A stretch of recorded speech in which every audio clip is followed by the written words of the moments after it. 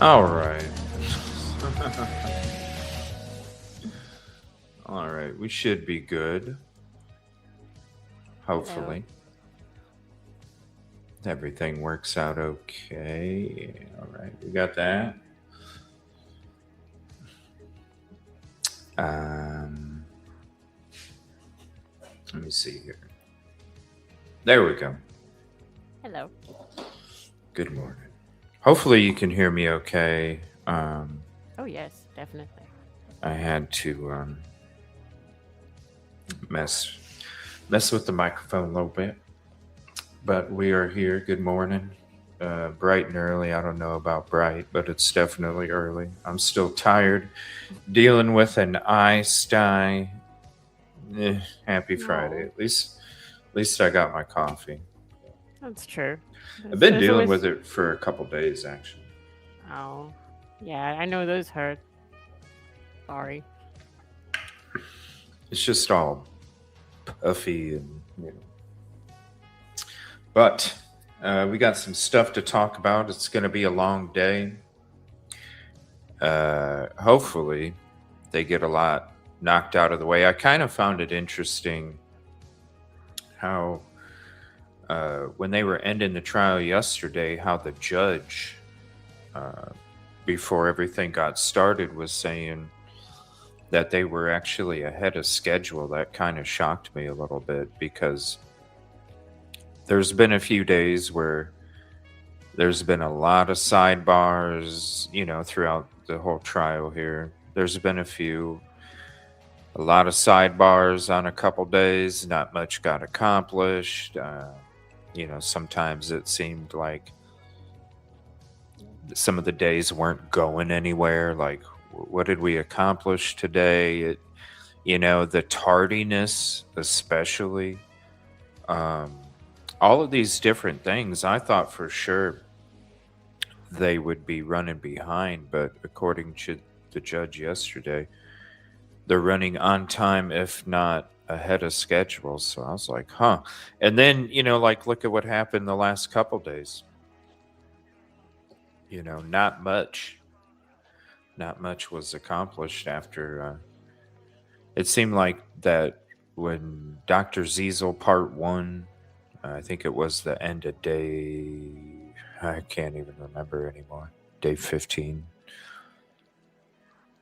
Day 15, maybe. I think Uh, so. yeah.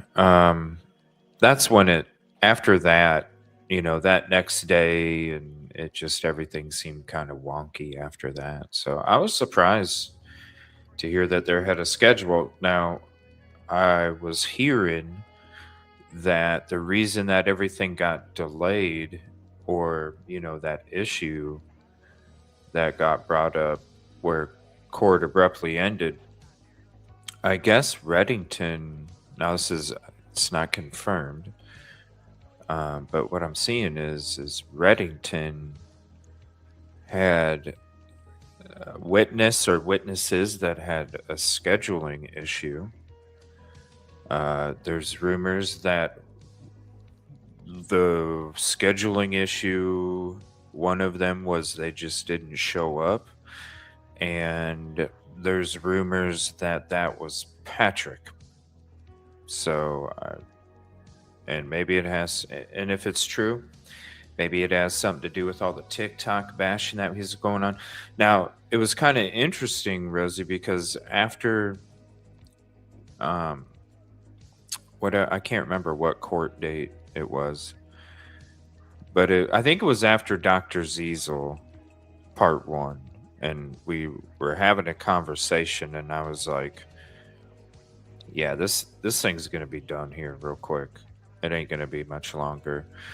And we were looking through the witness list because I was wondering. I was like, how many witnesses are left? Just to get a good gauge. And remember, it was alarming to us, Rosie, because we saw Patrick on there. Yeah.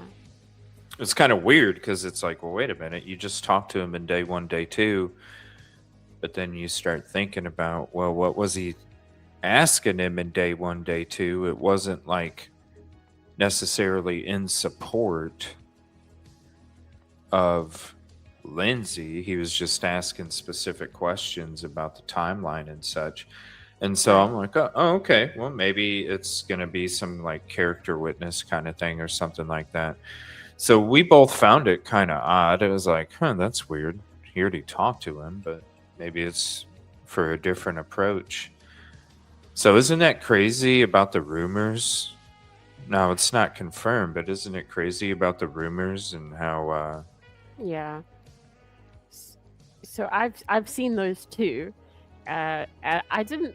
I wasn't quite sure what I thought of that, but some people were saying like he's missing and stuff like that. So yeah, I don't know about that. yeah, there's a lot. There's a lot being said. I, I don't know. I don't know. I think that people are just getting very excited and looking for things to say. I mean, who knows? I mean, the dude has been getting bashed on TikTok. Bashed on TikTok. Yeah, everywhere. Pretty bad. Yeah. What's up, Kib Kitty? What's up, Miriam? And I'm going to share something here as well.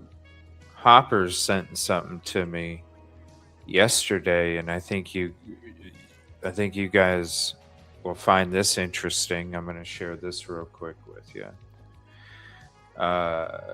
Now, this is an article from yesterday. Okay. Let me turn this music down a little bit. That seems kind of loud. All right. This is an article from yesterday. It says husband charged with murder after claiming wife with postpartum depression killed herself. Oh, there's a video. Right on. Hold on one minute. Granger offers over 1 million high-quality. Oh, my Lord. That is loud. Just give us 1 second here. 7, 6, 5, 4, 3, 2.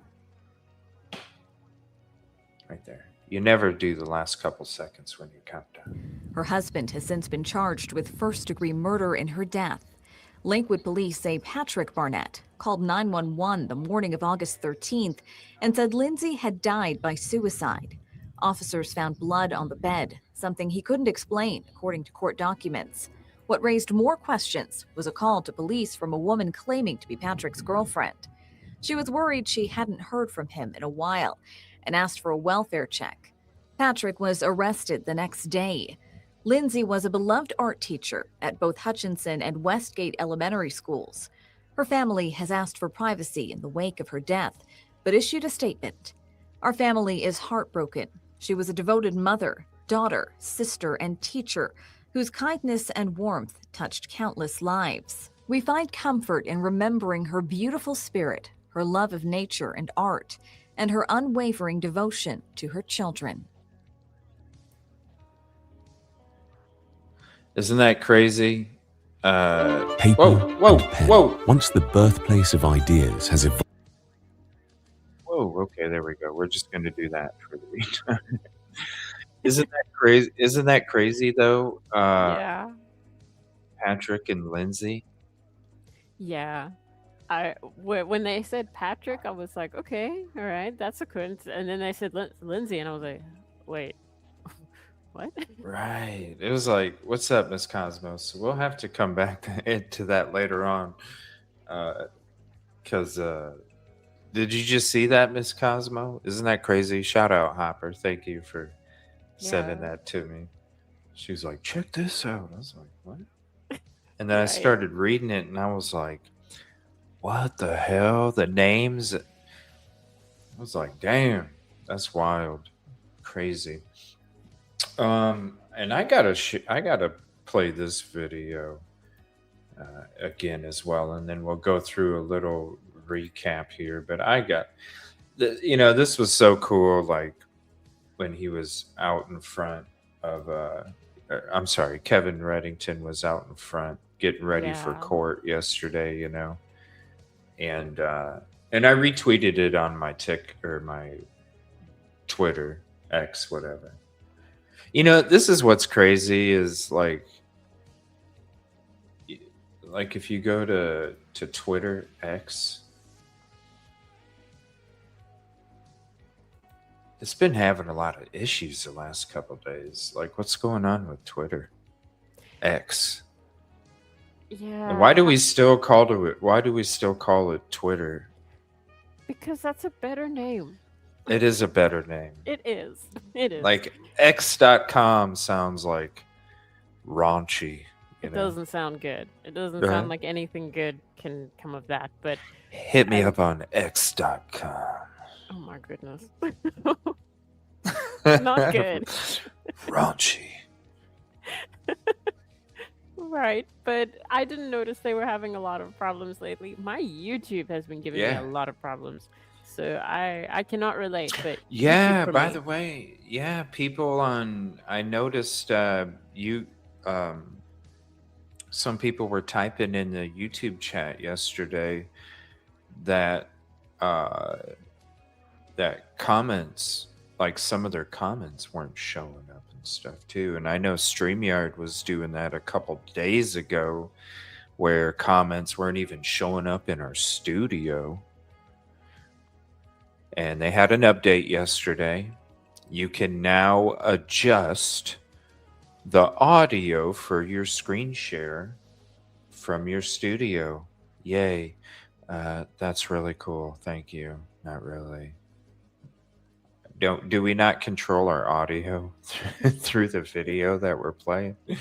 I mean, we do. These updates are so lame. Twitter's just a giant group chat. You know, that's the crazy thing too, man.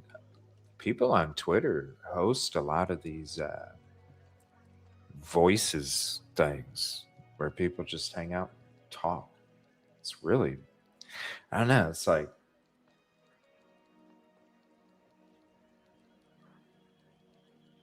I don't know. It's just weird. It's like it's not like doing a show. Yeah. You're just hanging out talking in a big group chat. What's up, Hopper? Good morning. We just went through that article. Yeah. My YouTube has been wild. Yeah. Sorry, Reza, go ahead. No. I forgot what I was saying.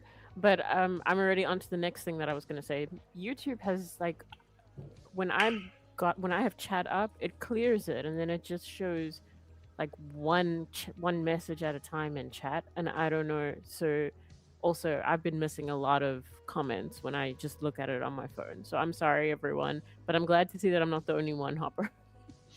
No, it's been pretty wild. Definitely. All right, let's check out this video here real quick. This is outside of the courthouse yesterday. They had a bunch of support. I do have to say, it's nice. It's nice to see, that kind of support for this cause, where you got the ladies in pink out there, or the people. There's dudes out there too. We'd be wearing pink if we were out there. I do have pink EvilleCJ gear, but we'd be wearing pink if we were out there. But yeah, it's good to see that there's like groups getting together for mental health awareness for this. It's good to see that, All right, so this was out front in court yesterday where Kevin Reddington got mobbed, but what they said at the end was beautiful. It was very beautiful.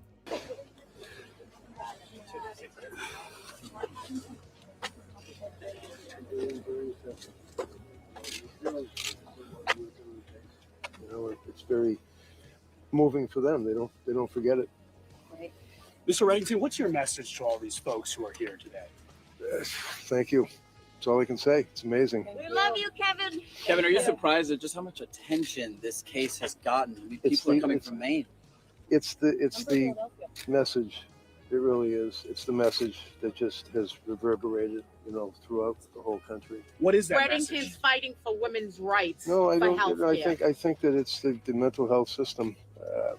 I hate to use the word health care because unfortunately in this case we can see it hasn't been health care. And I think that it shines a light on this issue. I mean, when a woman is going through what so many people do and they go to a doctor and the doctor says, you know, here, take this pill, take that pill, take this pill, and then they basically treat them for 15, 20 minutes and send them on their way. It's just not right. And to those who can't wrap their heads around sympathizing with a mother who killed her 3 children, what do you say to them?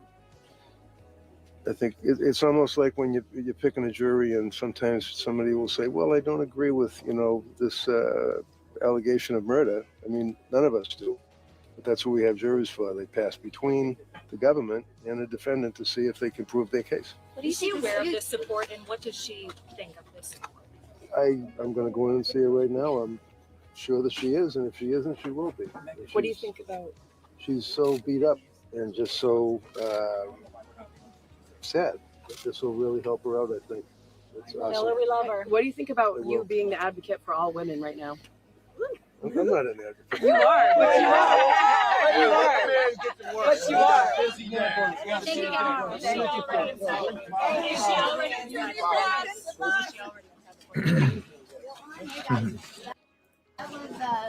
That's live in the action. That's what's happening here.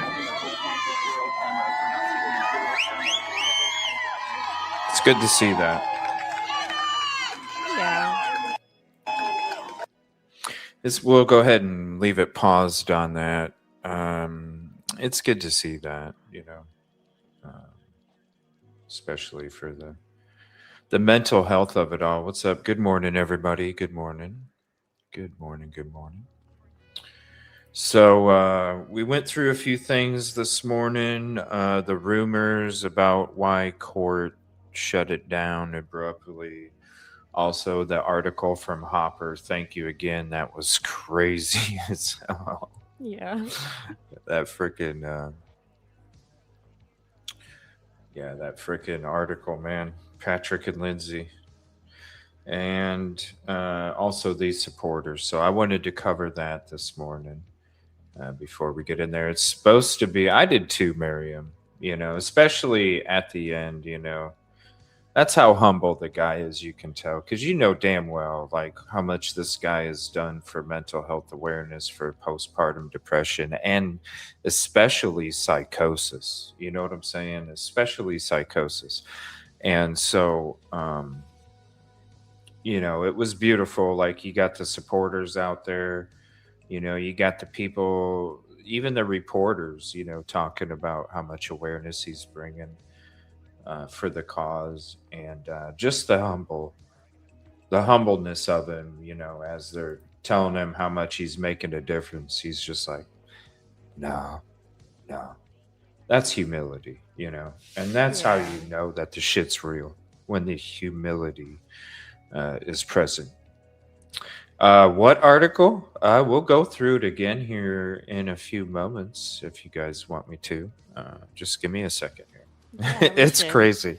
It's crazy. It's Tell awesome. her we love her. What do you think about you being the advocate for all women right now? I'm not an advocate. You are. But you are. But you are. But you are.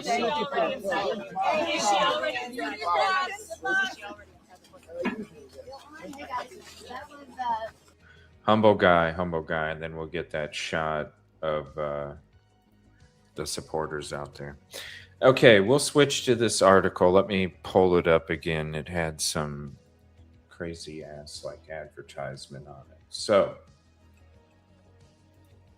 all right. So here's the latest. All right. What's up, Lindsay? Yeah, it is very important. It is very, very important. All right. So this was an article from yesterday. Again, shout out Hopper. Show her some love in chat. Husband charged with murder after claiming wife with postpartum depression killed herself, reports say. And this was, again, yesterday. A Colorado man was charged in connection with his wife's death after claiming she died by suicide after suffering from postpartum depression. On August 13th, Lindsay Barnett, 37, was found dead in the home. Her husband, Patrick Barnett, called 911 around 6 a.m., claiming Lindsay had cut herself and her throat. What? He allegedly told police he was asleep in the basement and came up in the morning to apologize to Lindsay because the two argued the night before. He found her bleeding in the shower, moved her head, and called 911. Basement. What? Right. I know. He was What? in the basement. Right. Patrick told investigators Lindsay suffered from postpartum depression. However, the evidence at the scene didn't align with the story that Lindsay killed herself in the shower. Officers allegedly found a large amount of blood on the side of the bed, a plant with dirt knocked over next to the bed, and some of the soil that got dragged to the bathroom. Police also saw a dainty, bloody footstep, seemingly that of a female, between the bed and the bathroom. While the bed was drenched in blood, the bathroom had little blood. Lindsay's body also had bruises all over, including on her arms and legs, and some of them appeared to be defensive wounds, and that's Lindsay right there. Hours after Lindsay Barnett's body was found, police received a call from a woman claiming to be Patrick's girlfriend and asking for a welfare check. She told police she hadn't heard from him since 11 p.m. the previous night, which she said was unusual since the two texted constantly. She said Patrick had indicated he and Lindsay were going to get a divorce, that Lindsay had been in a psychiatric unit, and that she attempted suicide just the weekend prior. The next day, Patrick was charged with first-degree murder. Lindsay's mother, Donna Ott, told police her daughter has had depression before, but not exhibited any such symptoms recently, and never attempted suicide. She alleged Patrick had been verbally abusive towards Lindsay in the past. Barnett is scheduled to appear before a Jefferson County judge on Friday, which is today. Isn't that crazy? Yeah, it is. I'm kind of wondering what the girlfriend's name is. Love to know. Crazy. Well, there's more on the girlfriend that I've found, but I'm not gonna. Yeah, no, I didn't mean that.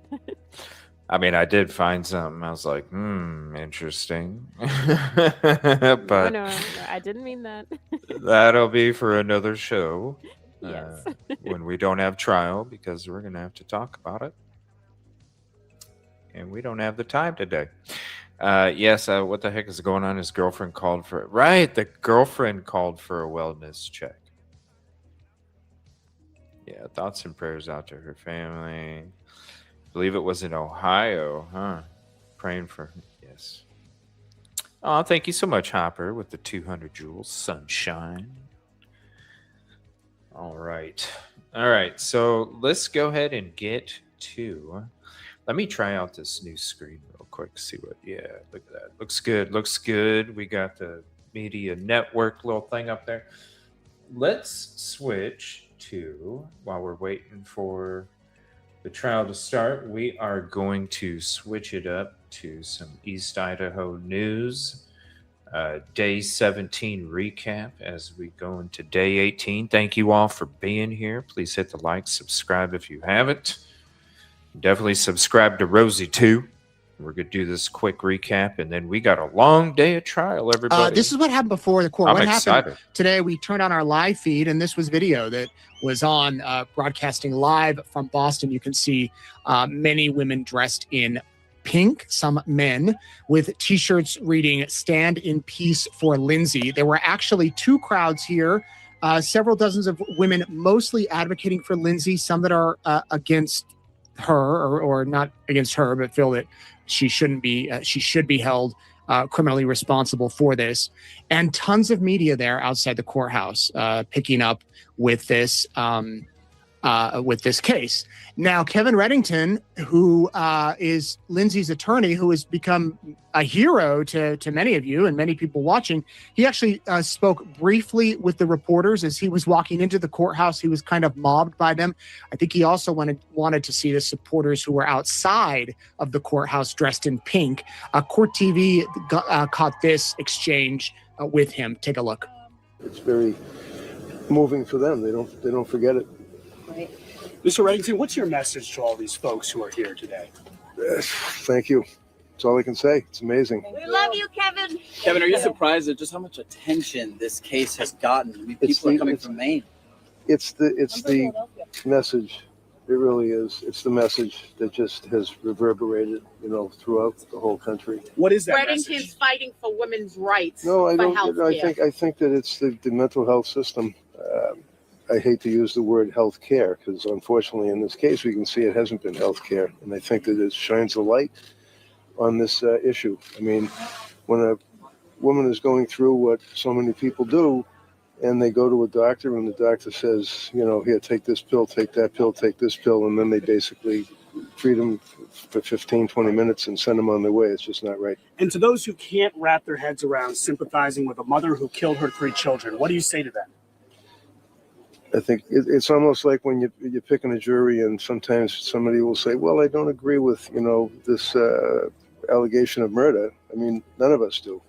But that's what we have juries for. They pass between the government and the defendant to see if they can prove their case. Is she aware of this support, and what does she think of this support? I'm going to go in and see her right now. I'm sure that she is, and if she isn't, she will be. What do you think about? She's so beat up and just so sad. This will really help her out, I think. It's awesome. Tell her we love her. What do you think about you being the advocate for all women right now? I'm not an advocate. You are.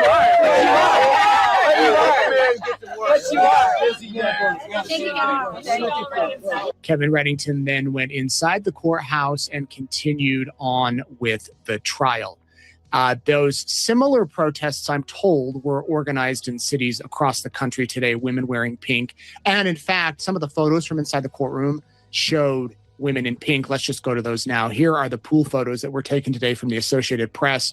You can see a couple of people in the gallery, which looked like it was completely full, dressed in pink, ready there to support Lindsay. And then, of course, her parents and other family members and whatnot, along with the judge, the defense, the prosecution, and Lindsay herself. All right. One witness today, as I mentioned, Sheila Kavanaugh, a board-certified chaplain. Before becoming a chaplain, she was a senior VP of Fidelity Investments. An interesting career change to go from the high-stress pressure of investing at a well-known firm to a chaplain at a hospital. I got to admit, there are many days where in this high-pressure news world, I'm like, I just love to go do something peaceful and relaxing. My wife says I would last 5 minutes doing that. Anyway, the chaplain was working at Brigham Women's Hospital in 2023 when Lindsay was admitted as a patient. She was summoned to the director of spiritual care and told to go meet with Lindsay. And she began her testimony. Remember, this is a defense witness, so they're calling her to speak on behalf of Lindsay. She talked about what it was like walking into the unit. Well, the unit itself was filled with law enforcement officers, both outside the doors of the unit. There was Brigham security, but the unit itself was flooded. There were people from Plymouth County, Boston City Police, Brigham security. So I had to make my way through concentric circles of law enforcement to even get to the room. I was permitted to see Lindsay, although she could not speak at that time. And what was her condition that you observed? She was dressed in medical armor. She had tubes. She was intubated. She had bandages. She had a neck brace. She was just covered and layered in equipment that enabled her to breathe. The chaplain went back 2 other times, but Lindsay was not able to speak because she was intubated. Once the tube was removed, the chaplain talked about her first conversation with Lindsay, one that has clearly stayed with her, one that has gotten a lot of people talking, one on which that a lot of parents, religious people might be able to relate to. These are the words that Lindsay said, according to the chaplain, that we have not heard before. She was covered, tubes everywhere, the neck brace. Her emotional state was very neutral, a flat affect. But I remember vividly the first thing she said to me. Now, she had heard me for a couple of days. We had been praying together. And so when I went in on Tuesday the 31st, she said to me as I held her hand to comfort her, "I am so glad my children are safe." Was there any other conversation that you had with her? I replied theologically to Lindsay, and I said, "Lindsay, your children are safe. They're safe in heaven with God." And I held her hand throughout that conversation, and we prayed for them. Did she make any other statements to you? She did. She alluded to having heard a voice. And the voice, according to Lindsay, told her that if she did not follow the command, neither she nor her children would be safe. And did she indicate whether it was a male voice, a female voice, loud, soft? She alluded to the fact that it was a male voice and it was persistent. Any further conversation that you recall about that, not about general things, That came up several times. I visited Lindsay minimally 14 times while she was hospitalized at the Brigham, and the voice conversation came up several times during several of our visits. 14 times visiting and a male voice that was persistent. That is a key part of this case, that the defense has said she heard a voice telling her to do it. She was psychotic. The prosecution has raised repeatedly that she didn't tell anybody this before at this particular time. Now, after Brigham Hospital, Lindsay was transferred to the Spalding Rehabilitation Center, and the chaplain continued to see her. From there, she went to the Duxbury Hospital, Tewksbury, which we've talked about, where she remains today. That's the state-run hospital for psychiatric patients. She has seen Lindsay about 200 times over 3 years. So the relationship continued beyond the chaplain-patient type of relationship because they had a rapport. She described that. Listen. When Lindsay was admitted to Tewksbury State Hospital, I continued to see her on a weekly basis. We had built up a very comfortable, respectful rapport, and I felt it was in her best interest to continue that as she healed. She was still in deep grief. She was suffering. Sustained. So that opinion be stricken. So did she express anything about her children and their loss over that period of 200 times that you saw her thereabouts in Tewksbury? Objection. No, overruled. Yes. Other jurors? Lindsay talks frequently about her children. She loves them deeply. She carries immense grief. Objection. Overruled. Next question, though. And has that continued to your observation? It continues presently. From here, the prosecution had a chance to question Ms. Kavanaugh, and their case pointed to the fact that Lindsay never brought up her children to the witnesses the prosecution called earlier on in this trial. This is now the second witness on the stand for the defense who's talked about how she's spoken about her children. Dr. Zeisel said that yesterday, maybe the day before. In cross-examination, the prosecution took issue with the fact that the chaplain didn't mark down word for word in her notes that Lindsay said she was hearing voices. So that we haven't seen anything notated that said Lindsay said she heard voices other than the witnesses that have testified. It's not like written in a medical record.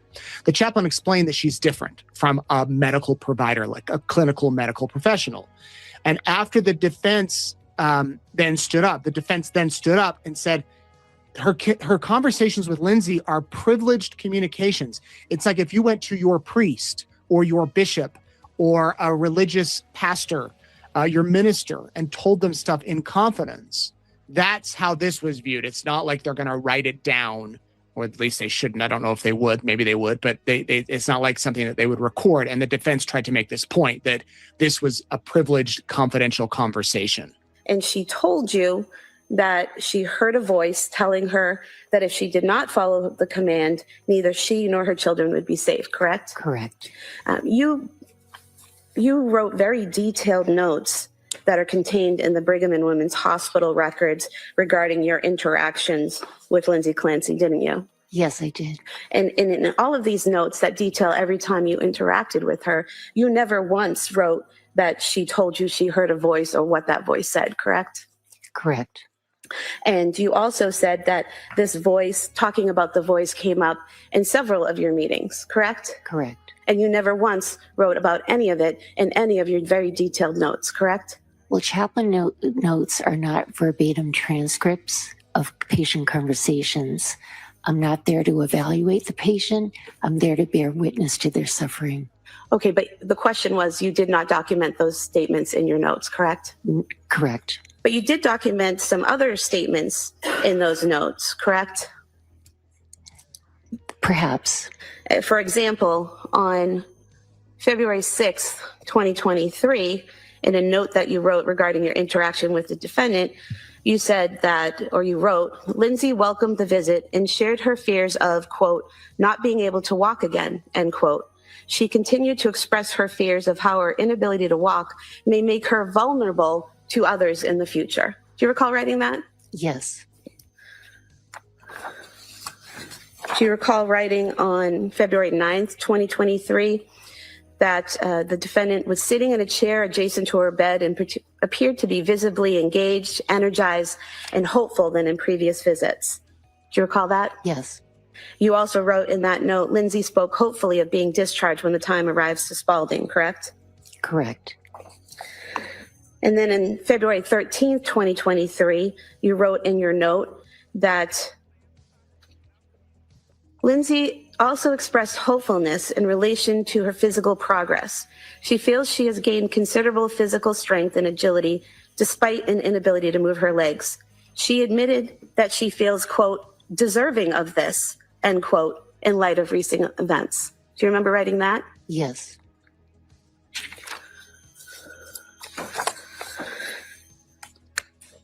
Do you remember on February 16th, 2023, that you wrote in a note that the defendant expressed hopefulness with the news of her anticipated discharge to Spalding and seemed uplifted that she would be cared for in a facility with an excellent reputation? Yes.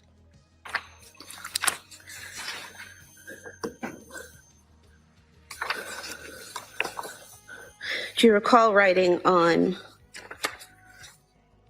February 16th, 2023, that Paula, the defendant's mother, and Lindsay, the defendant, were playing a card game as they communed quietly, and that Lindsay expressed hopefulness with the news of her anticipated discharge to Spalding and seemed uplifted? Yes. And again, you've got all these details about her feelings and her thoughts and what she's doing, but nothing about the voices that you spoke of so many times, correct? Correct. There's a difference, however, between privileged communications with a chaplain and observations of a person's feelings and thoughts, correct? Correct. Tell the jury what effect privileged communication has when someone talks to you personally as a chaplain. Because I'm not a medically trained clinician, I approach patients in a vortex of trust. Some of our chaplains at the Brigham are ordained clergy.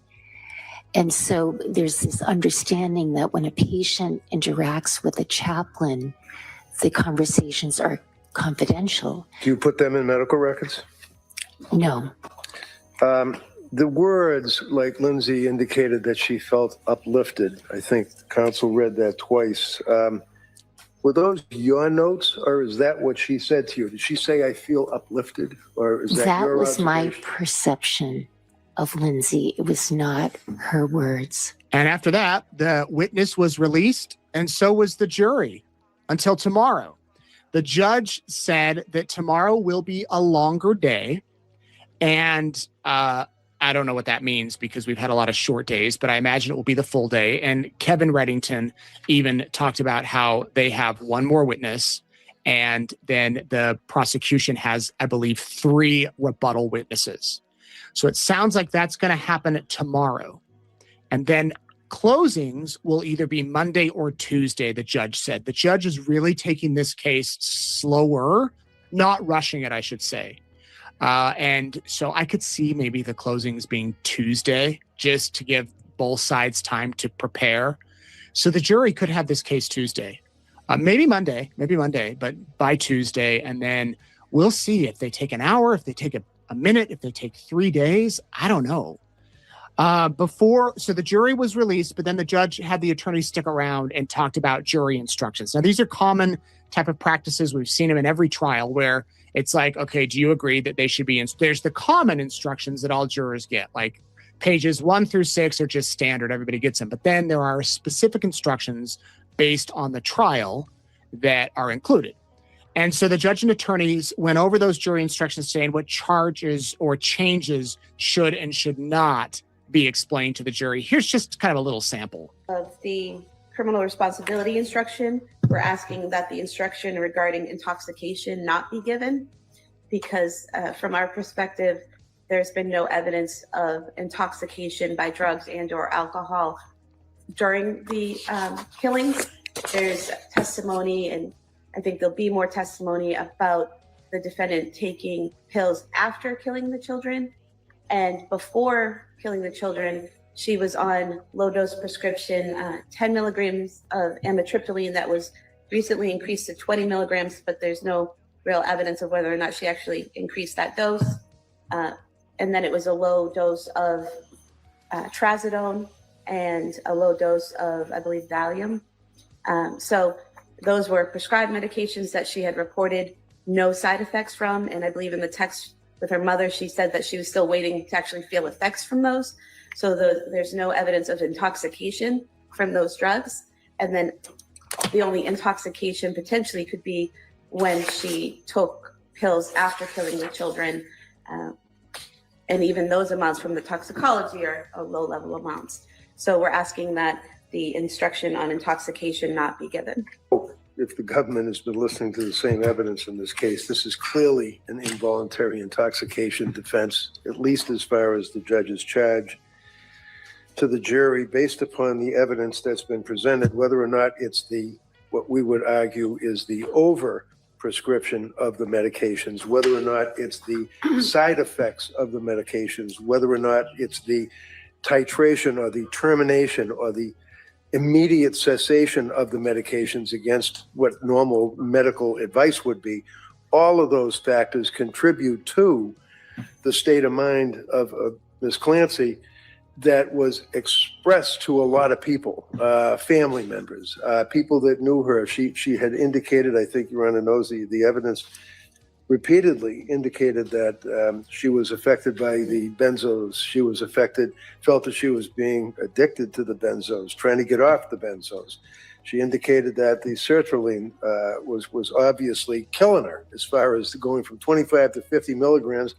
And then subsequent to that, when there's additional SSRIs prescribed, to suggest that there's no basis to give the jury the instruction, they may determine based on the evidence that is as a result of the involuntary intoxication from narcotics, not alcohol, obviously, from the prescribed narcotics, not illegal drugs. So from the prescription drugs, that's on all fours with a valid defense that they should be instructed as it relates to involuntary intoxication.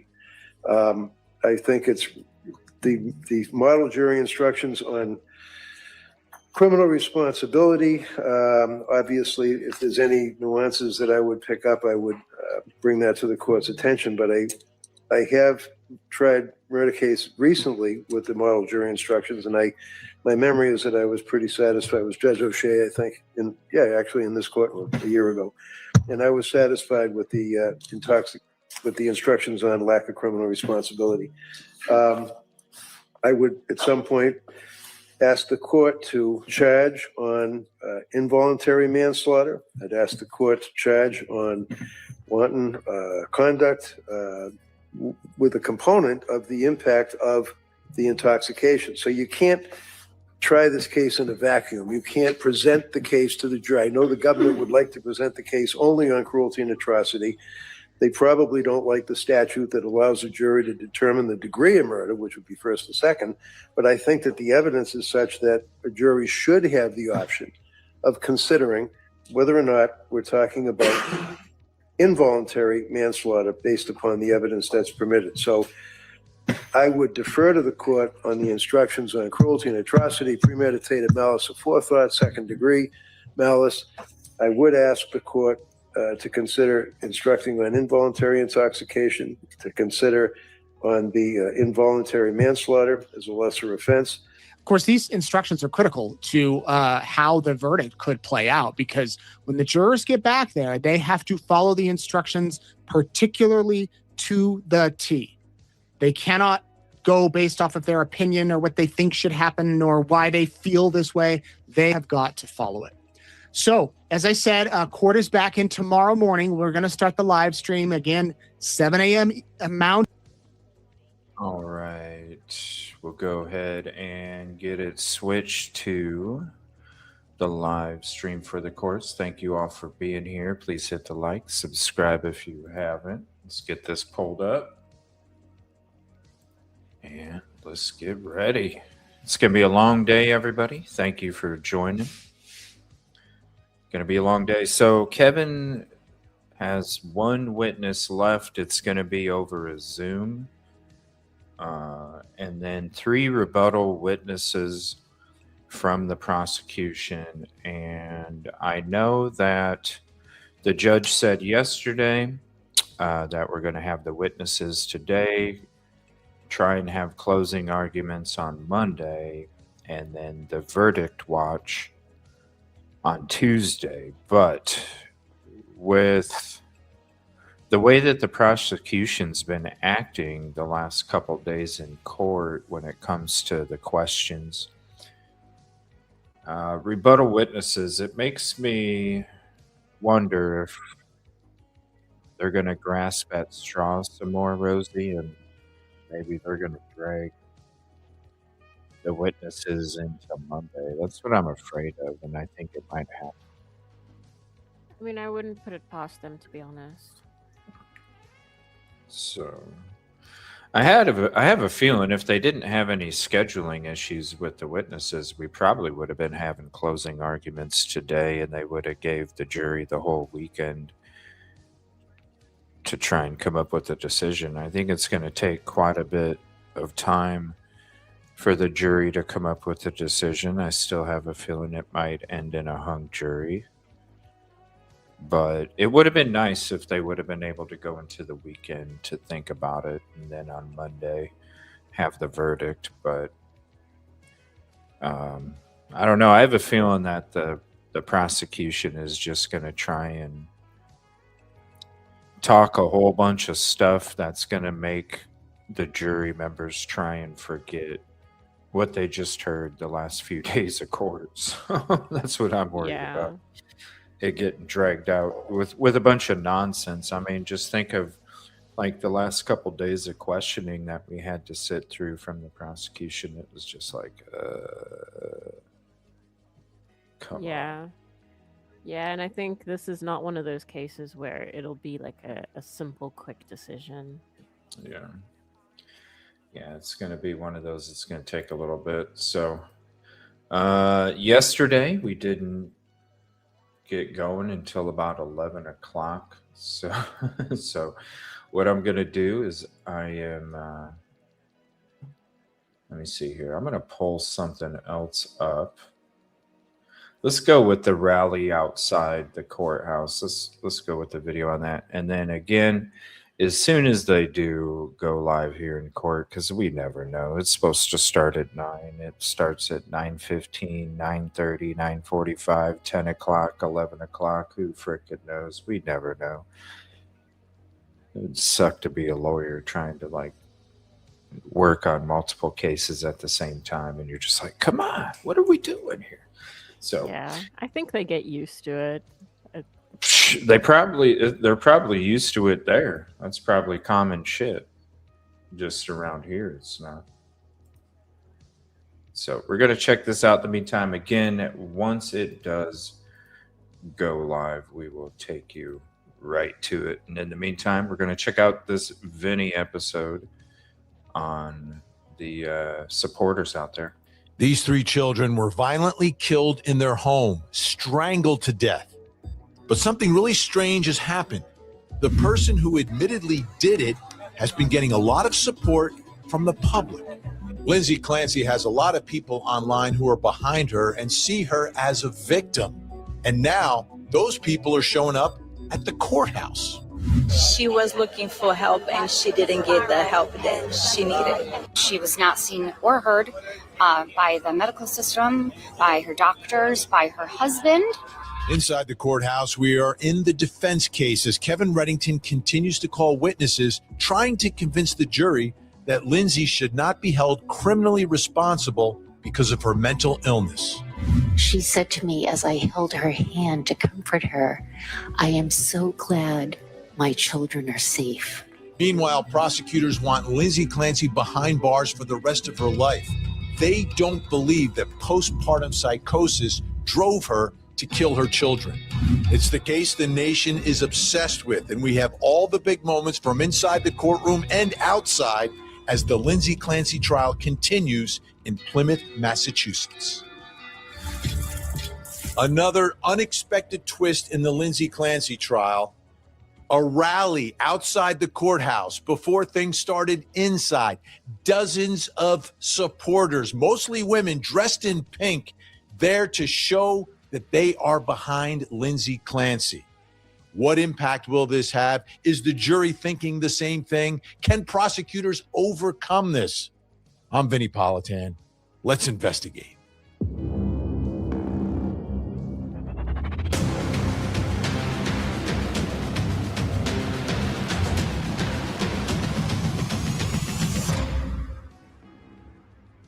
Please hit the like, subscribe So if early you on haven't. in this case, and I've kept the poll up, I was asking people, how many people think that Lindsay Clancy is not criminally responsible for what she did? And the number is 52%. And it has stayed at 52%, which is a pretty large number. When you're talking about someone who has admittedly taken the lives of 3 children who were strangled. This was a brutal, brutal mass killing, admittedly by this woman, but 52% of the folks who are watching and following this believe she's not criminally responsible. And what we had, in an amazing twist to all of this is now at the courthouse, this is manifesting itself. The return of who I call the pink ladies to the courthouse. We saw them in the Karen Reed trial, and now they are back at the Lindsay Clancy trial. Women showing their support, mostly women. There are some men there, wearing pink to support, in this case, an admitted child killer. My question really is for the jury, how is all of this going to impact the jury? Are they feeling the same thing that the public is feeling in this case? So let's go back in time. Because again, this was another twist in this case I was not expecting. Let's go back in time to the Karen Reed trial where I saw something that I thought I would never, ever see again. An accused cop killer being supported by hundreds and hundreds of people showing up at the courthouse and treating her like a rock star and a hero. So have you ever Googled yourself and found things like your address, your phone number, or even your social security number available for anyone to look at? With incogni.com/court TV. That's all that was about. So, Byron, what do you make of all this support?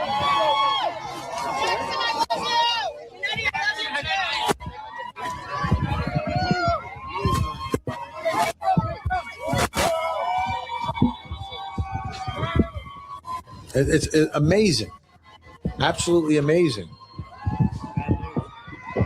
experiencing this and Hey, being Paul, there fall on the back. ground. This was like every day walking into the courthouse, surrounded by supporters.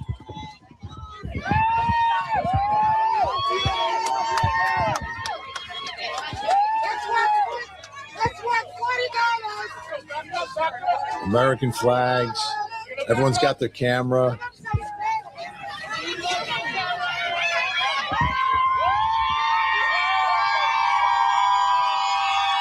Cheers, literally cheering someone who's accused of murder. But obviously, we know she was found not guilty.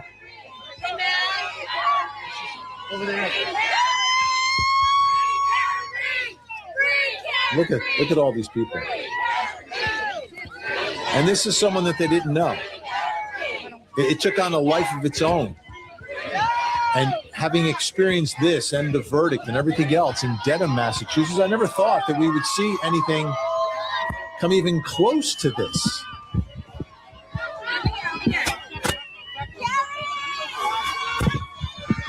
But guess what, folks? Guess what?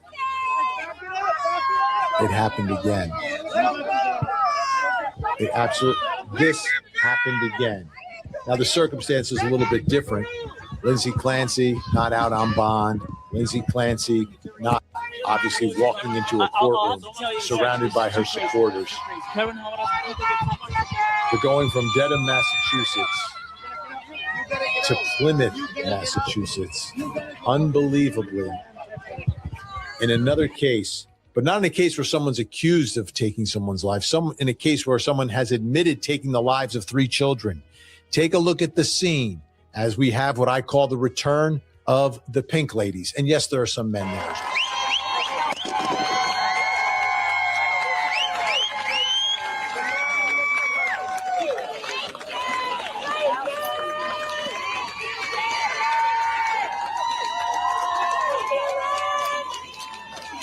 I didn't think I was going to see it again. But it absolutely happened. Thank you. That's all I can say. It's amazing. We love you, Kevin. You can see the lineup, people trying to get in the courthouse, the cheering for the attorney. I did. I was like, oh, I got all the wedding stuff done yesterday. Absolutely jaw-dropping that it's happened again. That's Lindsay Clancy. The cheers as she drives by in custody in that van. Unreal. All right, so let's hear from the folks who are showing up for Lindsay Clancy and what they have to say about the case and why they're there and what they believe. I don't want to say what happened, but I can say that she was looking for help and she didn't get the help that she needed. She got downplayed. And this is what happened when women share. I don't feel good because we have to be strong 24/7. We cannot feel weak. We cannot feel like, oh, I cannot deal with this right now, because we have to, as a woman, as a mom, we always have to be there regardless. Nobody will be there. Oh, let me take that out of your back. So I don't want to say what happened. I know that she needed help. It is not a protest, not a rally, just a silent support to let her know that she's seen, she's heard, which she was not seen or heard by the medical system, by her doctors, by her husband. So we want to let her know that she is seen and heard now. And we're hoping that maybe this unfortunate circumstance will maybe shed some light on postpartum for women, because unfortunately that is overlooked a lot, and women do get dismissed quite a bit from that. She said silence, but it wasn't silence. There absolutely was cheering, and there was outward support. Very similar to Karen Reed to a certain extent. Let's take a listen to Kevin Reddington, who on the way in, again, was greeted by these folks. They love this guy, and here's what he had to say. Mr. Reddington, what's your message to all these folks who are here today? Thank you. That's all I can say. It's amazing. We love you, Kevin. Kevin, are you surprised at just how much attention this case has gotten? I mean, people are coming from Maine. It's the message. It really is. It's the message that just has reverberated, throughout the whole country. What is that Reddington's message? fighting for women's rights. No, I for don't. healthcare. I think that it's the mental health system. I hate to use the word health care because, unfortunately, in this case, we can see it hasn't been health care, and I think that it shines a light on this issue. I mean, when a woman is going through what so many people do, and they go to a doctor, and the doctor says, here, take this pill, take that pill, take this pill, and then they basically treat them for 15, 20 minutes and send them on their way. It's just not right. And to those who can't wrap their heads around sympathizing with a mother who killed her 3 children, what do you say to them? I think it's almost like when you're picking a jury, and sometimes somebody will say, well, I don't agree with, this allegation of murder. I mean, none of us do. But that's what we have juries for. They pass between the government and a defendant to see if they can prove their case. What do you see aware of this support, and what does she think of this support? I'm going to go in and see her right now. I'm sure that she is, and if she isn't, she will be. What do you think about? She's so beat up and just so sad. This will really help her out, I think. It's Tell her awesome. we love her. What do you think about I you will. being the advocate for all women right now? I'm not an advocate. You are. But you are. But you are. So I want to go outside the courthouse out in Plymouth, Massachusetts, and bring in the director of photography for Law and Crime and Court TV, Richie Morgenstern. Richie, great to see you. You've been there at the courthouse. Can you describe for us that atmosphere, the change, the level of support that Lindsay Clancy, this accused child killer, is getting? Yes, pleasure to be here, Vinny. Yes, the energy's been rising each day, but today kind of blew through the roof as far as the crowd, the way that everyone showed up just came completely supporting Lindsay. I feel like now it's more important than ever to be paying attention to this trial because the outcome is going to be one to be remembered. Absolutely. We experienced the Karen Reed case in Massachusetts, and I was there. I mean, hundreds and hundreds of mostly women, like it is today, I presume at Lindsay Clancy, wearing pink. They're supporting someone. Very unusual circumstances. What's the vibe that you get from the crowd? Like, what are they saying? Where are they coming from? What did you sort of gather from them? The vibe today was mental health, the support for women. A lot of people here kind of share some of the same feelings that Lindsay was going through. I did hear a few people saying that, where they can really relate to what Lindsay's going through, and they want to bring that attention to the rest of the world. And I think this is actually the place where it's going to happen, because I mean, there had to be 1,000 people here today in pink. They came in, as many as they could, came into the courtroom to show her support. They had our car drive by today, and I don't know if I got the shot of it, but they actually rolled down the window for Lindsay so she could see the crowd and how they were here to support her. And the energy is one I don't think is going to quit after this trial. I think they're going to stay to it until everyone knows that women are going through something that just everyone can't understand unless they've had children themselves. And as I look over your left shoulder, it looks like there's still some of these folks that are still hanging around. There's not much happening in the courthouse today, this afternoon, but it looks like there's still folks there.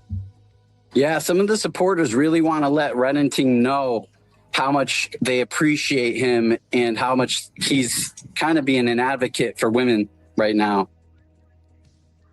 I did see him getting some of what we've seen in some other trials. Like the first time I ever saw actual applause for not criminal defense attorneys, but for attorneys at a courthouse was at Johnny Depp We saw it obviously at the Karen Reed case, and I guess Kevin Reddington is getting some of that same love. Kevin Reddington is getting a lot of love. I would almost say, I mean, I was at Karen Reed also. Different type of energy. You know, this is more about mental health. That was kind of about, you know, cops and, you know, the situations they have to go through. Here, I feel like this one's going to last longer as far as just the mental health and what women go through when they have children and when they're going through the process of being pregnant. And then, you know, they still need to be cared for after being pregnant. I think you're really touching on something here. And you wonder, like, a lot of what we're seeing, I was not expecting this type of reaction to this case, and it's taken on a life of its own. But what you're saying is really interesting, and it's different than there. You know, people look at it and say, yeah, it's kind of like Karen Reed, but it's not really like Karen Reed. What's drawing them is something that is much, much different. Let me ask you this, though, because the other part of all of this is that there are 3 children who are dead, 3 innocent children who were strangled to death. But I did notice in the crowd that some of the women who were there brought their children with them to the courthouse today. Yes, that is very unique. I don't remember any situation where a mother is admitting to actually killing her children, and then you have thousands of women coming out in support of her. So yes, that is very unique and especially very different from Karen Reed. And that's why I say, like, this case means a lot, not just to women, but to, you know, our country in general, to bring and shed light onto the situation that these women are going through. Yeah, it's not an accident. You know, these women are sharing their stories. They're there for a reason, because it touched a nerve with them. And then ultimately the question will be in this trial is, how does all of that impact the jury inside the courtroom itself? You know, Richie, it's been great speaking with you. Any sort of observations that you've made during the course of this case from inside the courtroom? Well, today was different. Today, they actually, you know, usually the judge just comes out and asks the whole jury as one whole, you know, have you heard anything? Is there anything we need to be concerned about? And, you know, everybody just kind of shakes their head. But today, the judge wanted to take each juror one by one, and ask them direct questions, swear them under oath, and have that face-to-face conversation to see how they felt about today. Because if you look at the shots earlier, they covered the whole lawn out here, so there was no way that jury members did not see the crowd, and they saw the flood of pink. And even when you came into the courtroom, they kind of made the suggestion to cover up a little bit of the pink, but the courtroom was filled with pink also. So I think that's why the judge wanted to have some one-on-one talks with the jury members. It's a situation that's across the nation. We had people driving in from Pennsylvania, Maine, South Carolina flying in. So we didn't just have people from Plymouth showing up here or Dedham or anything like that. People flying in for this. So yes, it's got the attention of our country. It's got the attention of all the women. So I think we're in for quite of a show moving forward, especially for closings. Yeah, absolutely. Closings and then deliberations and ultimately a verdict that this jury hopefully will reach one way or the other, whatever it is that they can all agree as to what this all means. Richie Morgenstern, great to speak with you. Always doing great work. Director of photography for Law and Crime and Court TV. We'll speak again soon. So I want to take a moment to tell you about something really exciting here at Law and Crime. If you haven't heard yet, we have the Law and Crime Plus app, and this thing is a total game changer. First of all, you get all your favorite after the killings of the 3 children. Thank you so much, Hopper, for the 100 Jewels Sunday. Thank you so much for the support. Thank you all for being here. Please hit the like and subscribe if you haven't. And yes, this channel is about peace, positivity, and progress. We should all be allowed to have our opinion and how we feel about such things, and we should never criticize or chastise another person for feeling a certain way. I don't have any issues with anybody that feels a certain way, even if I don't agree with it. That's not what it's about. It's about being respectful. And so if anybody is going to sit there and label other people as a certain particular verb or noun or whatever you want to call people because you don't agree, you have to put the shoe on the other foot. There's people that don't agree with you. And so if somebody were to label you because you have a difference of opinion, that's not very respectful, and that's not what we're about. That's not what our community is about. We're here for peace, positivity, and progress, even if we disagree. And so I'll give anybody a chance, and if they don't want to correct whatever, then they can go ahead and I will help them, usher them to the community that they can exist in, because that is not the community that we have here. Thank you for being here. Appreciate you very much, and know that your opinion and your feelings are safe here. Always will be. Really interesting witness. I think sheds a lot of light on the case. Let's take a listen. In the course of your duties as a chaplain at Brigham and Women's Hospital, did circumstances bring you in contact with Lindsay Clancy? Yes, they did. Can you tell the jurors what happened? I arrived on the morning of Wednesday, January 25th, 2023. I arrived at approximately 8:30 that morning because I was there to relieve the overnight chaplain who was carrying the pager. I was taking over the pager shift, which went from 9 to 1 p.m., although I was working a full day. When I arrived that morning, she said to me, "Did you hear the news?"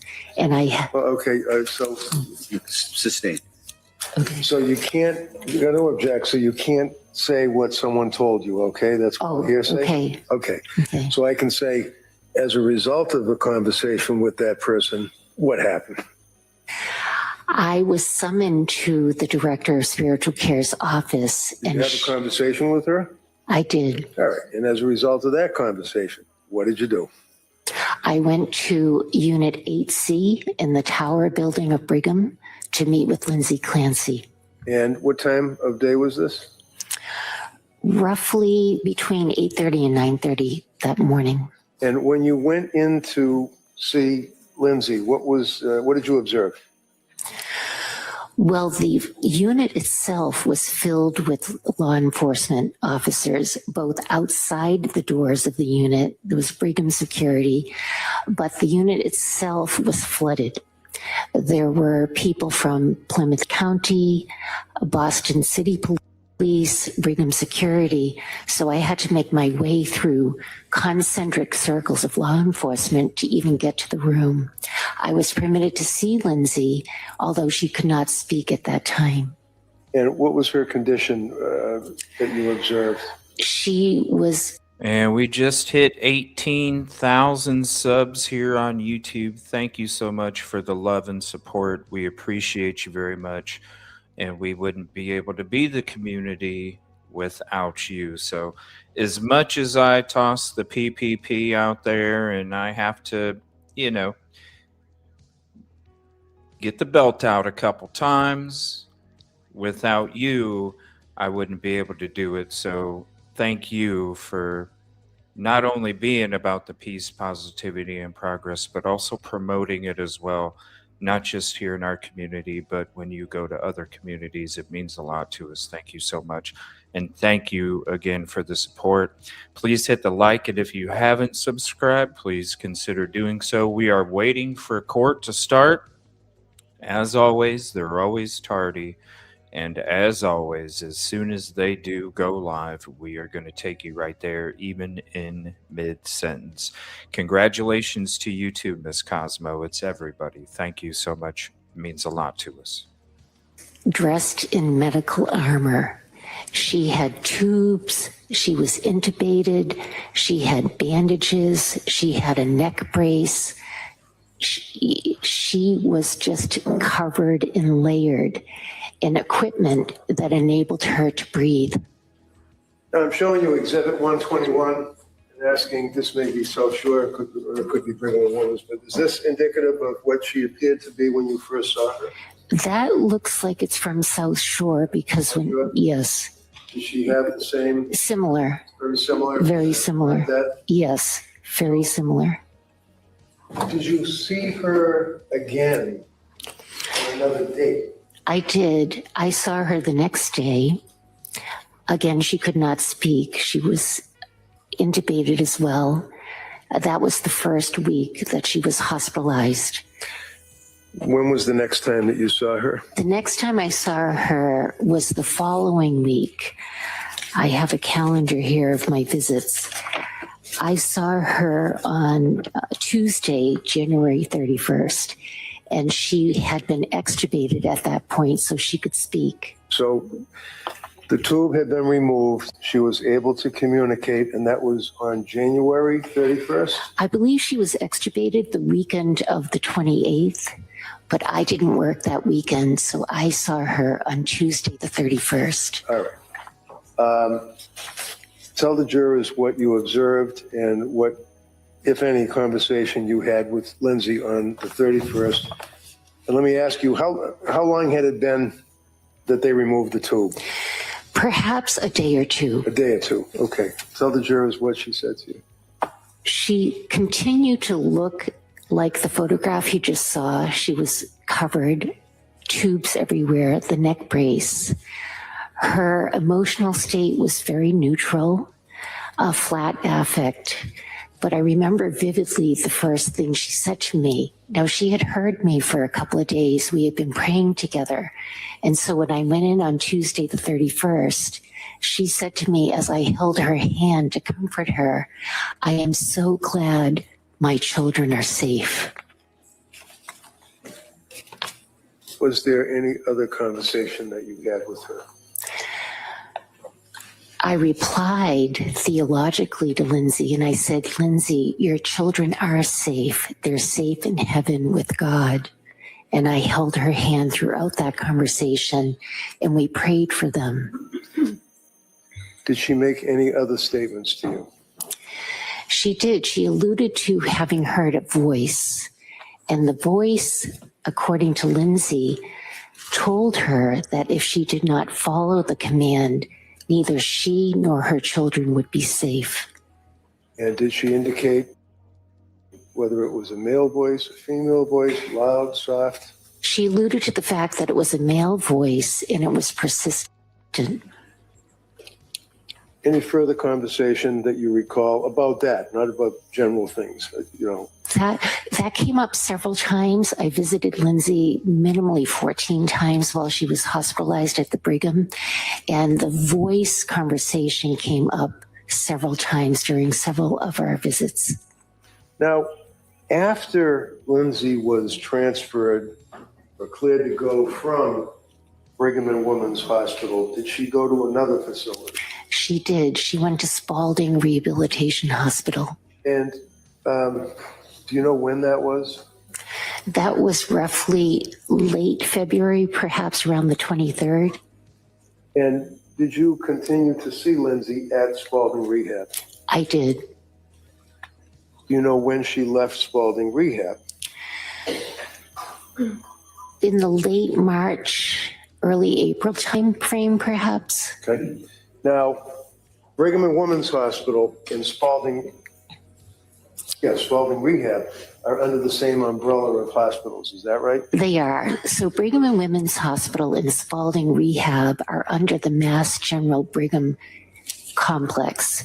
So for me to visit Lindsay in Spalding, I was still within the same hospital complex, and her psychiatrist at Spalding, as well as the chaplains, advised me to continue. You can't say what anybody told me. Oh, So when she was discharged from Spalding Rehab, where did she go? She went to Tewksbury State Hospital. And fair to say that would be back around February. It's been a little more than 3 years, 3.5 years. Yes. Is that correct? Now, when you saw her in Spalding Rehab and in Brigham and Women's, you were acting in the course of your job. Is that right? That's correct. So you're being compensated, you're getting your paycheck and that type of thing. Yes. How many times have you seen Lindsay at Tewksbury Hospital? Perhaps 200 times. Tell the jury why you continue to see her for 200. Sustained. So, can you tell us how often on a weekly basis you would see her at Tewksbury? Yes. When Lindsay was admitted to Tewksbury State Hospital, I continued to see her on a weekly basis. We had built up a very comfortable, respectful rapport, and I felt it was in her best interest to continue that as she healed. She was still in deep grief. She was suffering. Sustained. So that opinion be stricken. So, did she express anything about her children and their loss over that period of 200 times that you saw her thereabouts in Tewksbury? Objection. No, overruled. Yes. Other jurors? Lindsay talks frequently about her children. She loves them deeply. She carries immense grief. Objection. Overruled. Next question. And has that continued to your observation? It continues presently. When was the last time that you saw Lindsay in Tewksbury? Just prior to the trial starting. Powerful testimony. Obviously, she's created a relationship with Lindsay. Jurors can evaluate her credibility based upon that. However, this is important stuff, talking about the voices, talking about the children being safe. The children being safe means she may not be able to distinguish between right and wrong. The children aren't safe. The children are dead because she killed them, but she believes that they're safe. That goes to that issue, which is something the jury can consider. So the testimony of Sheila Kavanaugh is important, potentially very powerful, but subject to cross-examination. You know this prosecutor does not back down. This prosecutor goes after witnesses, absolutely does, in a respectful manner, but most of the time in a respectful manner, but does so. So let's see what happens here as Sheila Kavanaugh, the board-certified chaplain, is cross-examined by the assistant district attorney. You were talking about on January 25th, 2023, when you first saw Lindsay in direct examination, and you said that there were a lot of police officers in the area, correct? Correct. But you mentioned that some of them were security personnel from the hospital, correct? Correct. And you're aware that the security personnel for the hospital don't work for the state police, the Duxbury Police, or the Plymouth County DA's office, correct? Correct. Okay, so they're separate and apart from law enforcement, correct? Yes.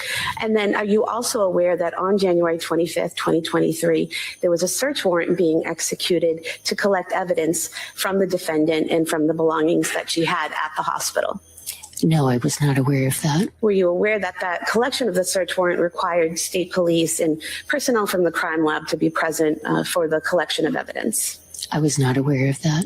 Were you aware that following that, at any given time, there were only two officers, either Duxbury Police, State Police, or Plymouth County Sheriffs, at her room, the defendant's room, at any given time? I do recall that. And they were stationed outside of her room, correct, in the hallway? Yes. So that the only time you saw this large amount of officers present was on the 25th, when there were security from the hospital and search warrants being executed, correct? Perhaps. Okay. Now, you mentioned that on January 31st, 2023, you spoke to the defendant and she told you that she heard a voice telling her that if she did not follow the command, neither she nor her children would be safe, correct? Correct. You wrote very detailed notes that are contained in the Brigham and Women's Hospital records regarding your interactions with Lindsay Clancy, didn't you? Yes, I did. And in all of these notes that detail every time you interacted with her, you never once wrote that she told you she heard a voice or what that voice said, correct? Correct. And you also said that this voice, talking about the voice, came up in several of your meetings, correct? Correct. And you never once wrote about any of it in any of your very detailed notes, correct? Well, chaplain notes are not verbatim transcripts. of patient conversations. I'm not there to evaluate the patient. I'm there to bear witness to their suffering. Okay, but the question was, you did not document those statements in your notes, correct? Correct. But you did document some other statements in those notes, correct? Perhaps. For example, on February 6th, 2023, in a note that you wrote regarding your interaction with the defendant, you said that, or you wrote, Lindsay welcomed the visit and shared her fears of, quote, not being able to walk again, end quote. She continued to express her fears of how her inability to walk may make her vulnerable to others in the future. Do you recall writing that? Yes. Do you recall writing on February 9th, 2023, that the defendant was sitting in a chair adjacent to her bed and appeared to be visibly engaged, energized, and hopeful than in previous visits? Do you recall that? Yes. You also wrote in that note, Lindsay spoke hopefully of being discharged when the time arrives to Spalding, correct? Correct. And then in February 13th, 2023, you wrote in your note that Lindsay also expressed hopefulness in relation to her physical progress. She feels she has gained considerable physical strength and agility despite an inability to move her legs. She admitted that she feels, quote, deserving of this, end quote, in light of recent events. Do you remember writing that? Yes.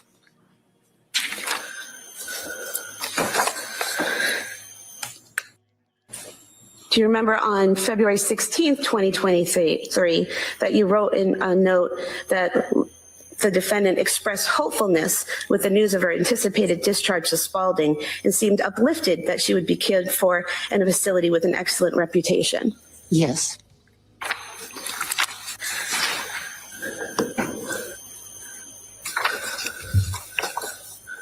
Do you recall writing on February 16th, 2023, that Paula, the defendant's mother, and Lindsay, the defendant, were playing a card game as they communed quietly, and that Lindsay expressed hopefulness with the news of her anticipated discharge to Spalding and seemed uplifted? Yes. And again, you've got all these details about her feelings and her thoughts and what she's doing, but nothing about the voices that you spoke of so many times, correct? Correct. And speaking of Spalding, you continued to visit her at Spalding, correct? Yes. In those conversations with her at Spalding, did she tell you that how in those first weeks at Spalding, that part of her physical therapy, she was working out with a yellow exercise band? No? I don't recall her telling me that. Did she tell you that during that time at Spalding, she reached out to a social worker there and asked for help filling out SSDI paperwork to get an income? That would be beyond the scope of our conversation. She didn't tell you those things? No. Thank you. So, counsel has asked you about her filling out a form for SSDI. Were you aware of what expenses her family and were incurring as a result of her physical incapacity, paralysis, and being in the hospital? From my experience with thousands of patients, I had a very clear idea of the enormous expense. There's a difference between, as the district attorney very appropriately referred to, that your comments were about her thoughts and her appearance and her feelings. Is that correct? Correct. There's a difference, however, between privileged communications with a chaplain and observations of a person's feelings and thoughts, correct? Correct. Tell the jury what effect privileged communication has when someone talks.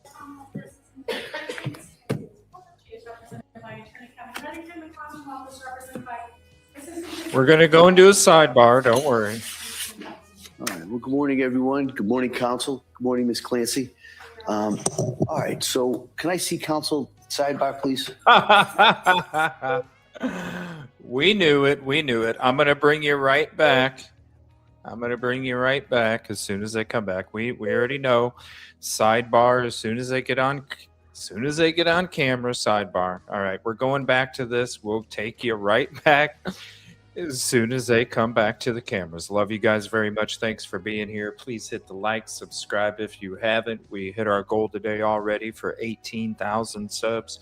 Thank you for the love and support. If you haven't subscribed yet, please do, and make sure you turn the notification bell to all so you don't miss a live or any uploads. Uh-oh. Because I'm not a medically trained clinician, I approach patients in a vortex of trust. Some of our chaplains at the Brigham are ordained clergy.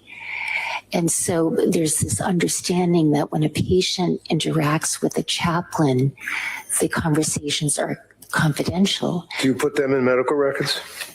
No. The words, like Lindsay indicated that she felt uplifted, I think the council read that twice. Were those your notes, or is that what she said to you? Did she say, I feel uplifted, or is that your That was my perception of Lindsay. It was not her words. Thank you. Thank you. Como? You said you're not allowed to put the defendant's words in your medical records. Is that correct? No, that's not correct. It's not that I'm not allowed. It's an understanding, and it's a conversation that's held in confidence with the patient. Then why are there direct quotes in these medical records from the defendant? Well, they're not verbatim transcripts.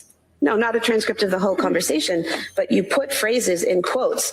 For example, on February 6, 2023, where it says Lindsay welcomed the visit and shared her fears of, quote, not being able to walk again. So those were her words in your note, in quotes, in the medical record, correct? Yes. Thank you. I use my best judgment. Okay. The obvious implication here through this cross-examination is that the prosecutor is calling into question Sheila Kavanaugh, the chaplain's credibility about whether or not Lindsay Clancy actually told her that she heard voices. What's the jury going to do with that? So throughout our coverage of the case, we've spent a lot of time talking about the defense case, talking about the defense cross-examination, talking about the mental state, etc.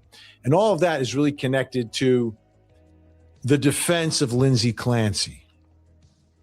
I want to circle back as we get close to the end of this case and circle back to the prosecutor and her opening statement to understand the prosecution theory in this case. It's their case. They brought it for a reason. They have a certain belief here.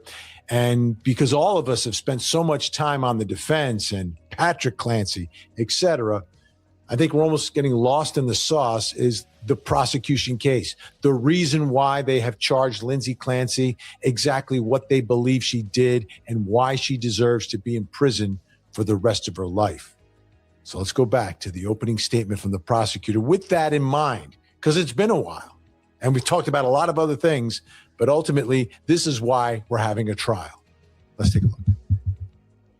During the course of this trial, that you'll hear the defendant made claims that either right after Patrick left the house or after he called her from the CVS, depending on which version of the events she's telling, she heard a voice, a male voice, a voice that she had never heard before, a voice that she never heard again.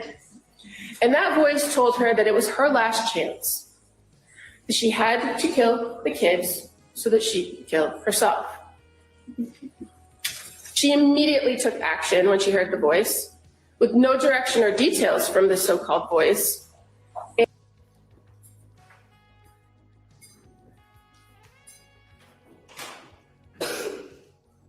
All right, here we go. Finally.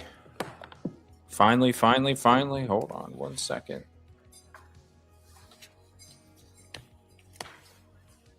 Finally. We're finally here. Day 18. 1 witness from the defense, 3 rebuttal witnesses from the prosecution. And it's going to be a long day. Strap in, get your coffee, get your tea, get your biscuit. It's going to be a lengthy one. During any of the breaks, we're going to be doing day 17 recaps. Also, latest episode from Brian Enton we're going to check out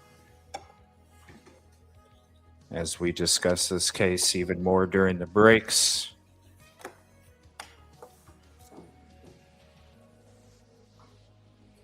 Packed courtroom. By the way, nearly 70% of our viewers are not subscribed, so please hit the like, sub, share, and click the notification bell to all to get notified of all lives and uploads, members only, everything that we do. Thank you for being here with us. Healthy smoothie time. That sounds good too. Whiskey in your water, sugar in your tea. It's a little early for that for me. We just got the coffee. Dr. Ziesel, Lindsay's mom.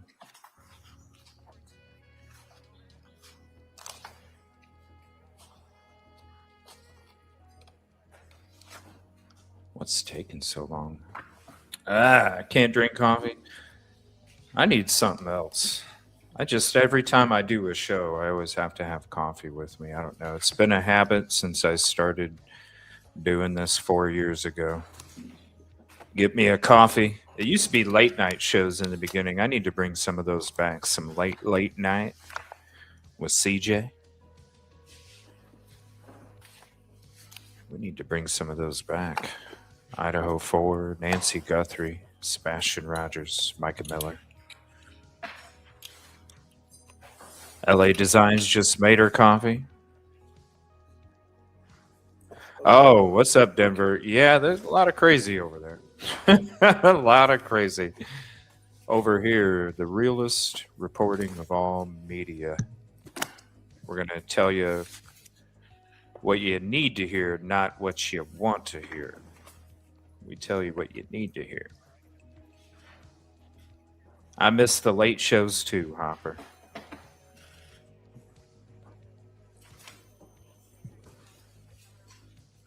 We'll be having them here soon. Just been really busy in the background here for the last couple months. A few more weeks of extra busy. Hopefully we can funnel some of those late night shows here near future. Got to get back to some gaming too. I haven't done any gaming for a while. By the way, if you enjoy gaming and comedy, you can subscribe to EvilleCJ's Lounge. We got the main stage here at the main channel. We got the backstage, the lounge over at EvilleCJ's Lounge. Let me try and find that link for you. Holy hell, where'd it go? Here we go. Wait, where'd it go? Ah, here it is.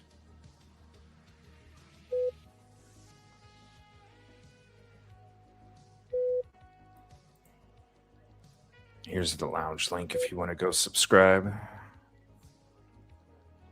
Coffee, comedy, games.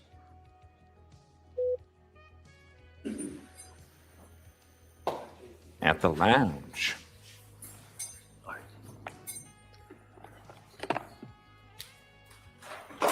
And if you are enjoying the live stream, help us reach more people. Make sure to drop a like, subscribe, comment, share this out to your socials and friends. We appreciate you very much for being here with us.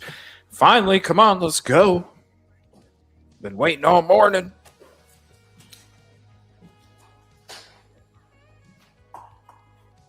Even Lindsay's like, come on, Court. We were supposed to start an hour ago. We could have took some live calls.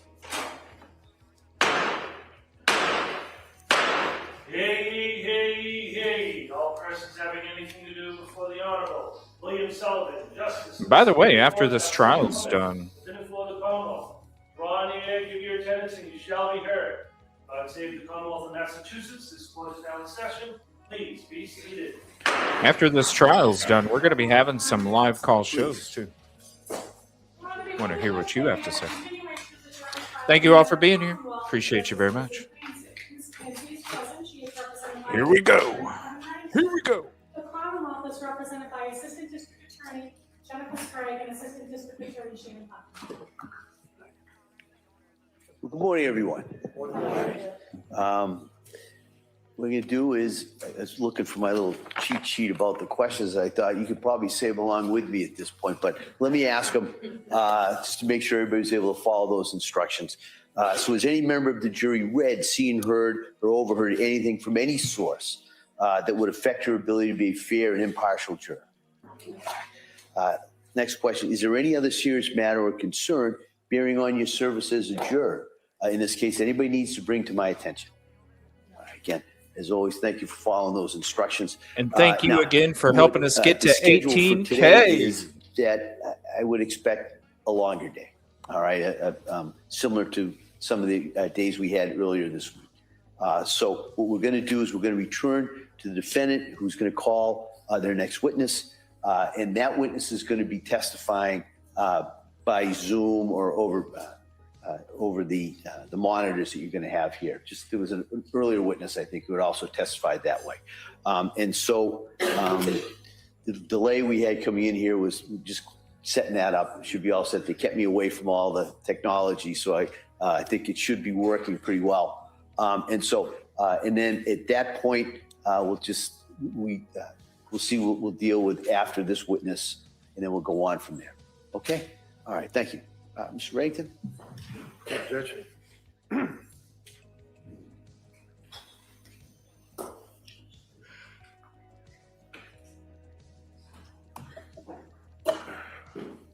don't know who's got to turn it on. Okay. Thank you. Could you please raise your right hand, sir?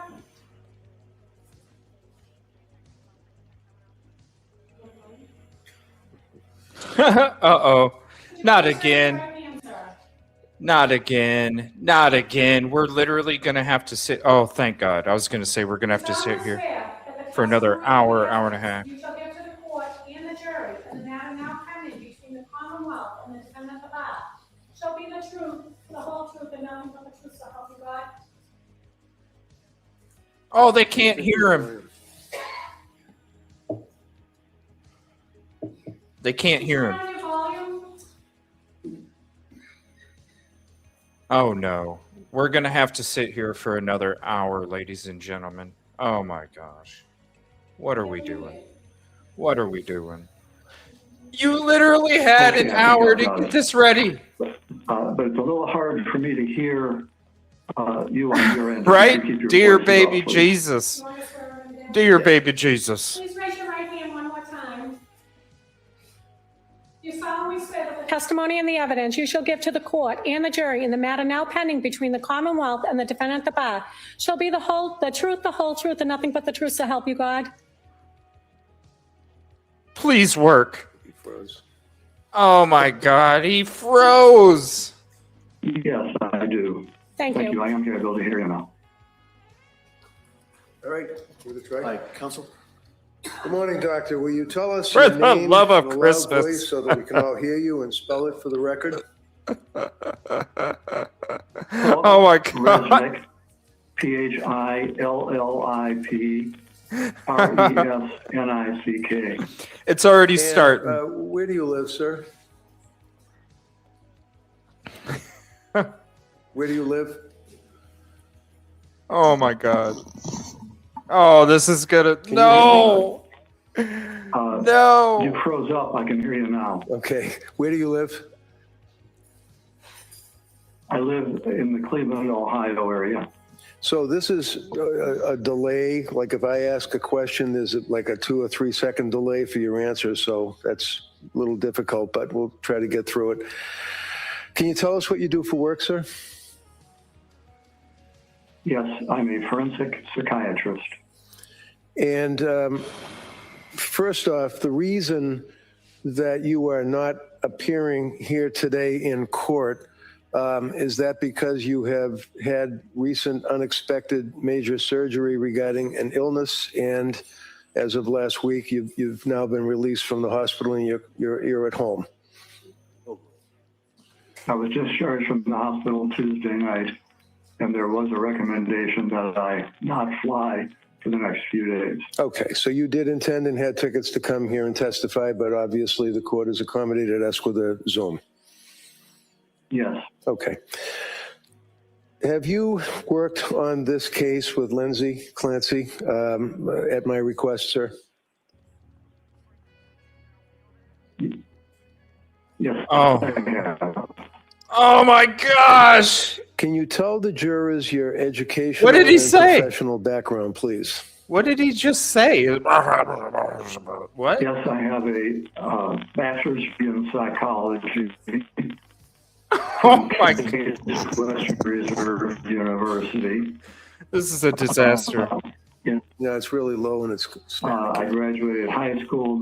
Hold up for a second. We're having technical difficulties. I see counsel here at the side, please. Oh my God. Oh my God. What the? This is not good. This is not good. It is starting out like this. This is not good at all. Oh my Lord. Oh. Oh, we're not going to have verdict watch until Wednesday. Does the doctor have a grandson that can help him? You know, they should have known this because the whole freaking Zoom thing derailed one of the days. They were still having problems with it when they were getting it going. Even the day after, they already. Oh my gosh, this is gonna like. I wonder if they're just gonna scratch the witness. You can't even understand what he was saying.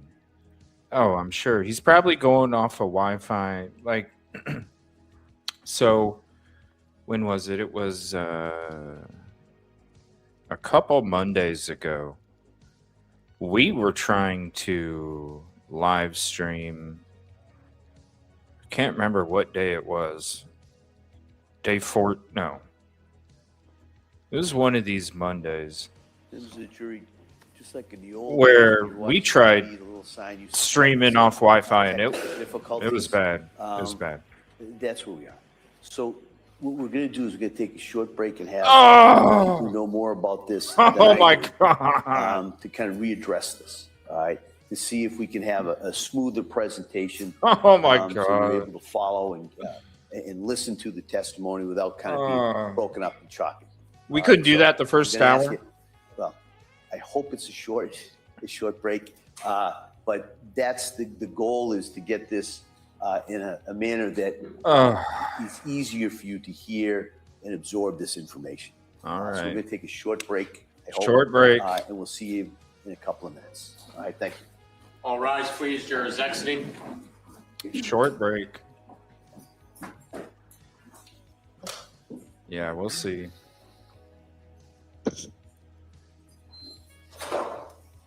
Ever since day 14, it's been just chaos, you know? That too. You think you would... Oh, man. We already lost a day because of this guy. I mean, let's be honest. Let's be honest. When Dr. Zizel was up there, that you could have ended the defense argument right there. All right, so we'll be in a short recess. How important is this guy? See if we can get this working again, and we'll be out as soon as that's done. Good. All rise. Wow.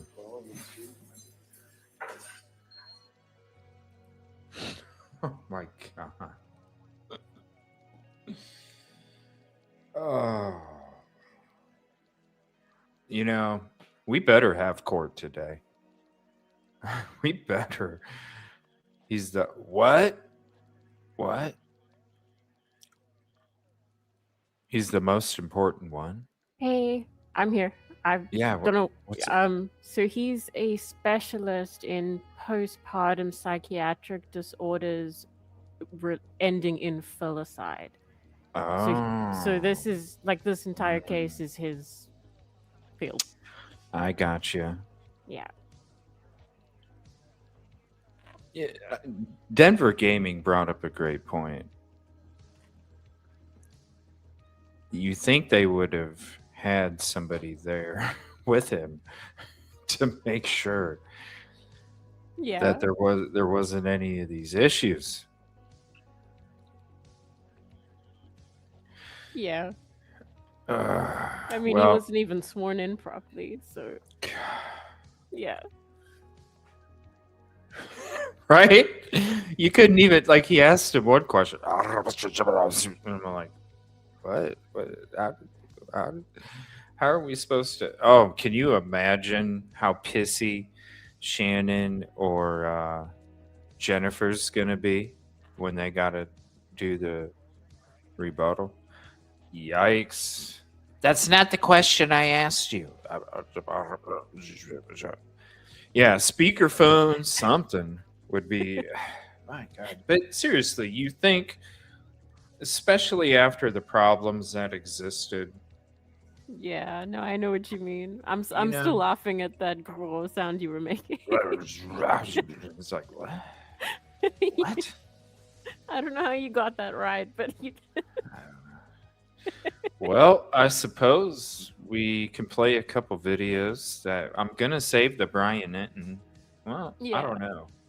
I kind of want to save the Brian Enton for when we know that we're going to have at least an hour break because I don't want to play a portion of it, stop it in the middle. We go to, I'd like to play that in its entirety at once. So I think I'm still going to save the Brian Enton so we can go through a couple short clips of different things that I also have prepared for situations like this. Because we always, but it's one thing that this court system has taught me. Because I always try to be like overly prepared for everything. And this trial has taught me to like be overly prepared with my overly prepare. Yeah. Because of all this extra BS, man. I'm so glad we have so much shit that we probably won't even get to. That's the beautiful thing about it. But in the meantime, while they take their sweet old time, and I'm just assuming it's probably going to be an hour because last time they did this, it took about an hour and a half. So, but who knows? Maybe they know what they're doing this time and they can get it bumped up a little quicker. But in the meantime, we are going to switch to some of these little short videos that we have for you as we wait for court to resume. And thanks for looking that up, Rosie, because I'm like, who the hell is this guy? What the hell? Is it even important? Yes, it is the most important. Yeah. The most important witness. So hopefully they get it all figured out. Yeah, hopefully. I mean, it's like the whole time I've been thinking, isn't there like a specialist on this? So like, it was him. It was him. It's that guy who no one can hear, which is very concerning. I think he froze. And then he only gets part of the question because it cuts out. So then the prosecution's really going to be pissed. That's not the question I asked you, sir. When she starts demonstrating things to him, like evidence, throwing things around, and then he answers, but he freezes. And yeah, disaster. It's not going to be good. Not good. Not going to be good. All right, so here's more about the supporters outside the courthouse yesterday. I'm sure they're out there today. All right, so I'd like to welcome in now Drop Dead Series podcast host and News Nation contributor. Wow, where's Ashley been? You notice how Ashley and Vinny got booted to the curb? They have to do the shows out of their own homes now. Mm-hmm. I saw that. Jesse Weber got promoted to the news desk, and Ashley Banfield and Vinny got booted to their basements. Yep. Well, it's because of Jesse Weber's hair. Got the best hair. Well, Dan Abrams owns all of it and did some switcheroos around on stuff, and so ultimately Dan Abrams is the one that controls all this, because Yeah. now he owns News Nation, Court TV, and Law and Crime. The dude's banking it off of that live PD show. It's crazy. Ashley Banfield. Ashley, always so great to talk to you.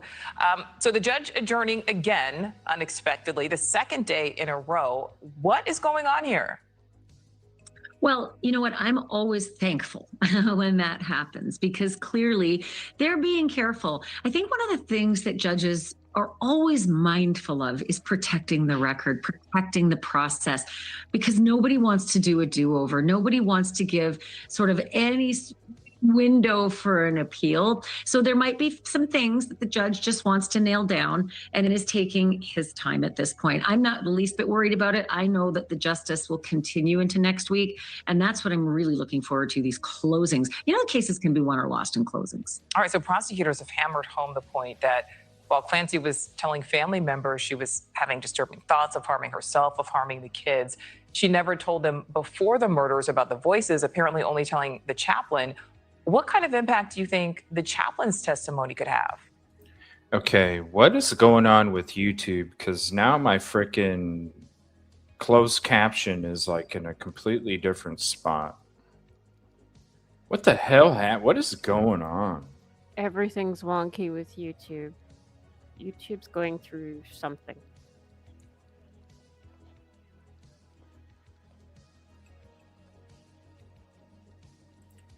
Did it change the...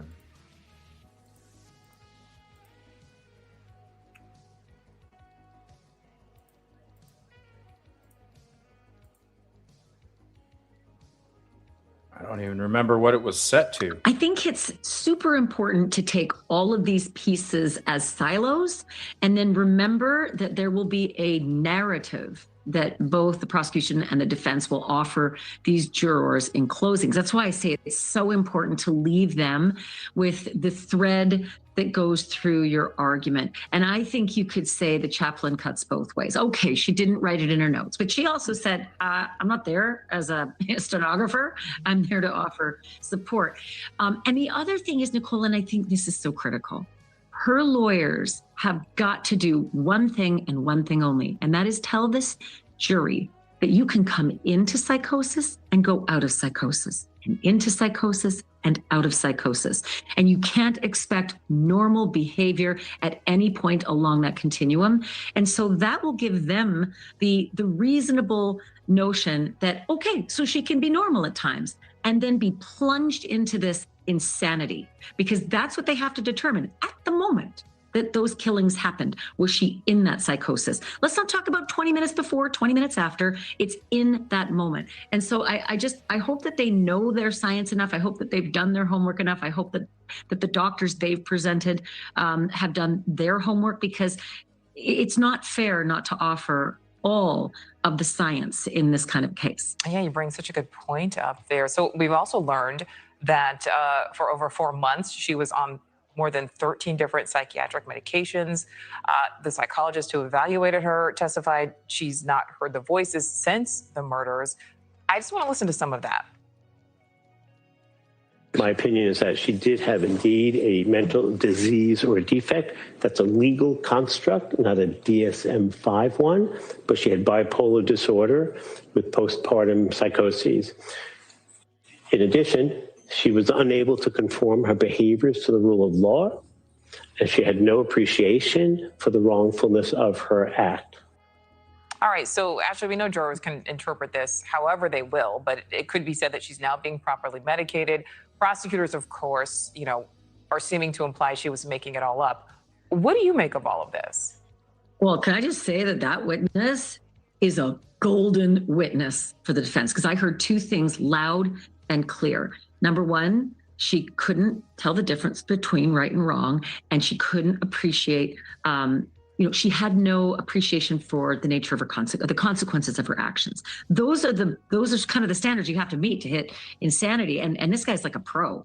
I'd hire him for any defendant at this point, listening to him on the stand, because he made it very clear. And I think in the closings, Lindsay's lawyers will quote him word for word on that clip that you just ran. She didn't understand the difference between right and wrong, and she couldn't appreciate the consequences of her actions. That's it. That's what you have to prove. All right, so there was also a hearing without the jury on a witness the defense wanted to call. Emily Thorndike worked at the psychiatric hospital where Clancy checked herself in. Thorndike posting this video on TikTok after watching Clancy's ex-husband testify. Let's listen to that. There's a reason that the doctors who are there during the week are only assigned 4 to 5 patients, because you cannot spend a long amount of time as a doctor with 23 different patients. So the job of the weekend doctor, as we call them, the holiday doctor, is literally to just go quickly check in with every patient. It is not a lengthy meeting. All right, Ashley, so Thorndike told the court that the hospital discouraged doctors and staff from meeting with patients longer than 20 minutes. Do you believe this is, again, raising real questions about the level of care Clancy may or may not have received? Yeah, I've had tons of questions all the way along ever since I covered Andrea Yates. And I feel that we've come a long way, baby, but nowhere near far enough in treating, understanding postpartum illness. And I call it illness because there is a broad spectrum of illnesses that come into play here. And for anybody who calls it the baby blues, shame on you. It is not the baby blues, period, end of story. It's offensive. It's your grandfather's term. It's not the baby blues. It can be horrendous. And I feel like that person hit the nail on the head.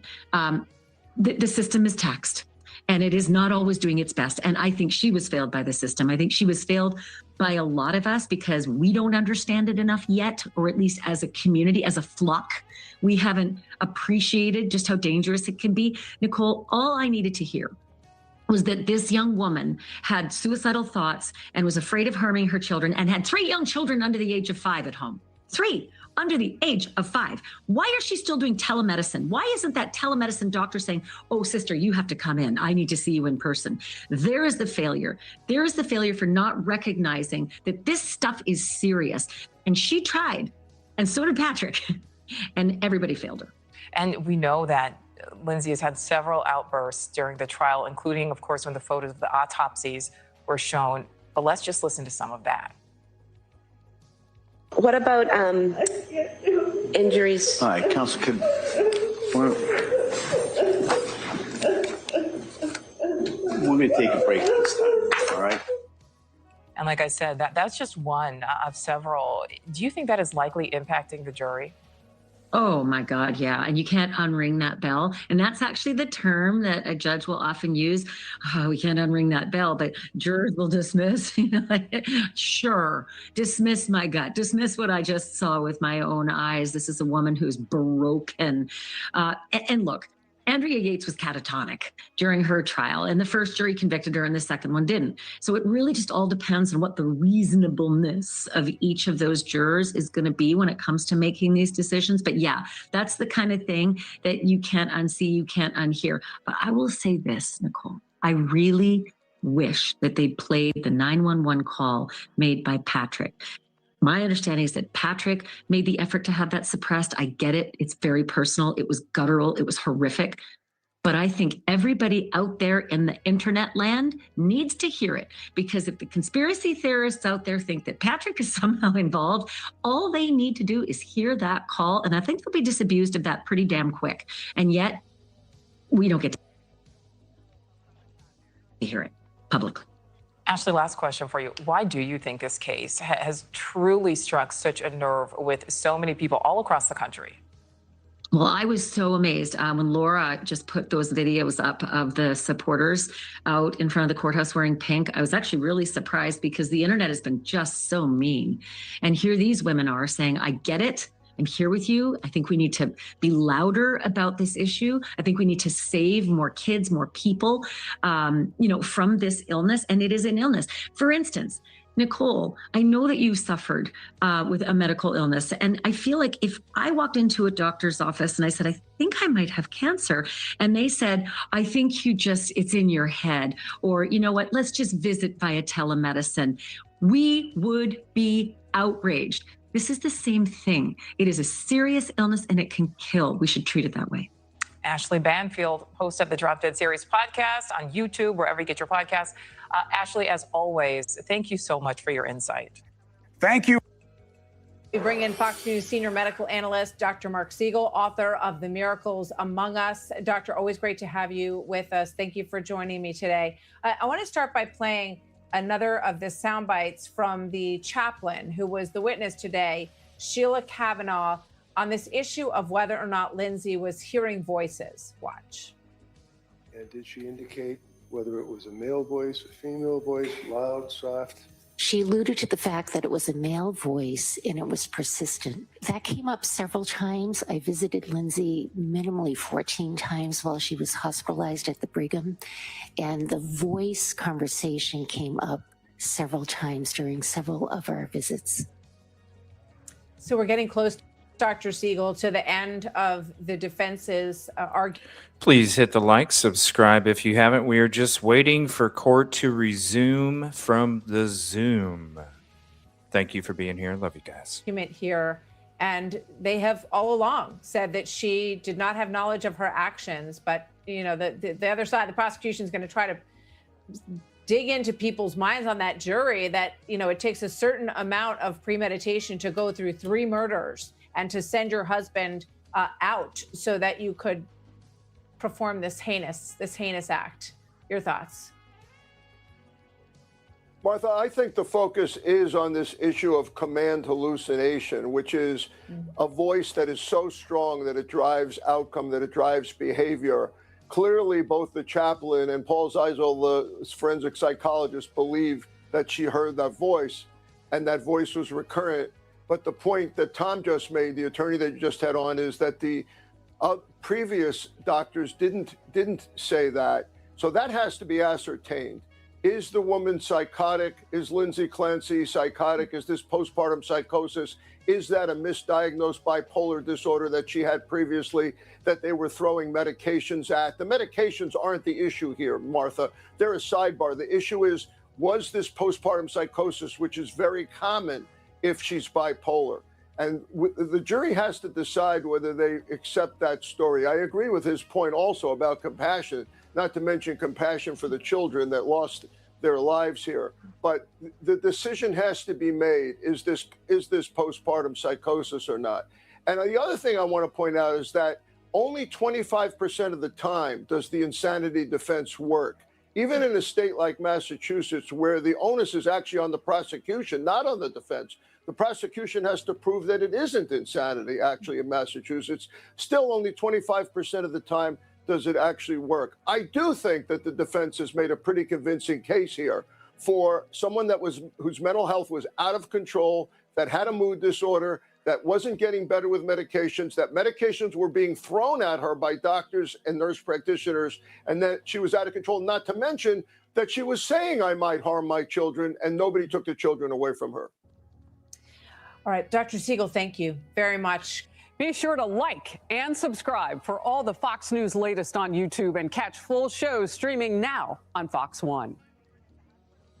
My next guest has worked with Lindsay Clancy's attorney, and he has also handled postpartum murder cases. He has represented, among many others, Daniel Penny, who you all remember. We covered that story quite a bit. The Marine veteran who used a chokehold on Jordan Neely on a New York City subway 3 years ago. Penny said he was protecting himself and the other riders. Prosecutors said that he acted too forcefully. The jury deadlocked on the manslaughter and cleared him of criminally negligent homicide. So Tom has lots of experience in many different kinds of cases.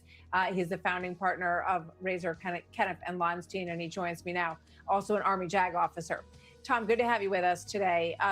When you look at this, you know, do you think the prosecution, I know you're a defense attorney, but what do you think of how the prosecution has handled this case? Yeah, they've made some, what I consider some eyebrow raising moves here.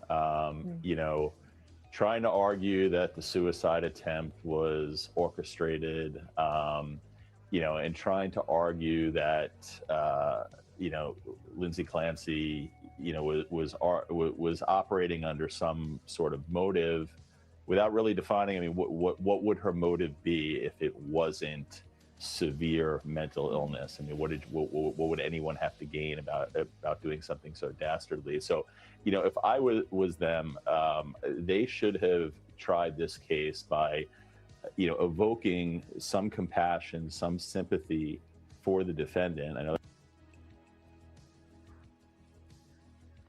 that sounds strange because it's an adversarial system, but do so in a fashion and say, you know, ladies and gentlemen of the jury, you know, while we may feel for this mother and what she's experienced, you know, she still must be held accountable.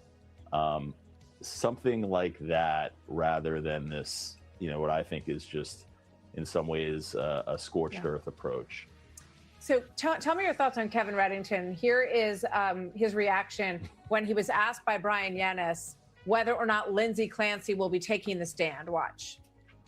Is Lindsay Clancy going to take the stand at all? Have you made that decision? You know, when you're in law school 101, you have what they call attorney-client privilege, and that's something that I always respect. So I don't get into that stuff, especially not trial tactics. All right. So if you were in his shoe, first of all, what do you think about him? You know, do you think he's doing a good job?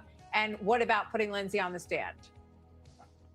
Well, Kevin's doing a great job. Kevin's been around a long time, and he's, as I think you can kind of see from that soundbite, and it's certainly my experience working with him. We had a very sad case, sad for different reasons, on Cape Cod last year. And he's kind of reached the point in his career where he just doesn't care anymore. He's not worried about who he offends. He cares about his clients, and he goes to bat with them, but he's not worried about making friends. And I think you saw that there. And as far as his comment, you know, despite the bombast, it's right. He's right on in the sense that that's the very last decision you make in a criminal case, whether you're going to put your client on the stand or not. You may prepare them for it, but you don't make the decision until you absolutely have to, which is right before the defense rests. And do you think he will? I don't, because, you know, I think that the jury already has seen enough in this trial that if they're going to feel to feel her remorse, to feel her regret, and she's not really a competent witness to talk about whether she was in psychosis or not, because usually, I mean, someone who's in psychosis, they're not even going to have a recollection of what occurred. I mean, that's been my experience with representing, sadly, defendants, mothers who've been in the exact same position as her. You know, that's gonna be for the experts and for the jury to decide, or the jury to decide after listening to the experts and the evidence. Understood. Tom Caniff, thank you very much. A man of many talents, also the author of the new book, the new novel, Tuxedo Park. So, Tom, thank you very much for joining us today. Tough story, tough case to be sure. Thank you so much, Martha. Hey everyone, I'm Emily Campagno. Catch me and my co-hosts Harris Faulkner and Kaylee McEnany on Outnumbered every weekday at 12 p.m. Eastern, or set your DVR. Also, don't forget to subscribe to the Fox News YouTube page for daily highlights. The Lindsay Clancy trial has captivated the nation, putting postpartum psychosis front and center. Clancy is the mother accused of killing her 3 young children. Her defense argues she was in the throes of postpartum psychosis and is not criminally responsible. But did you know, just 4 years ago, there was a case eerily similar to Clancy's in the same courtroom with the same judge and the same prosecutor.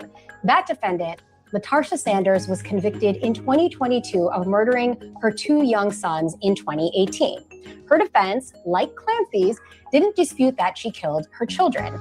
Instead, it argued that she was not criminally responsible because she was psychotic at the time. I'm Safiya Sami Ali, senior justice reporter with NewsNation Digital. Joining me is Allison Weiner, NewsNation senior investigative producer who spoke to LaTarsha Sanders' attorney. Allison, thank you so much for joining.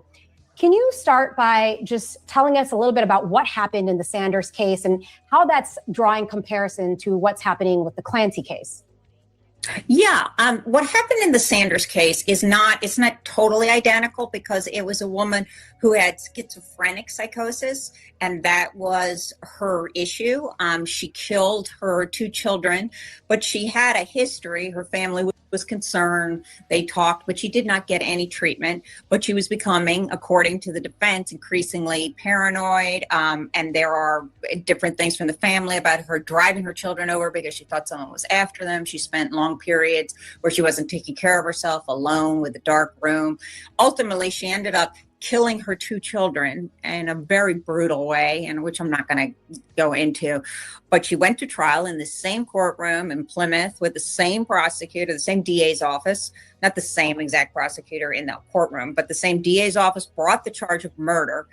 But in this case, it came to a point where the defense was going to have their expert testify, and he was relying on his own interactions with the defendant, but also on all this information and all this medical history that happened after the killings. So the judge was asked if he could introduce these documents so that his expert could refer to them. They included also a report by an expert for the prosecution. About 5 days, the judge was like, well, let's see if we can streamline it and, make it smaller so the jury won't have voluminous amounts of documents. But ultimately, 5 days into the trial, the prosecution filed a motion to exclude those documents, the medical evidence, stating that it came after the act for which he was charged, the murders or the killings of her 2 children, and that it was irrelevant. And the judge agreed and excluded that evidence. And on August 6th, I believe, the Supreme Court in Massachusetts overturned essentially that conviction. She was convicted. She was sentenced by Judge Sullivan, who's the same judge in the Clancy case, to life terms in prison, which she was currently serving. And the Supreme Court of Massachusetts claimed and stated and specifically said that the judge had poorly applied the law, that he was wrong, and granted her a new trial. And she is going to go back to that courtroom. And I was fascinated by this because the idea that the judge would exclude this evidence means that he felt it was irrelevant, shows a profound misunderstanding of mental illness and mental health. And I heard that from the lawyer, Mr. Shaw, who is, Robert Shaw Jr., who is representing LaTarsha now, still. He is the defense attorney for a case. He also filed her appeal, and we spoke at length over the phone about this case, and also a little bit about the Clancy case as well, because he has great concerns about the fact that this is that same DA's office, this is that same judge, and probably similar viewpoints that they had. Seriously, we're talking about only a couple years, 4 years ago, 2022. That's right. So in the Sanders case, did the jury see any evidence of mental illness, or was just excluded just everything after the murders, the killings? Yes, and she hadn't sought treatment for the murders. So they did not, which included a diagnosis of schizophrenic psychosis. Thank you for the jewels, Denver Gaiman. 10 jewels hiding. Murders was so horrible that the prison where she was sent to, this is the 4 years before she went to trial. This incident happened, the killing of the 2 kids happened in 2018. So in the 4-year run up to the trial, she became unmanageable because she was so mentally ill that the prison sent her to a mental health. And that information was kept from the jury. So it's really quite extraordinary that this judge, back where he was pretty much 4 years ago, I thought it would have an impact on the amount of evidence that is being let in, but this reversal just happened and the Clancy trial was already underway. So what did Sanders' attorney, this playing out, like you said, it's the similarities and the parallels are just so, they're fascinating and it's extraordinary, just like you said. What did the attorney in the Sanders case, what are his thoughts as he's seeing this play out? It's almost like deja vu in a way. What is his thoughts? How does he think this is going? Well, I asked him a fairly question about whether or not he thought that this reversal in his case and the granting of a new trial for his client, LaTarsha, was going to have some impact he actually said that I'm sure that the prosecutors, he did say prosecutors, intended to keep out what they could keep out regarding Lindsay Clancy's mental state. However, it has become clear they can't do what happened in Sanders. So we are seeing more evidence of her mental state. But you also have to keep in mind, given the judge's reasoning in the Sanders case, that Lindsay Clancy had mental health care prior to the killing of her 3 children. So the judge's reasoning could have still been the same. It could have had no effect on him, given the difference that, he's allowing in all of this testimony, but we've also heard testimony post killing of the 3 children about her condition from experts. We heard a lot about that yesterday. So, there is more evidence being let into this, but that was decided before the judge was aware that LaTarsha Sanders was going to get a new trial. I do see, and I'm curious to see what your thoughts are, a lot of similar strategies. This is the same DA's office. And I guess between the two cases, I know in the Clancy case, prosecutors are really focusing on how functional she was before the killings and how she was fine and she was able to do everyday routine. And it seems like that's sort of what they were doing in the Sanders case as well. Yeah, I think this is the problem. And I think Robert Shaw Jr., the attorney for LaTarsha, he actually stated it to me. I think that people, certainly in the court of law, we all understand, because it's been reported so many times by the media, what that standard is. They know difference between right or wrong, depends state to state, what exactly the so-called insanity defense is. But what people don't understand is that with mental illness, you can't see it. A lot of, even your own family, they don't know how severe it is. They're secondary reporters. Mr. Shaw was telling me about this. They are people that are trying to make sense. You're not quite yourself. Lindsay Clancy was a self-reporter, but LaTarsha was really ill, and so ill that even the killings of her children are bizarre. And she had beliefs that people were talking to her, she was paranoid, terribly paranoid. But psychosis doesn't happen, it's not like you're really well and then you're sick. It's a process. It's liquid. And there are different forms of insanity. And I'm hearing this from the experts that you're good one moment just because you're talking. And this is what Shaw had to say to me, that Mr. Shaw, the defense attorney, that just because somebody's talking doesn't mean they're sane. Or just because somebody can write a list out doesn't mean they're okay. And certainly just because somebody tells their mom that they're doing better doesn't mean that any of that is true. And I think that is, it's so difficult, I think, for juries to understand. It's a very complex thing. And your behavior up until, all we know with Lindsay Clancy is that she sought help. She was institutionalized voluntarily. She sought help. She sought medication. She tried different things, and she wasn't getting better. And we've heard that testimony from her husband. And the fact that she was able to, say, tie her shoes or care for her children on any given day doesn't negate the fact that this psychosis was building, that she was heading towards a crisis moment. And I think that women who across the country, they're so profoundly moved by this story, many of them. There are also some that believe that she should go to prison. But a lot of women have been profoundly moved because I think we're all tired of, after having a baby, everybody telling you should be okay. The science and the work that has gone into the treatment and health of women, the birth of children, just overall health of women and mental health of women is minuscule compared to other areas where people are suffering and have issues. The mental health situation for women postpartum, it's not that different than 25 years ago, Maria Yates went on trial. So those people that have had children or have friends who have had children have struggled with postpartum depression, and that is not the same as postpartum psychosis. They know that it is very difficult to find help. You can have all the resources in the world and you still be told that you'd stress or you should relax or you should get more help, and finding the right cocktail of drugs or whatever is very difficult as well. Finding the time when you have 3 children to go to therapy, very difficult, why not just tell yourself you're better? So I think, I'm not saying this is the case. I'm not on the jury, and haven't been there for every single moment of the testimony. But generally speaking, let's just think about even just the C-section operation, where they send women home 24 hours after they've had major surgery. We don't really see that happening with men.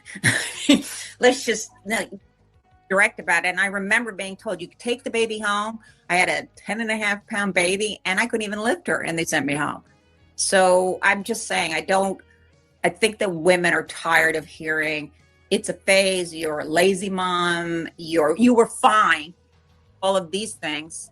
So stop. You're not depressed every minute of the day. So in your piece, Allison, when I was reading your piece, you actually talk about this, how like the Clancy case, the Sanders case, they are kind of exposing broader problems with how courts, prosecutors, the legal system understand severe mental illness. We just haven't quite caught up to it. And it's, whether or not it's up to the jury, like you said, but I think this really, like you said, exposes this bigger issue of like, how do we understand what this is, what women are going through, what postpartum mental illness, severe postpartum mental illness really is. And I think the media bears some responsibility for this, as do the courts, because this becomes so complicated that jurors turn to what we call their gut. They're told to trust their common sense. Common sense is difficult to find when you're dealing with mental health.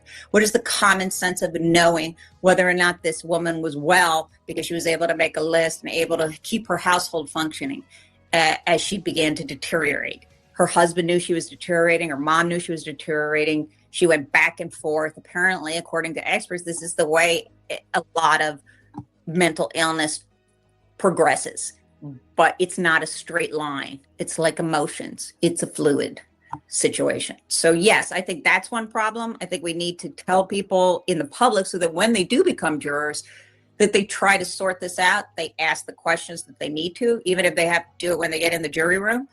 But you don't just go to your gut, because we're not physicians. We're not experts. We don't understand. This is not a case where we should just listen to this is an evil person. Do we truly believe that when they were ill, and there are doctors that have said they were ill to varying degrees? Did she have psychosis? I mean, you just have to really think it out and be guided, and we can do a much better job. We can't even have that conversation out in public with people understanding it, but let alone within the confines of a courtroom where one side is working to win. That is the role of the prosecutor. She's made it quite clear that she feels very strongly about this case, with their support, for the children. And I think also in these kinds of cases, because they are so horrible, it is very difficult to not let your sheer horror of the circumstances overwhelm you and want someone to be responsible. Someone is responsible. The question is whether she's criminally responsible. It touched a nerve with so many people, parents, people who have suffered with mental illness. So I know that this is a very closely watched case. Allison, thank you so much for joining us today, breaking this down. I think that your piece is just fascinating. Everybody who's watching, please read it. It's on newsnationnow.com. Just to see the parallels between the two cases in the same courtroom. I really appreciate your time. Thanks again. So let's talk a bit about what's happening inside that courtroom as they're, trying to make their case. Then we'll get into what happened with the jurors today. They had Lindsay's mom take the stand, and her name is Paula Musgrove. Here's a bit of what she said in SOT. Why don't we just play them back to back, 28 and 29.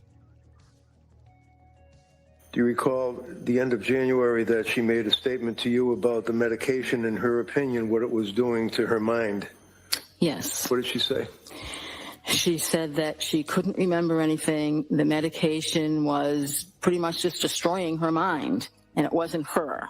She said, this isn't me. I just want to feel better and enjoy my kids again. The text message that you're referring to, would that be on October 20th of 2022? Yes. And do you have that on your phone right now? I do. Can you just pull that up for us? I can. Just give me a moment. Would you read that for the jury? Mom, will you please come up and stay with me for a bit? I'm really sick. Something is wrong.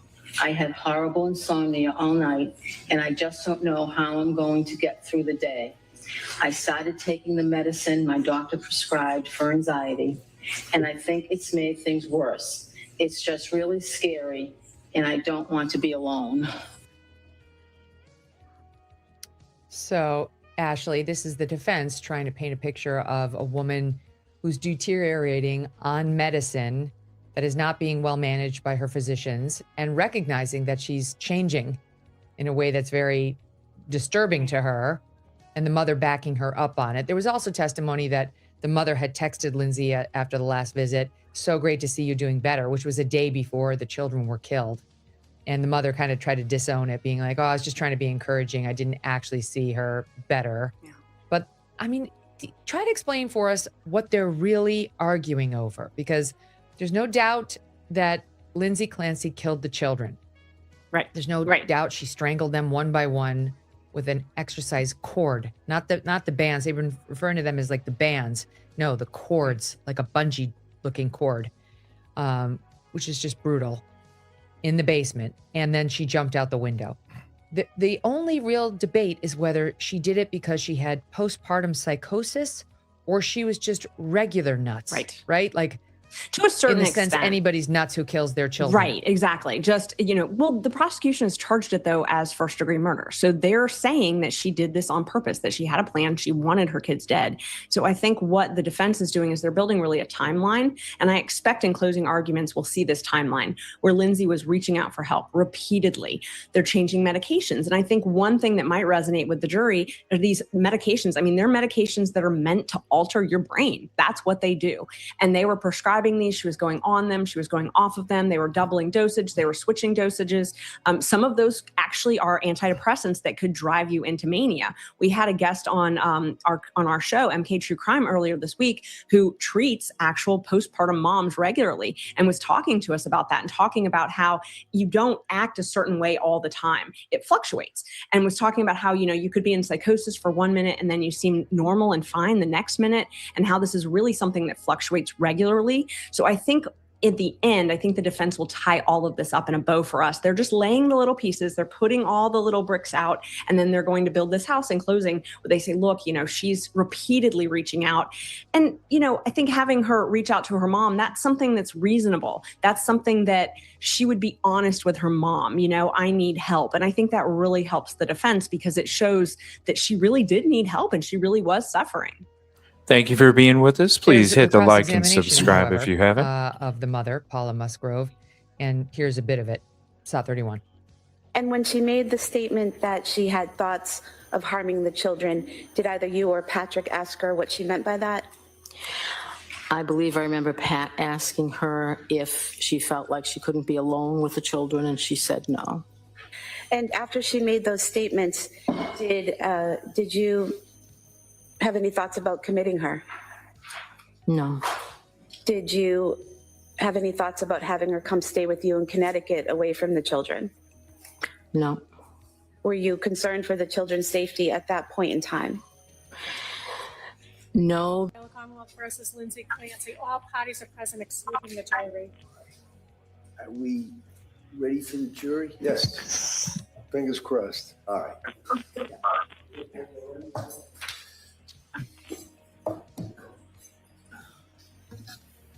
Thank you all for being here with us. We are finally resuming. Oh, my Lord. Thank you all for being here with us. Please hit the like, subscribe if you haven't. Share this out to your socials and friends. Help us hit the algorithm. And let us know what your thoughts are in chat as day 18 proceeds.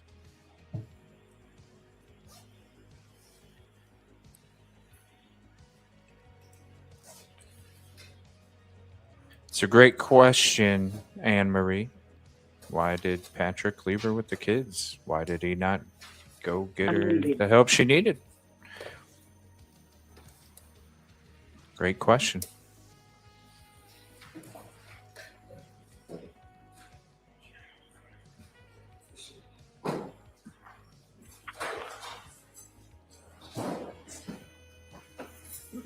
All rise, please. You're adjourned.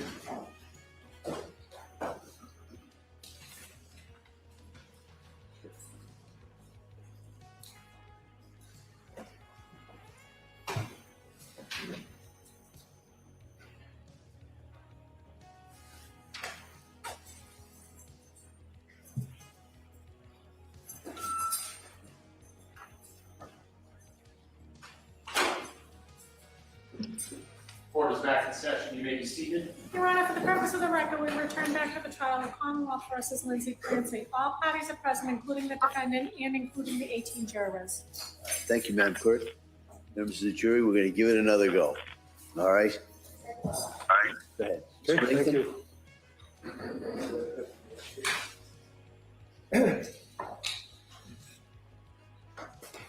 All right, Doctor, can you hear me? Yes, yes. Excellent. Tell us again your name for the record, just and spell the last name. So last name is P-A-H-I-L-L-I-P. Oh, no. R-E-S-N-I-C-K. All right, and you're going to have to speak a little slower, This is not only good. because of the, the microphone. Okay. Tell us your background, sir. I know you're a physician. Tell us your educational background and your work history. I am a forensic psychiatrist, and I received a bachelor's degree in psychology in 1959 and a medical degree in 1963, both from Case Western Reserve University in Cleveland, Ohio. I then had a 1-month internship in a military hospital in Texas. And then I came back to University Hospital for Cleveland, where I completed my residency in psychiatry. And do you have... Go further? I'm sorry. Go ahead. Yeah. Would you like me to... Yeah, you can continue. I interrupted. I apologize. Yeah. I have remained at Case Western Reserve University as now a full professor. And I've also become interested in forensic psychiatry. That is, that aspect of psychiatry which relates to legal issues, such as this case. And I initiated a fellowship in forensic psychiatry in 1979 and directed that for 40 years. I also served as director of the Court Psychiatric Clinic in Cleveland, Ohio for over 40 years. Doctor, do you have board certifications as well? Yes, I'm board certified in psychiatry, 1971, and board certified in forensic psychiatry, 1979. Did you also have added qualifications in forensic psychiatry in 2014, 2024, and recertifications? Yes. And have you, without going through them, also had a number of visiting professorships? Yes, I've had about 14 visiting professorships. Now, Doctor, this case involves what I guess is referred to as filicide, F-I-L-L-I-C-I-D-E, I believe. Did I spell that right? Single L. Single L, okay. Can you tell the jurors what that means? Now, filicide is a parent killing a child, and it is a relatively infrequent phenomenon that occurs in the United States somewhere between 400 and 500 times a year. And Doctor, is it fair to say that you have, at least in the country, if not outside the country, the most experience in working on filicide cases? I believe that's true. I have been personally involved in, I'd estimate about 80 cases where I was asked to evaluate mothers and fathers who had killed their children. And the question that I have, Doctor, is have you had occasion to work on cases that found themselves in court where you gave testimony either for the government or for the defense? Yes, I have. Let me just go through if I can. So let me just go through so we can cut to the chase. Did you work as an expert on the case of Jeffrey Dahmer? Yes, I consulted with the prosecution in that case. Did you also work on the case of what is referred to as the Unabomber, a fellow by the name of Kaczynski? Yes, I was also a consultant to the government on that case. Did you also find yourself consulting on the matter of, in Florida, the Commonwealth versus or the state versus Casey Anthony? I was a consultant to the defense in that case, but I could not be helped. Did you also work on the matter of Andrea Yates? Yes, I testified for the defense in both of her trials. Did you also work on the case of what is known as the Aurora movie theater shooting? Yes, I was a consultant to the prosecutor in that case. Did you also work on the case involving the Oklahoma City bombing courthouse? Please hit the like, subscribe if you haven't. Again, I was employed by the government in that case. And in addition to those cases, did you also, in your practice, consult with the defense as well as the prosecution on a number of homicide cases, many of which involve filicide? Yes, I have. All right. In the course of this case, sir, did I reach out to you and ask if you would assist me in evaluating Lindsay Clancy? Yes, you did. And can you tell the jurors when and for how long you would actually interview, whether it would be Lindsay, whether it would be third-party contacts? Just give us an idea as to how you evaluated her. Yes, about 4 months after the crime, I did a personal evaluation of Lindsay and her parents to gain information. And I spent 3 hours interviewing her on that date. And how long did you spend interviewing third-party contacts of her parents?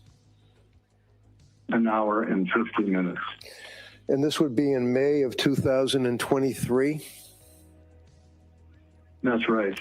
Where did the interview take place? The interview took place at Duxbury Hospital. Would that be, is that a hospital facility that's a mental institution in the town or city of Tewksbury? Tewksbury, yes. And Lindsay actually came and was living in Duxbury at the time of the incident. Is that correct? That's correct. All right.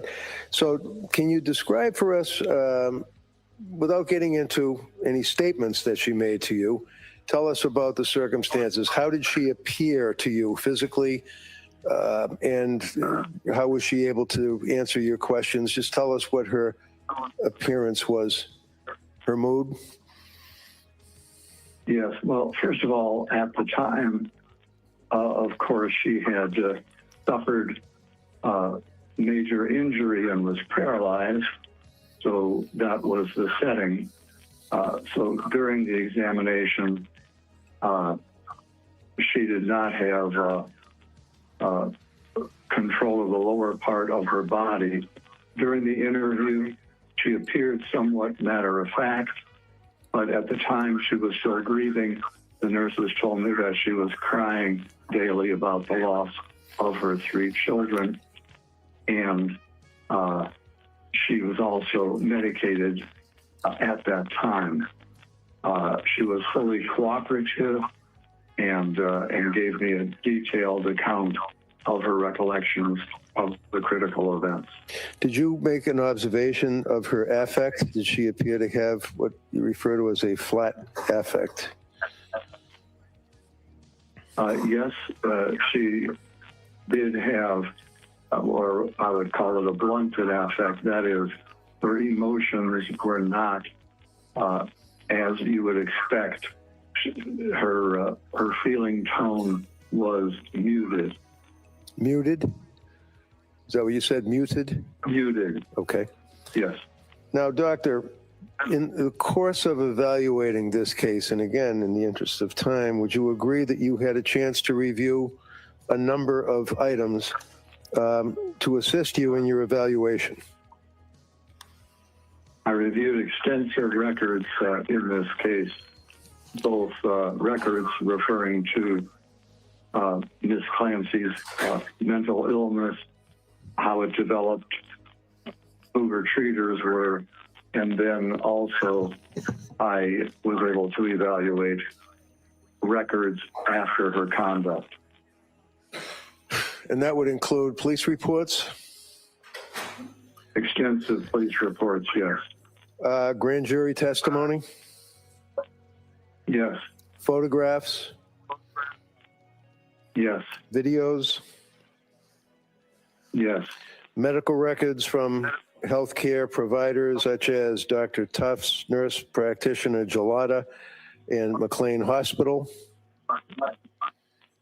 Yes. Were you aware that she had also contacted suicide hotlines and went to a facility in Rhode Island, Women and Infants?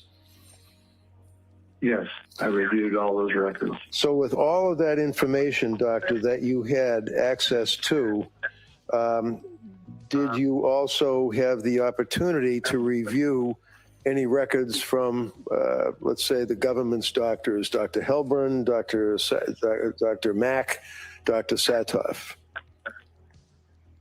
Yes, after I prepared my report, I was aware that there were 3 experts employed by the prosecution, and I was able to review their reports in detail also. Okay. And your report is actually dated, you saw her in 2023, and you prepared your report ultimately after your evaluation in September. Do you know when the government's doctors' reports were available to you? Was that recently? My recollection is that they did their evaluation about 3 years after the crime, and I had the opportunity to see her 4 months after the crime. Now, did you also have occasion, sir, to see from Dr. Helbrun, government's doctor, psychiatric testing? Yes, I did. Can you tell us, for example, was one of the results on the psychiatric testing a test that he administered for the government called the MMPI, or Minnesota Multiphasic Personality Inventory Test? That was a psychological test that he administered, yes. And do you recall from reviewing the records what the results were? Was she faking, was she lying, or was she telling the truth? And the results showed no evidence of faking. Hold on.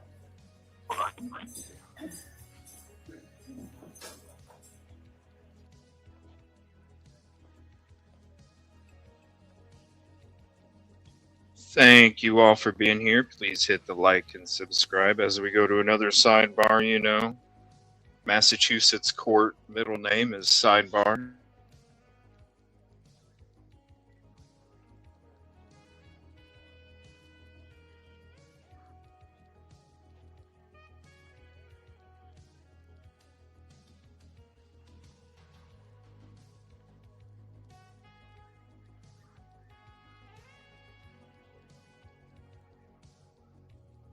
Yes, this is the last witness for the defense, and then the prosecution has 3 witnesses, and that should be what they handle today. Hopefully the delay with the Zoom stuff didn't affect it too much, and it doesn't sound too bad. It is kind of hard to hear the audio a little bit, but it doesn't sound too bad.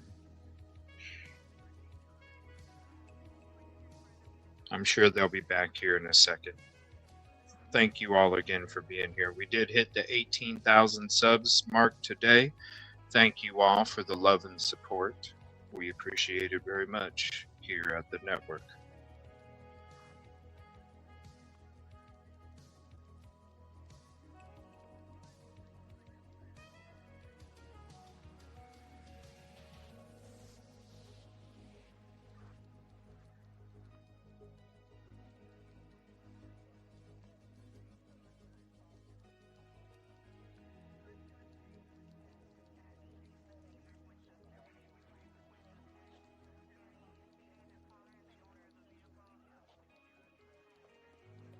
That's a good question, Backwood.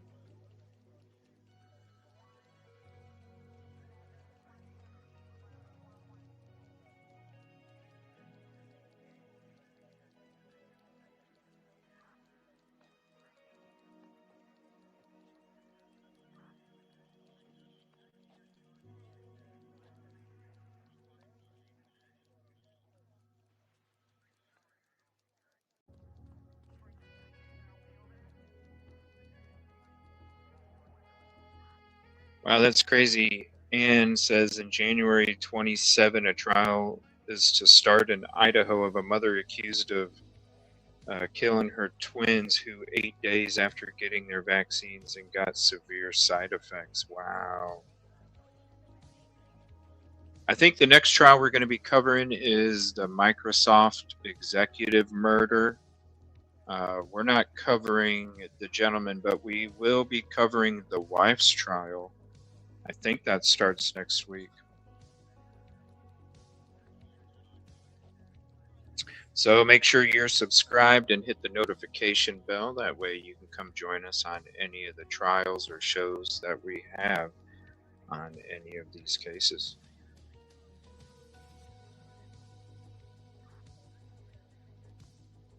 Oh, you're good. Thank you, Anne Marie. I appreciate the alternate words.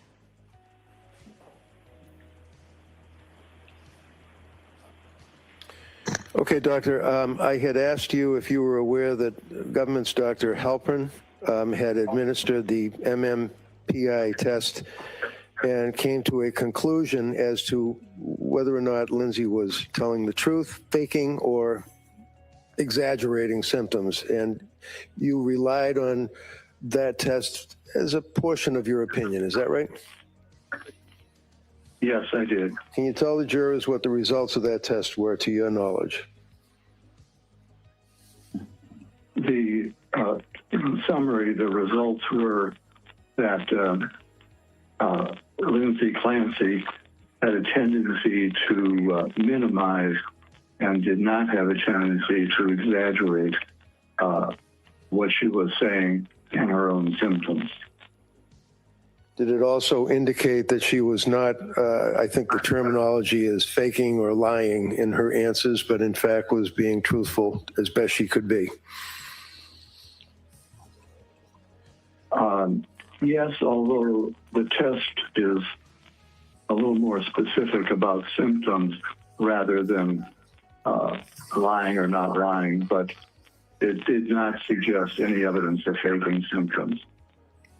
Okay, and I'm sorry, that broke up. It did not suggest any evidence of what?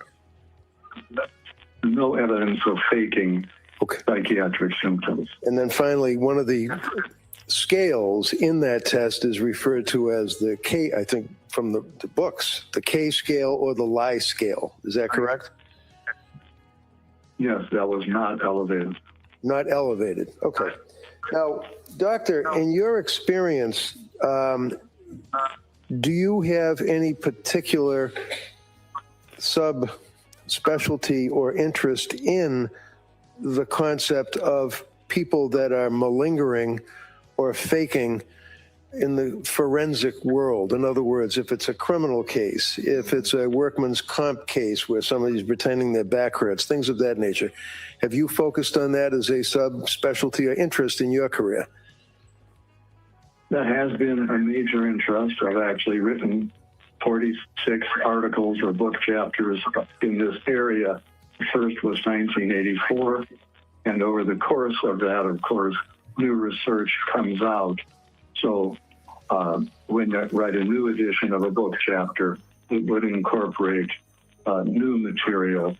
So even though the chapter may go through 5 editions in a particular book, they're up to date, and the ones which were written earlier would no longer be the best basis for forming an opinion. Now, for example, when you reviewed Dr. Helbrun's report for the government, did he refer to your articles? He did refer to my research, yes. And was that updated research or was it old research that he referenced? He referenced older research. So can you tell us, Doctor, when you consider let me start over again. When you reviewed Lindsay's medical records, you also reviewed the psychopharmacology, in other words, the medications that Dr. Tufts and Gelada and all of these other doctors had prescribed to her during that period of time? Yes, I did. And have in mind your interview, the time that you spent with her directly reviewing all of the documents, all of the medical records, everything that we've talked about. And you're also aware from her, not specifically what she said to you, but you're aware of the circumstances from her recollection as to the killings that she told you. Is that correct?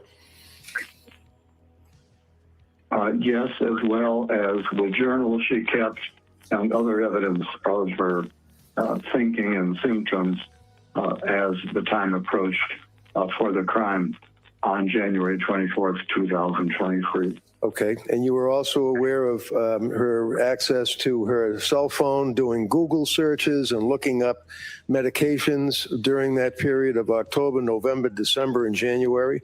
You're aware of that, correct? Yes.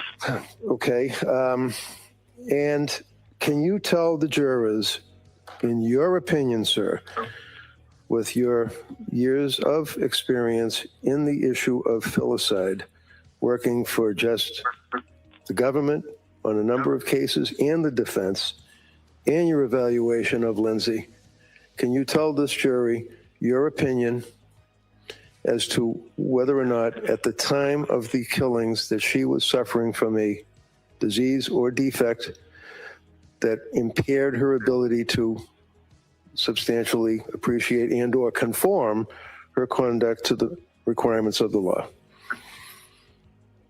Well, sure. Let me begin with the issue of whether she had a mental disease or a defect. Ms. Clancy had a severe depression. There is a book called the DSM, or Diagnostic Manual, prepared by the American Psychiatric Association, which lists criteria for various diseases. So in the diagnostic manual, for example, one needs to have 5 out of 9 symptoms to make a diagnosis of major depression. And Ms. Clancy, as she approached the date of the crime, actually had 7 of the 9 symptoms and was severely depressed. So that in addition to that, she had some earlier evidence of what's called a mild mania, and that fits together in what's called bipolar 2. So in other words, it's a type of bipolar illness where there is more frank depression, severe depression, but the manic aspects are not as severe. So my final diagnosis of her was called bipolar 2 with a severe depression on January 24, 2023. And from reading the reports of all the experts that will be testifying, no one failed to diagnose a major mental disease on the day of the crime. Now, doctor, in the course of that diagnosis, have you considered the concept of postpartum depression and or postpartum psychosis? Yes. And can you tell the jurors how that... First of all, I'm sorry. Can you tell the jurors how that factors into your diagnosis and opinion? Yes. Ms. Clancy had a history of anxiety and difficulty with each of her children. It was minor with her first child, more significant with her second child, and on the occasion of Callan's birth, things went well for the first 3 months, but then Ms. Clancy became very anxious and depressed, and it took quite a toll on her. And I believe the jury has heard from various treaters, such as Dr. Tufts and Nurse Delata and others, and her own anguish about how depressed she was, where she actually felt she couldn't function, her brain was damaged, she would never be the same. So she definitely met the definition of a major depression as well as this bipolar phenomena. Now, with respect to the postpartum aspect, since Ms. Clancy's symptoms began within 3 months of Callan's birth, that would be considered a postpartum onset. Then, of course, she had considerable difficulty over the next 5 months, and at the time of the crime itself, on January 24, 2023, Ms. Clancy was frankly psychotic. So in that sense, she had a postpartum psychosis. It's actually not frequent to have a postpartum psychosis 8 months after a birth, but it does occasionally occur. And so what I can say is whether it is the classic postpartum psychosis or not, with the postpartum onset and frank psychosis on the day of the killing, I would label that a postpartum psychosis in the sense that it was a postpartum onset and she was clearly psychotic on that day. And Doctor, when a person is psychotic or involved in having a psychosis, in your opinion, are they able to appear normal, quote unquote, communicate with people, drive a car, things of that nature? Well, let me say there that Ms. Clancy herself did her best to not reveal the extent of her depression. She was frank with members of her own family. Her sister, her mother-in-law were aware of how anguished and depressed she was. But with more casual friends, she tended not to show the extent of her depression. I'm not suggesting that she was, although psychosis can indeed wax and wane, for example, on the day of her crime, I'm not suggesting that she was frankly psychotic every minute. She was functioning. In fact, she said she was having a better day than other days. And she actually went out and made a snowman with the kids, took Cora to a doctor for the 5th birthday checkup, and was functioning at a level that was not frankly psychotic until she had a command hallucination while her husband, Patrick, was out doing a couple of chores. And can you tell us, Doctor, what, in your opinion, what a command hallucination is and how it fits, if you will, in a diagnosis of psychosis? Yes. If we take, first of all, a hallucination is simply hearing a voice, and the voice can be benign or it can be more malignant. So a voice may just simply say, open a window. About 1/3 of voices are called command hallucinations. That is an instruction to do something. And the majority of those commands are benign. So it might be open a window, get a glass of water.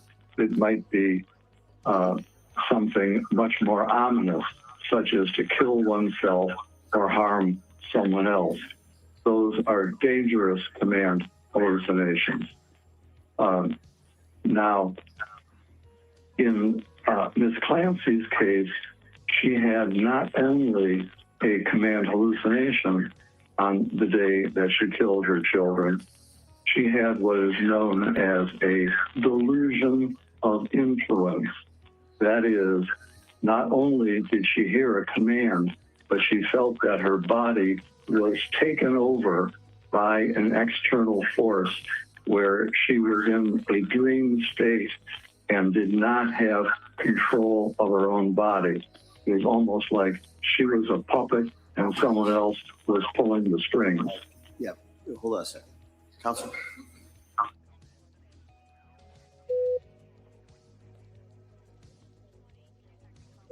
Wow, that's an interesting testimony right there. We'll have to go through that again in the future.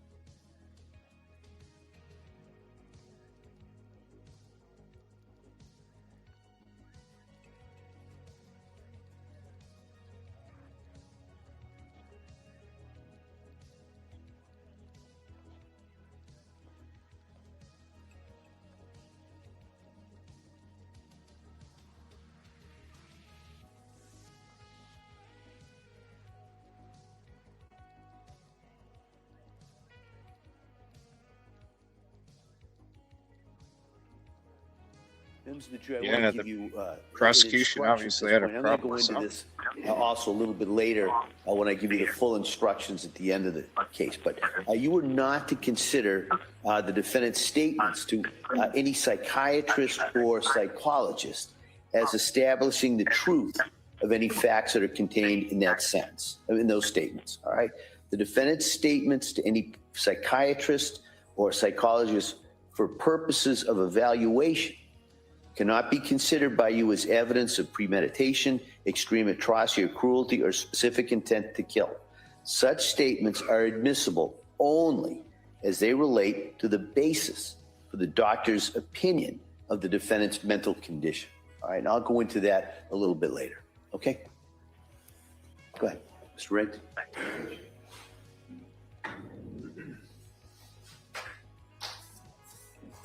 So, Doctor, to conclude, would you relate your opinion as it relates to the standard of a person being lacking criminal responsibility at the time of the commission of a crime in the Commonwealth of Massachusetts? Well, there are two arms to the test for criminal responsibility.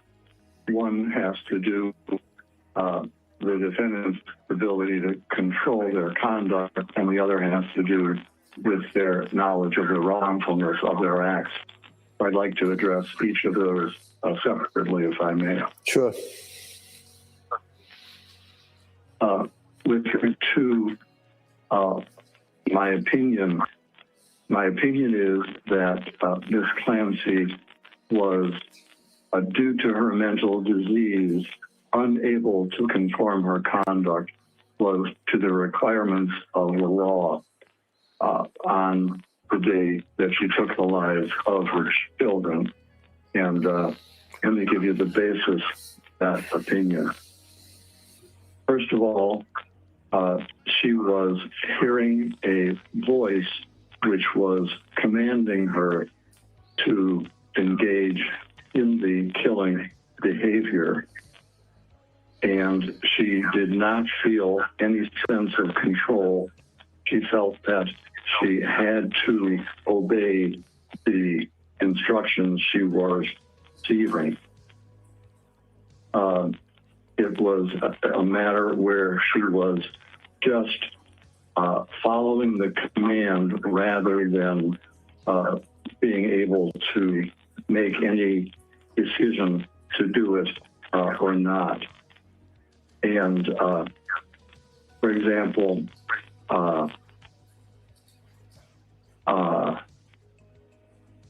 I asked Ms. Clancy. No, you can't say what you talked, Doctor. You can't. You cannot say what she told you. All right. Okay. All right. I will not do that. Let me just make sure I'm covering other aspects of this. The second evidence that she was lacking control is the fact that she made a severe suicide attempt also based on the command hallucination that she heard that day, so that she not only cut her throat and jumped out of a window, she very much wanted to die. Now, in my research on women who kill their children, I've divided the motives into 5 categories, and I want to look at how Ms. Clancy did to those motives. So tell us the 5 categories. Yeah, the 5 categories are: first, altruistic filicide. What does that mean? What does that mean, altruistic filicide? Altruistic filicide occurs when a murder is committed out of love rather than hostility. It is an effort on a mother's part to do what is best for the child.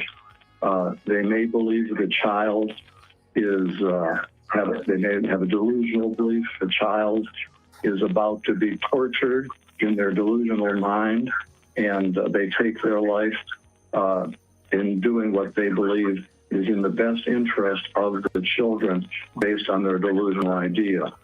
Altruistic filicide also occurs when a mother may plan to take her own life, and in her psychotic thinking and severe depression, it is distorted, and she may believe that the child will be worse off if she remains alive.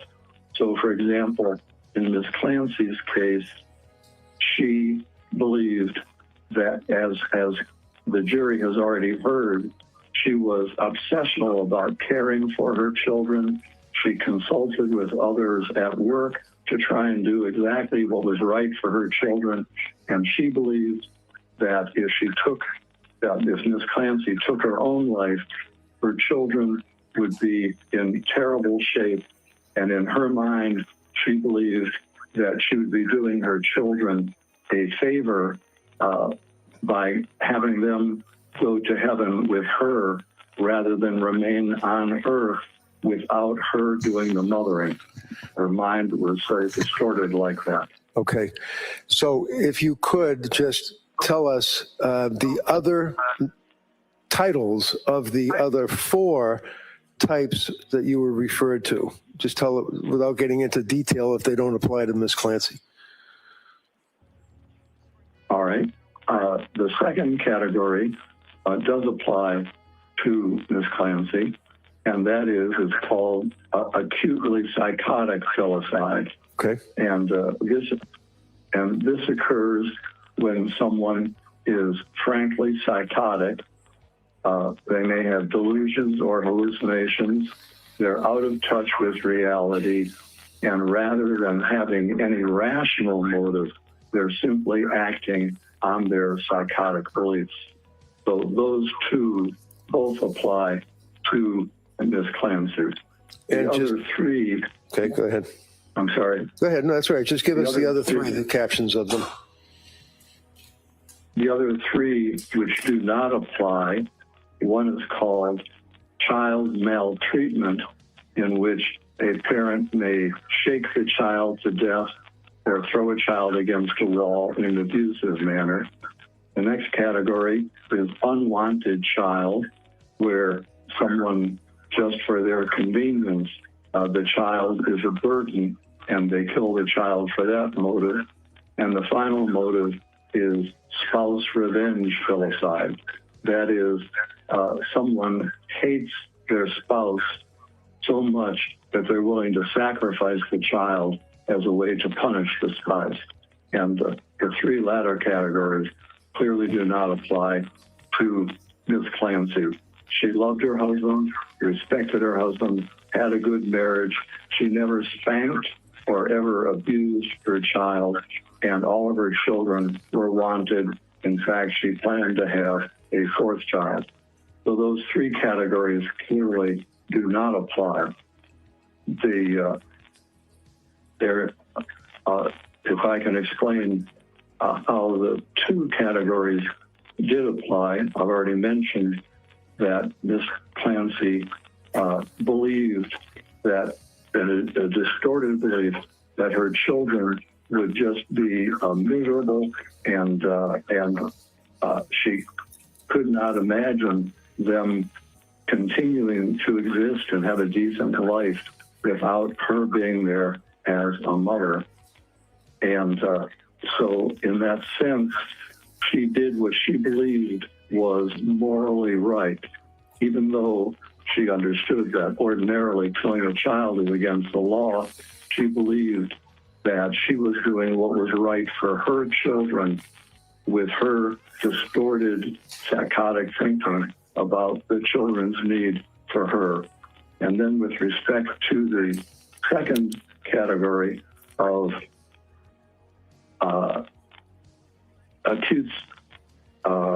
acutely psychotic, Ms. Clancy was under the influence of a command hallucination and idea of influence, so that at that time, rather than the ability to make a rational decision, she was so in the grip of her psychotic command hallucination and idea of influence that she lacked the capacity to conform her conduct to the requirements of the law. Okay.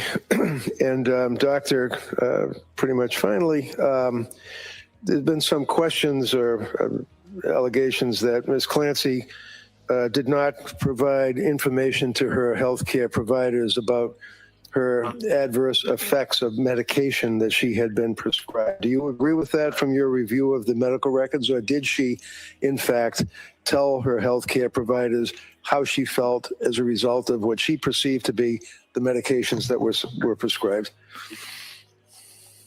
It's my opinion of reasonable medical certainty that Ms. Clancy was actually a more sophisticated patient than most, and she was forthcoming in conveying her symptoms.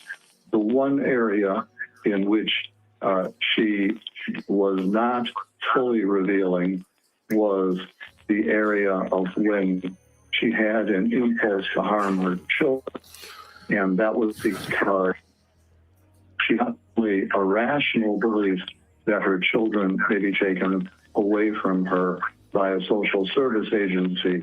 She had an irrational belief that if she even entered a medical hospital, that her would be taken away. So that is the one area in which she was not fully forthcoming. Now, Doctor, in your experience, do you find that many women that are caretakers of children postpartum, after the child is born, that are having these intrusive thoughts and having these dark thoughts, are in fact afraid of reporting them because of that very reason that you're talking about? Sustained. Yes, as a matter No, of you fact. you can't answer that. Phrase that. Okay.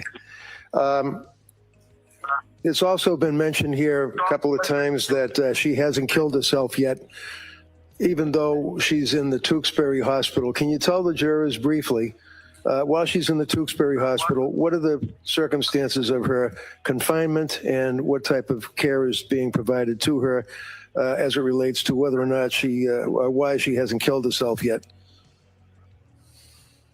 Well, let's see, indeed, there is evidence of her going suicidality to such an extent that she is never allowed to be out of the presence of a staff member. Even when I conducted an examination of her and requested privacy, a staff member had to be present. So her ability to take her life in view of her process and observation is and she recognizes that, so that the reality is, no matter she does not want to live at any point, she has no choice but her forced to live at this time. Thank you very much, Doctor. You have to answer some questions from the DA. Your Honor, at this point, I would like to, because I'm looking at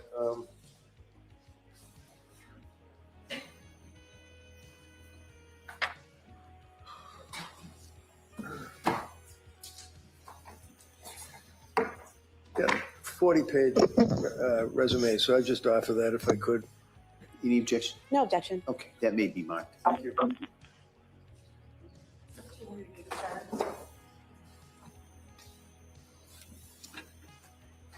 Honey? Yes, please. Good morning, Dr. Resnick.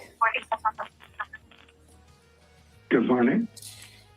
In addition to the evaluations that you do, is it true that you've also taught some courses to other forensic psychiatrists and psychologists about how to testify in cases like these?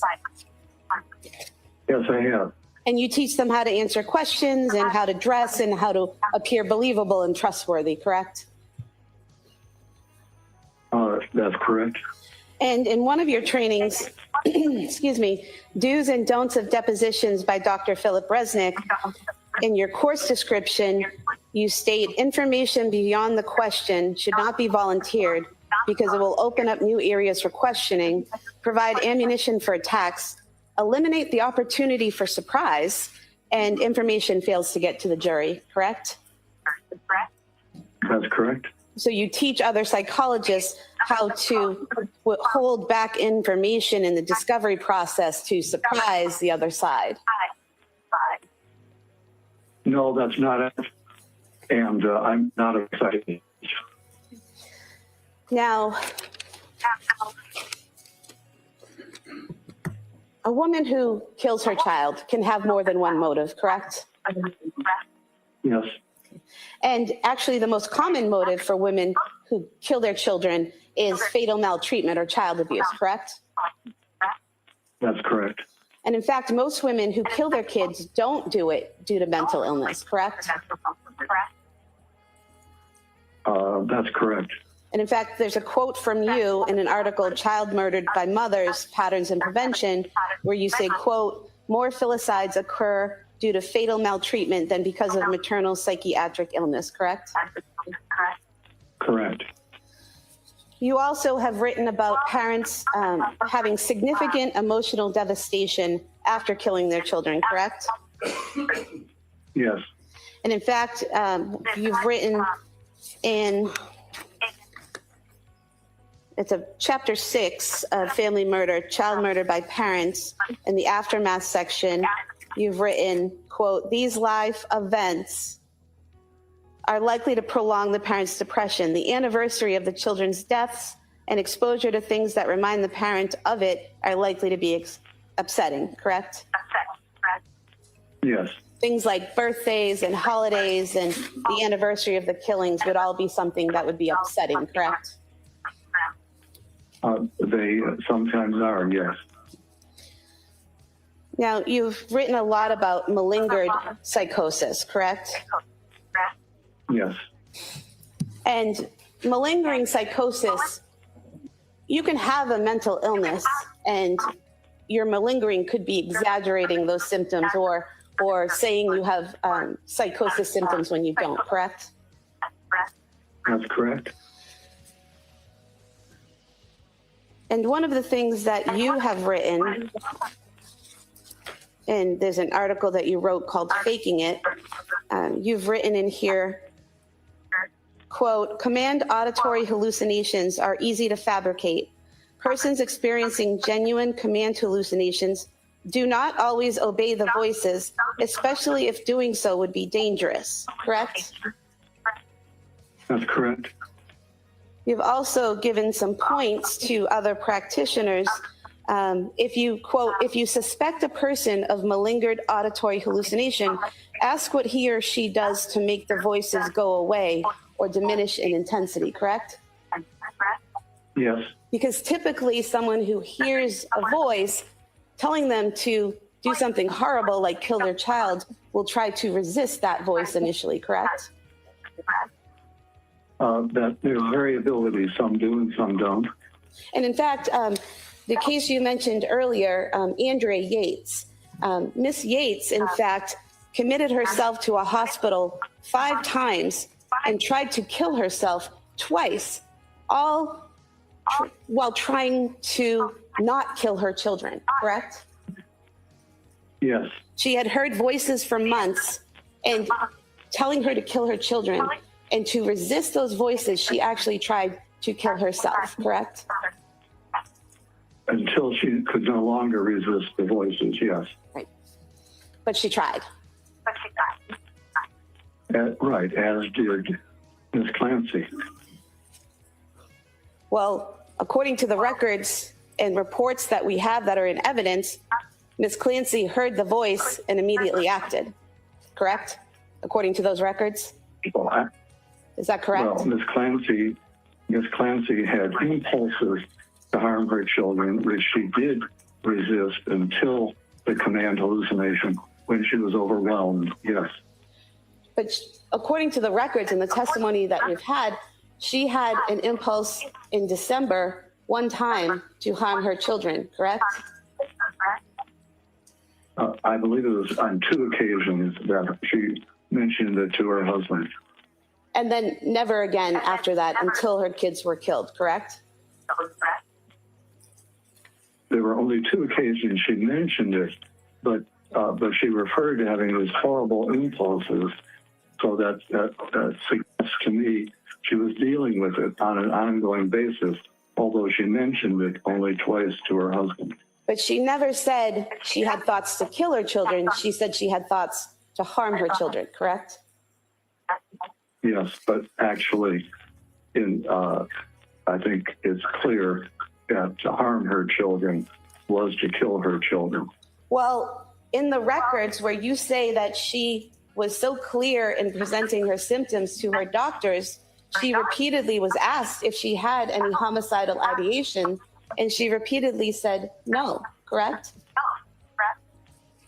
That's right, and she didn't in the initial parts of her treatment, but by late December and January is when she did have those impulses.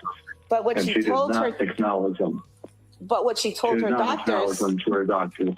what she told her doctors in December is that she had no homicidal ideation.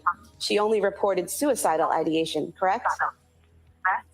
Yes, and as noted, that's very common because people fear their children will be taken away. So it's better to kill them than to have them taken away. Stay. It's not better to kill them Hold on, Doctor. than have them taken away. That question is stricken, that answer is stricken. You say that she was very forthcoming in her symptoms to her medical providers, but she never told those medical providers that she had an impulse to harm her children, correct? That's correct. You also, in teaching people about malingering, about faking hearing voices or being psychotic, you give pointers of what people should look for, such as patient uses no strategies to diminish hallucinations. Patient states he obeys all commands, correct? Yes. It's not working, CW. It's not working, Jennifer. You also, in a podcast, evidence entitled Identifying Malingering with Dr. Philip Resnick, you were asked about malingering and you said, and asked about hearing voices, and you said, quote, so a common example I'll use in teaching is if you hear a voice out of the blue that says, kill your mother, your moral fiber would cause you to hesitate. But if you have concurrent delusion that your mother is an evil wizard, you're more likely to act on that command hallucination, correct? Correct. And there's no evidence in the records or in the testimony that we've had thus far that Ms. Clancy believed that her children were evil or that they were possessed or that there was any danger posed by them or to them by such forces, correct? Instead, Ms. Clancy. Well, it's a yes or no question, Doctor. No, go ahead. You can answer that. Instead, Ms. Clancy had the psychotic, distorted belief that her children would be better off in heaven rather than being motherless. So that was her psychotic distortion coupled with the command hallucination. So she met the exact requirement you're referring to. And you believe that that was her psychotic delusion that they would be better off without her, better off in heaven without her, because according to your report, you could figure out no rational, non-psychotic motive for her to kill her children, correct? Yes. And so just because you can't figure out a motive or you don't know a motive or the person doesn't tell you a motive doesn't mean that there actually isn't a motive, correct? There was a motive. But that's not what I asked you. I did not ask you about Miss Clancy. I said, just because someone tells you that they don't have a motive or you can't figure out a motive doesn't mean they didn't actually have a motive, correct? That's possible, yes.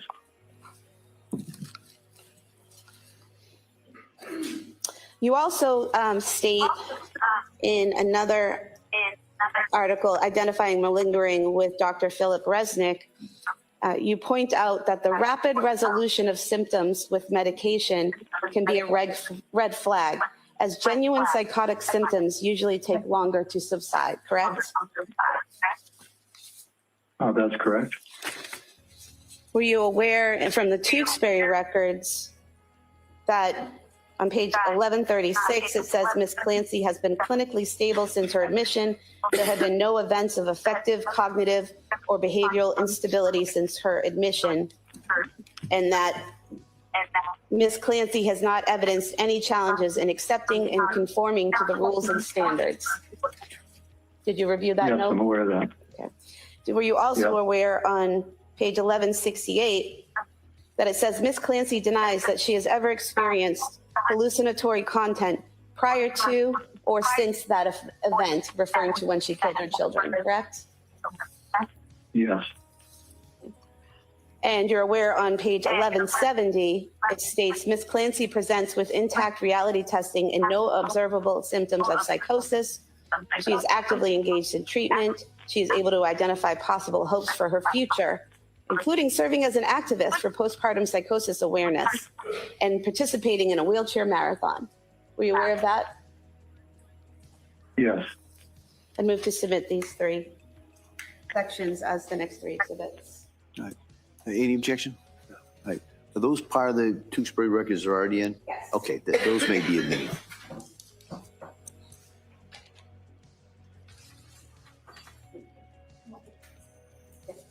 Thank you all for being here. We hit 18K today. If you want to help us get to 18.1, hit the sub if you haven't yet. We're only 48 subs away from hitting 18.1. Thank you all for the love and support. Appreciate you all very much. I think Doctor, you mentioned I think they do, that Anna when you Marie. interviewed Ms. Clancy, you spoke to some nurses who told you she had been crying every day, correct? Yes. Are you aware that in the Tewksbury records, in the one-to-one notes of people who watched her every minute of every day, there's no record of her crying every day? Well, when I saw her at 4 months, I'm not sure, was she already, how long had she been at Tewksbury? Well, I'm not aware of that note, but my recollection is that she was observed crying. But there's no record of her crying at Tewksbury every day, correct? I have no knowledge of it. And you mentioned that during the interview, not getting into anything that she said, but her affect, her expressions, her emotions, you said that they were flat and blunted, correct? Yes. Do you remember the portions of the video where she smiled and laughed? Are you talking about the video of my interview? What was that? Are you talking about the videotape of my interview with her? Yes. Yes, at the end of the video, do you recall her smiling and laughing? So does that open up the video? This is affect and behavior. That's an issue we could talk about over here. and probably something best raised on cross. Okay. I mean, on redirect, I'm sorry. Right, Miss I'm just Cosmo? getting into her affect and behavior, doctor. Yes. Yeah, that's not inconsistent with her affect throughout the interview, especially, for example, in talking about Well, not getting into how what she delighted talked she about, was with doctor. I'm not asking anything about what she talked about, just her expressions and her affect. Now, you mentioned that the Commonwealth experts saw Miss Clancy 3 years after you examined her, correct? I said it was 3 years after the crime. Okay. And you're aware that the Commonwealth was not permitted to interview Miss Clancy until after defense had filed a notice of their defense and we'd been given permission by the court to have our experts interview her, correct? Yes. And you're aware that did not occur until approximately 2.5 years after the incident, correct? Yes. Now, you mentioned that postpartum psychosis doesn't typically happen 8 months after a child's born, correct? Yes. In fact, typically it's within 4 weeks of a child being born, correct? Most often, yes. And you mentioned that her postpartum, Miss Clancy's postpartum symptoms began within that 3-month time frame of postpartum. Do symptoms have to occur within that 3-month period to be postpartum? Well, there's a wide range of definitions of postpartum. Some scholars in the area make it the whole first year, others 3 months, others 4 weeks. And in fact, her seeking help from a psychiatrist happened in September, which would have been 4 months after she gave birth, correct? Correct. You mentioned that Miss Clancy was able to hide her symptoms of depression from her friends, that she was open with some people, but she was able to hide those symptoms from friends and other people she interacted with, correct? Yes, hide the depths of her depression. And so she was able to control and conform her behavior to situations in which she did not want to show people how she was feeling, correct? Sure, very common.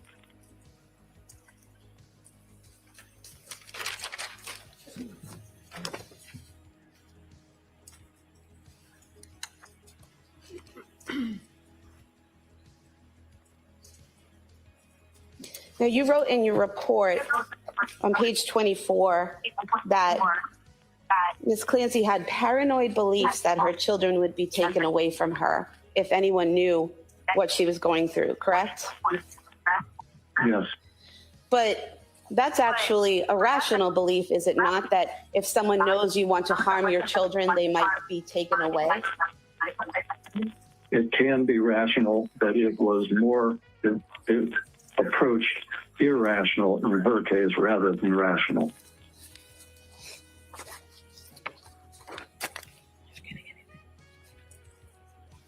I have nothing further. Your redirect? Bless you.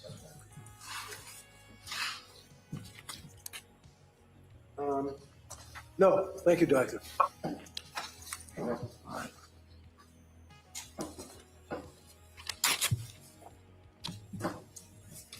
right, so if we could turn off that. Thank you, doctor. Thank you.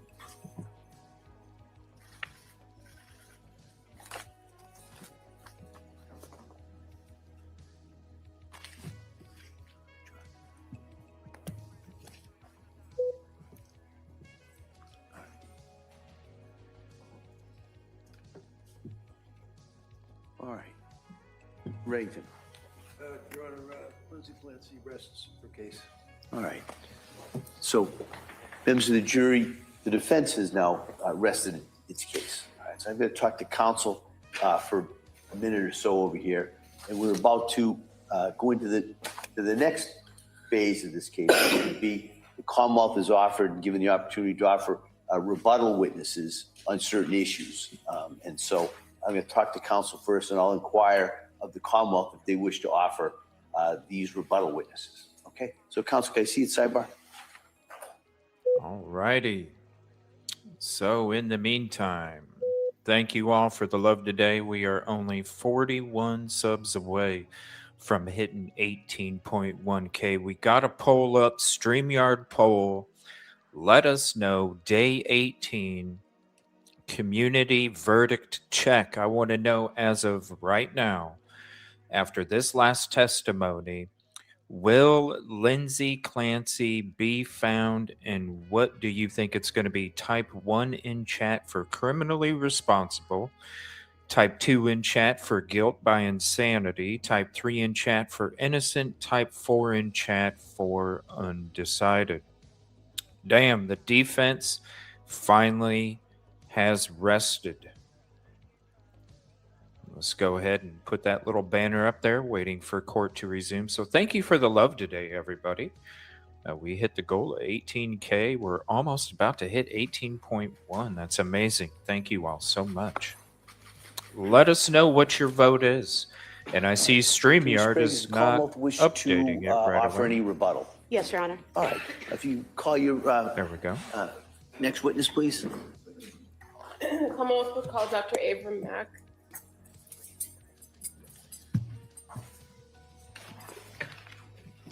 Thank you again for being here today. Appreciate you very much. I'll keep updating the poll here since it doesn't want an auto update. But we're going to leave it up there. Let us know. As of today, we're going to be doing this the next few days until verdict watch. We're going to be getting your opinion each day. So each day you'll be able to have a vote.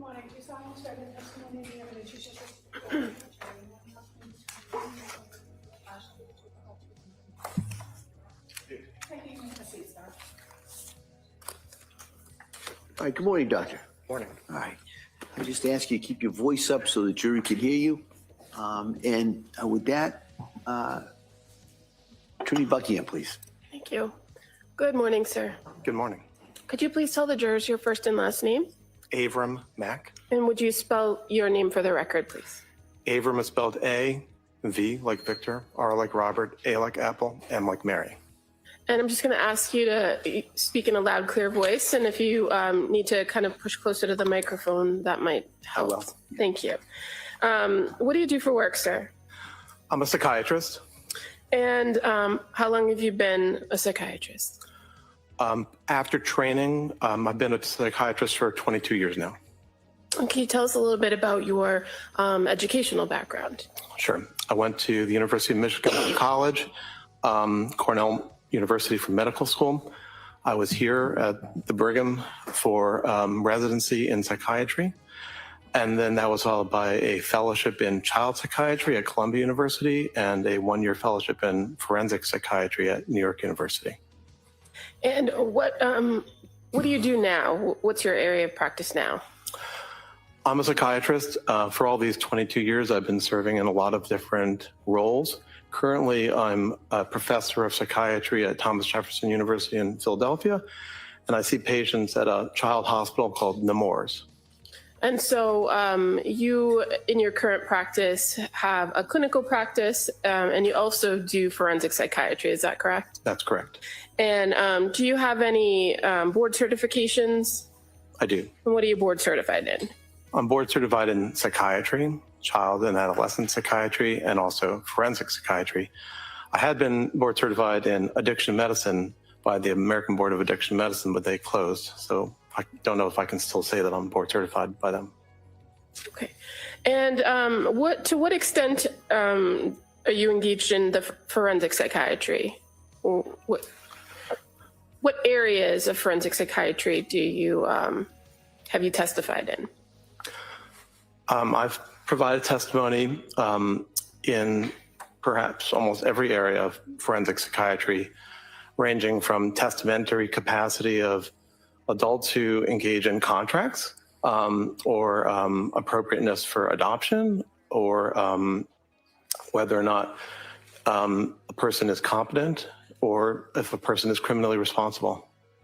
Now, in what areas of the country have you testified on those topics? Around the country. I'm not sure how many states I've testified in, but I've been engaged in reviews or investigations of cases in, I think, more than half the states. And what does it mean to conduct a forensic evaluation in psychiatry? Well, it can mean a lot of different things depending on the question that's being asked by a court or other authority. Sometimes there are statutes that you as the forensic psychiatrist need to try to answer a particular question that a statute requires.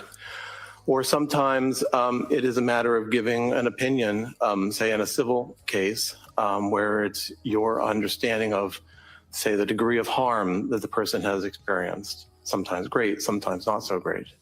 And you, in your experience, have testified as a forensic psychiatrist in both civil and criminal matters, correct? Correct. And are you aware of a difference between forensic psychiatry versus forensic psychology? There are differences, aside from the fact that they're different professions, but they both cover mental health.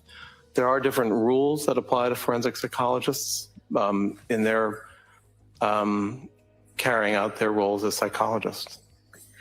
Now, when you mentioned that you have done some work and testified in matters regarding criminal responsibility, right? Correct. And you're aware that different states have slightly different statutes when it comes to criminal responsibility. Yes. And so in this case, you were asked to review the matter of the Commonwealth versus Lindsay Clancy, correct? Yes. And so in order to do that, did you review the statutes here in Massachusetts regarding criminal responsibility? Yes, I did. And can you tell us how it came that you were involved in this case?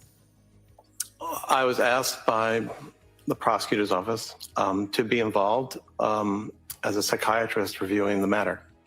And when you're asked or you're retained by either side in a case, a defense or a prosecution, what is the goal of the evaluation? Are you just trying to advocate for the side who hired you, or are you conducting an independent evaluation of the evidence? No, overall. You can answer. Well, to answer your question, certainly the goal is to provide an independent evaluation, or one would also add to provide clarity and to say what can be said. In criminal matters, sometimes it's a very certain question that it's either a yes or a no. In other matters, it's not always necessarily a strict yes or no. Now, in criminal matters where you were asked to conduct these independent evaluations, how do you approach it?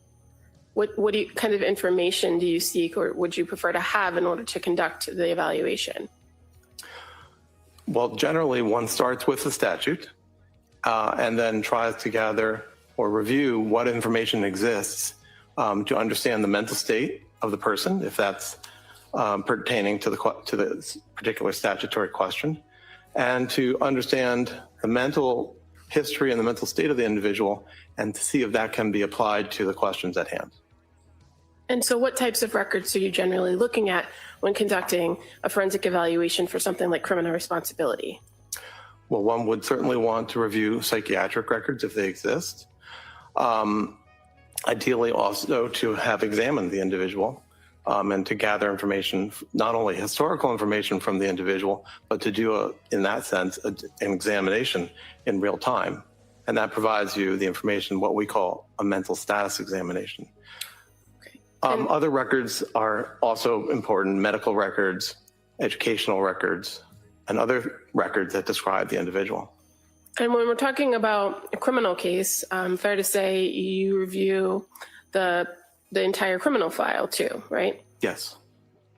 And when you're doing these evaluations and creating a database of this particular information, are there any limitations to your opinion or evaluation? I'm not sure how you mean that. Well, when you have these evaluations that you're conducting, namely for criminal responsibility, Do those evaluations, are they limited based on the information that you have?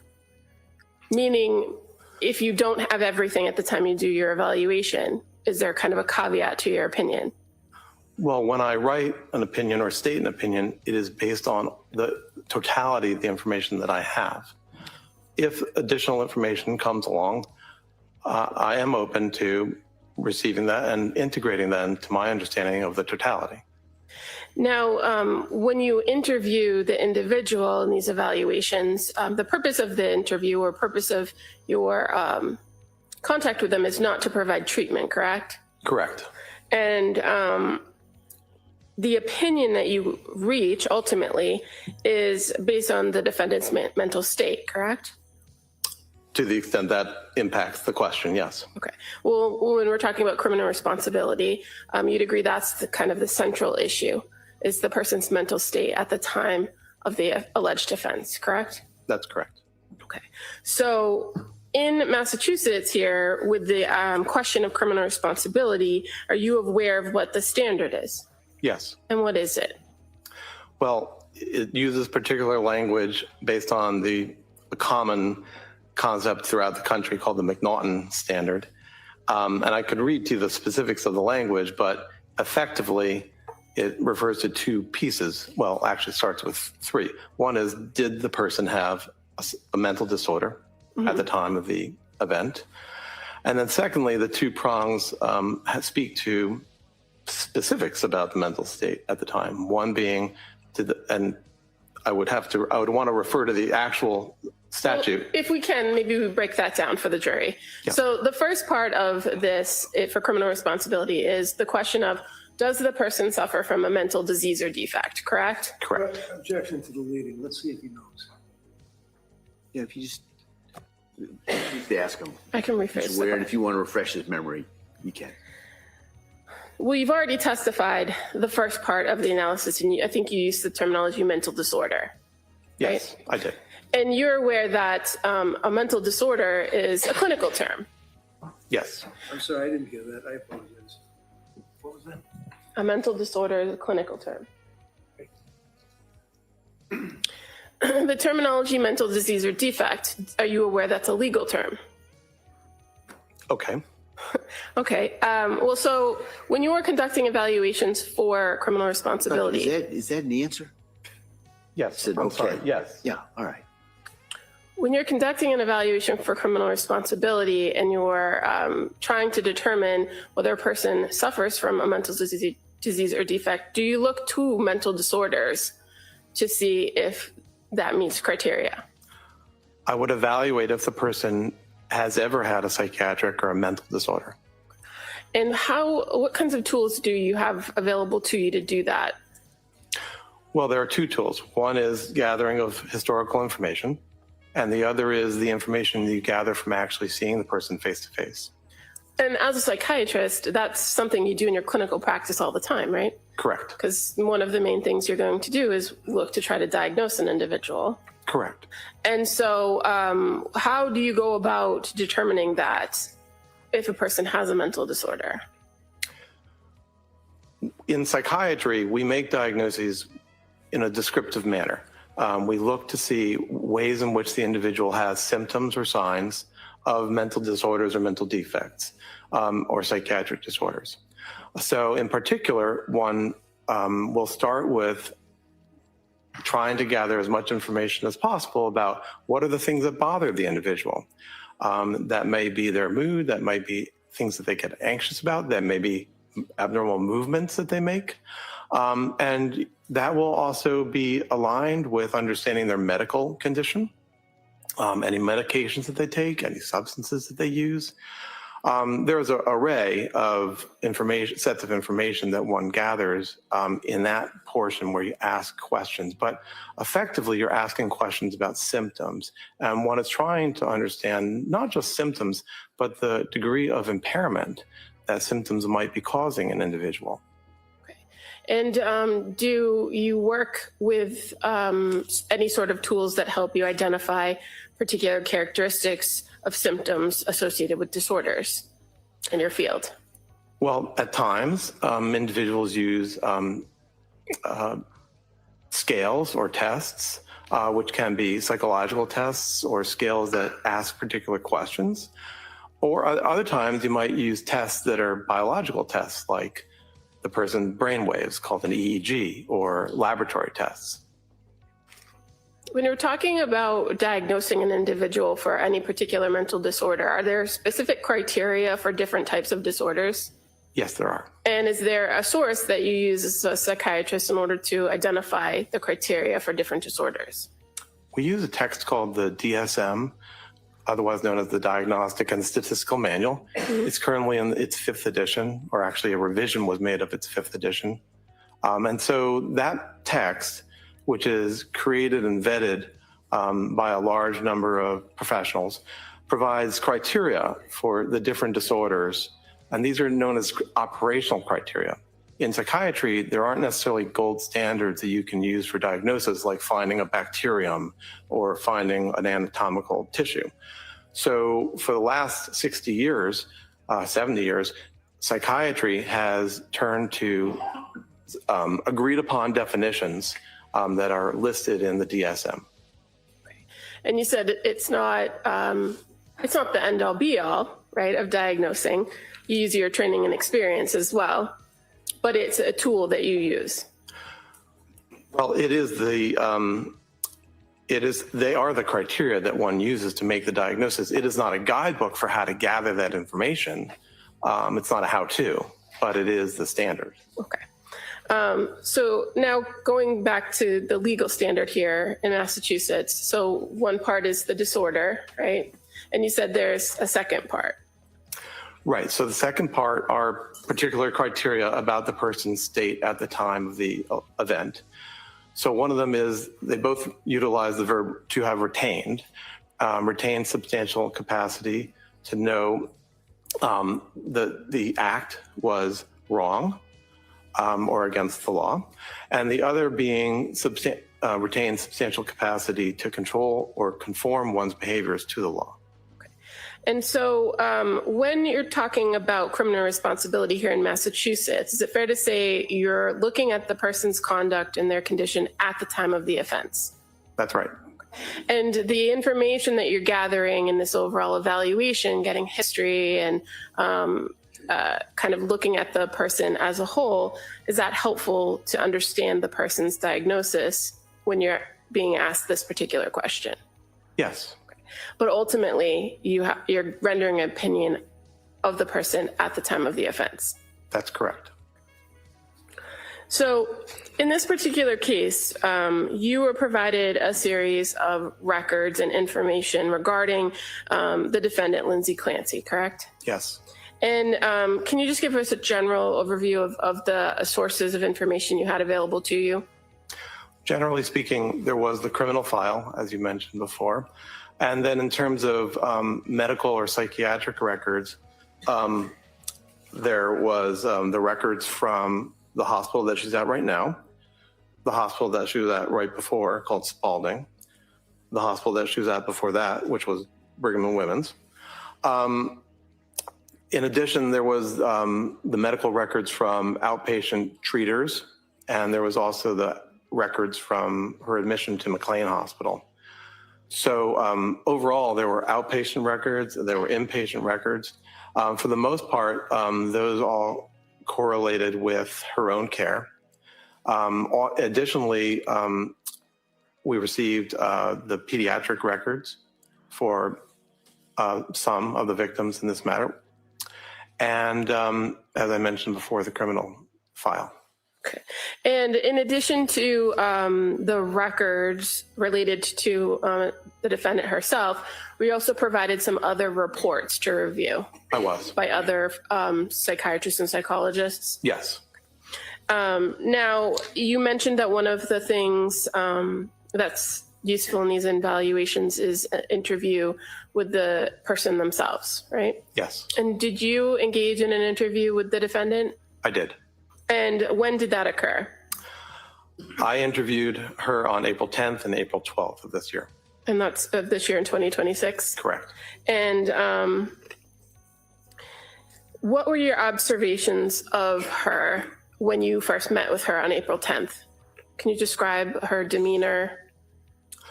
Generally, she was friendly and cooperative.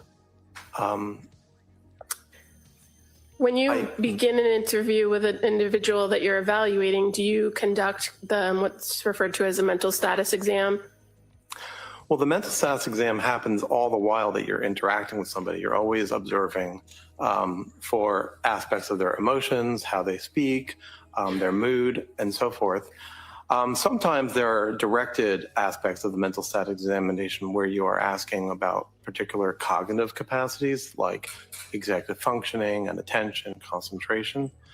But the gathering of information about the person's mood, for example, or their thought process, that happens throughout the entire portion. Okay, and so over the course of the time that you met with the defendant, were you able to make observations of, for instance, whether she maintained eye contact with you when speaking? Right, so she did maintain eye contact. Okay, what about her emotional state?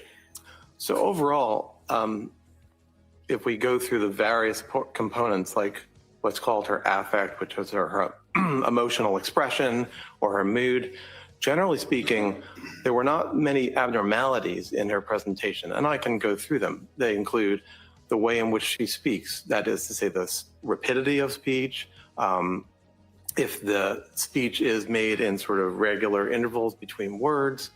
In terms of thought, does the person, and in this case did Ms. Clancy, make goal-directed ideas? Mm-hmm. Was there a particular content of the ideas? So generally speaking, for all the components of the mental status examination, there were not really abnormalities. I would say at some points she seemed distressed by some topics. I believe tearful at one point, but otherwise nothing remarkable on mental status examination.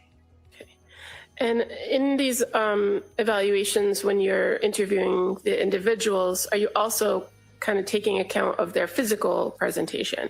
Yes. And obviously, when you met with her in April of 2026, you were able to observe her physical condition, right? Yes. And what were your observations of her physical condition?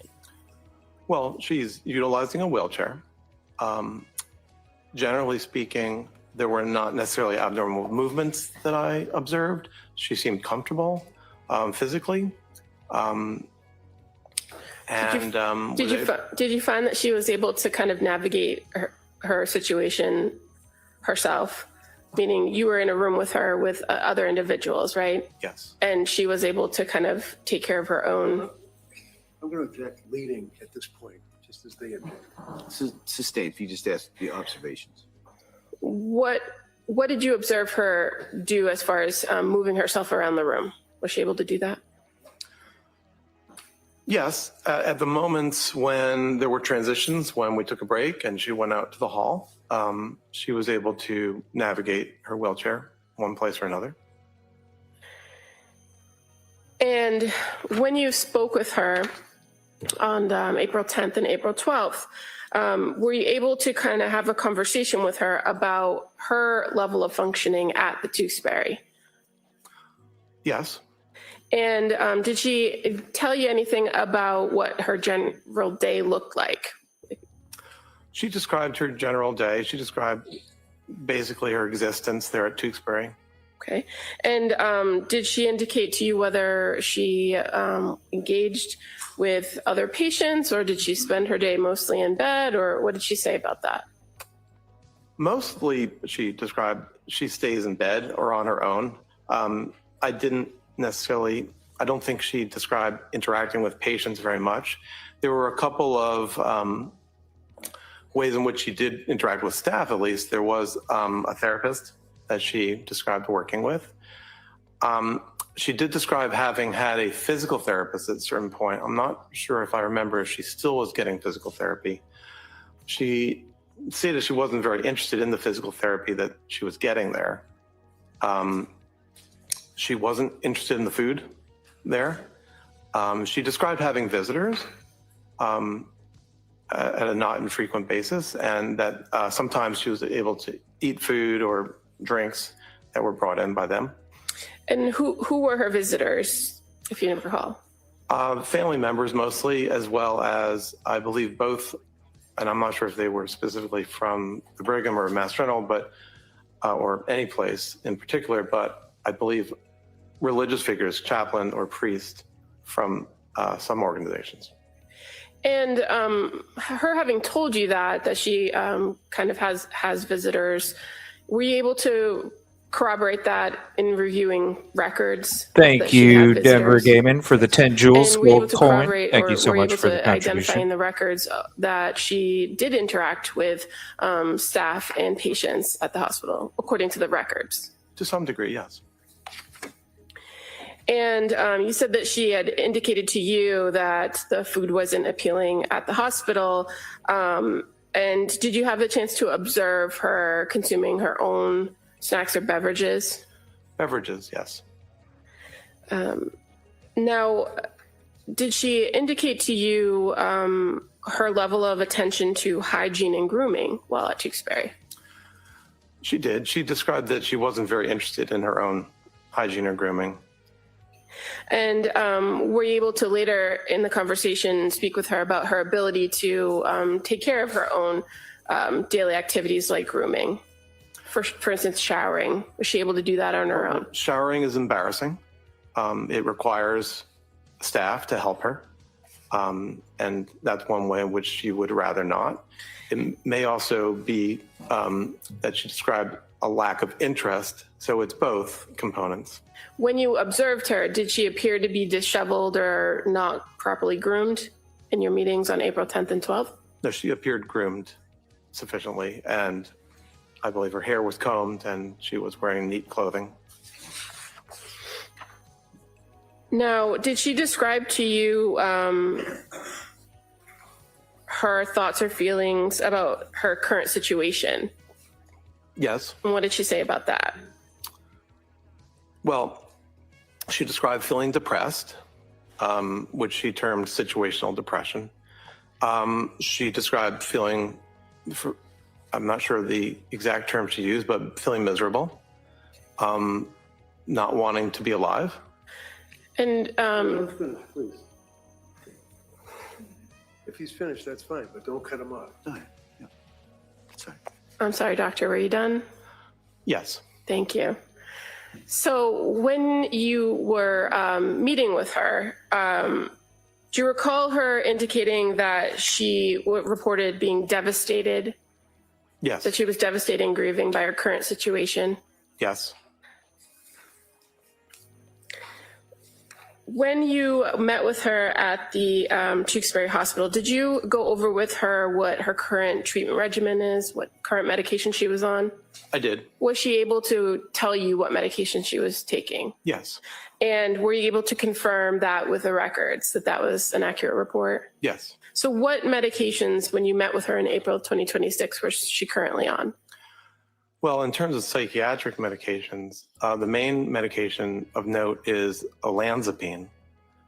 I believe that there were several medications being used for her physical needs. One that helps with her bladder, one that helps with movement of the GI system. Well, let's just kind of focus on the psychiatric medications, right? Because that's of your interest here. You mentioned olanzapine. What's the common or the brand name for that? It's called Zyprexa. And what is it used to treat? Originally, it was created to be an antipsychotic medication, so to treat psychosis. Okay.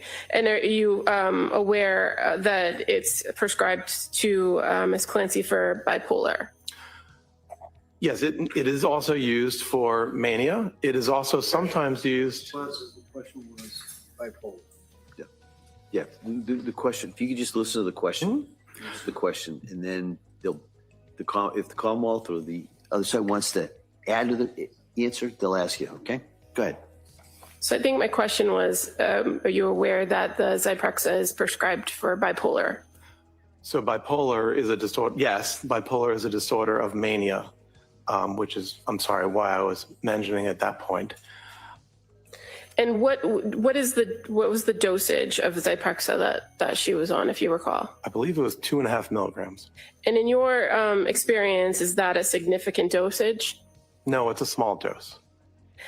Are you aware of any other psychiatric medications that she's prescribed at Tewksbury? I believe she's also taking trazodone. Okay. How about Wellbutrin? Is that ring a bell? Yes. Wellbutrin is an antidepressant medication. Okay. And clonidine, does that sound familiar? Yes, clonidine is a medication that's sometimes used for anxiety or to help people go to sleep. And are you familiar with the propranolol? Propranolol is also a medication. It also is sometimes used to help with anxiety. And as far as the dosage of medication that she's on, based on your review of the records, are those high doses, low doses? Overall, they're on the lower side of dosages. And you indicated Please hit briefly the in your like, testimony subscribe if you that haven't she had yet. reported to you that she believes to have situational depression. Yes. Did you have a conversation with her about the diagnosis from Tewksbury? There were times that if you're asking about bipolar disorder, at one point she made the statement that she wasn't convinced that she has bipolar or has had bipolar disorder. She described situational depression in terms of feeling depressed about the several stressors that she experiences today. And what are those stressors? Well,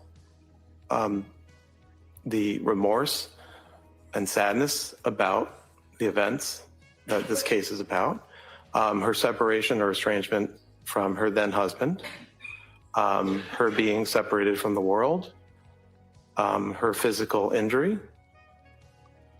Do you recall her actually using the term remorse, or is that just your description of the conversation you had? That's my summarization right here. Okay.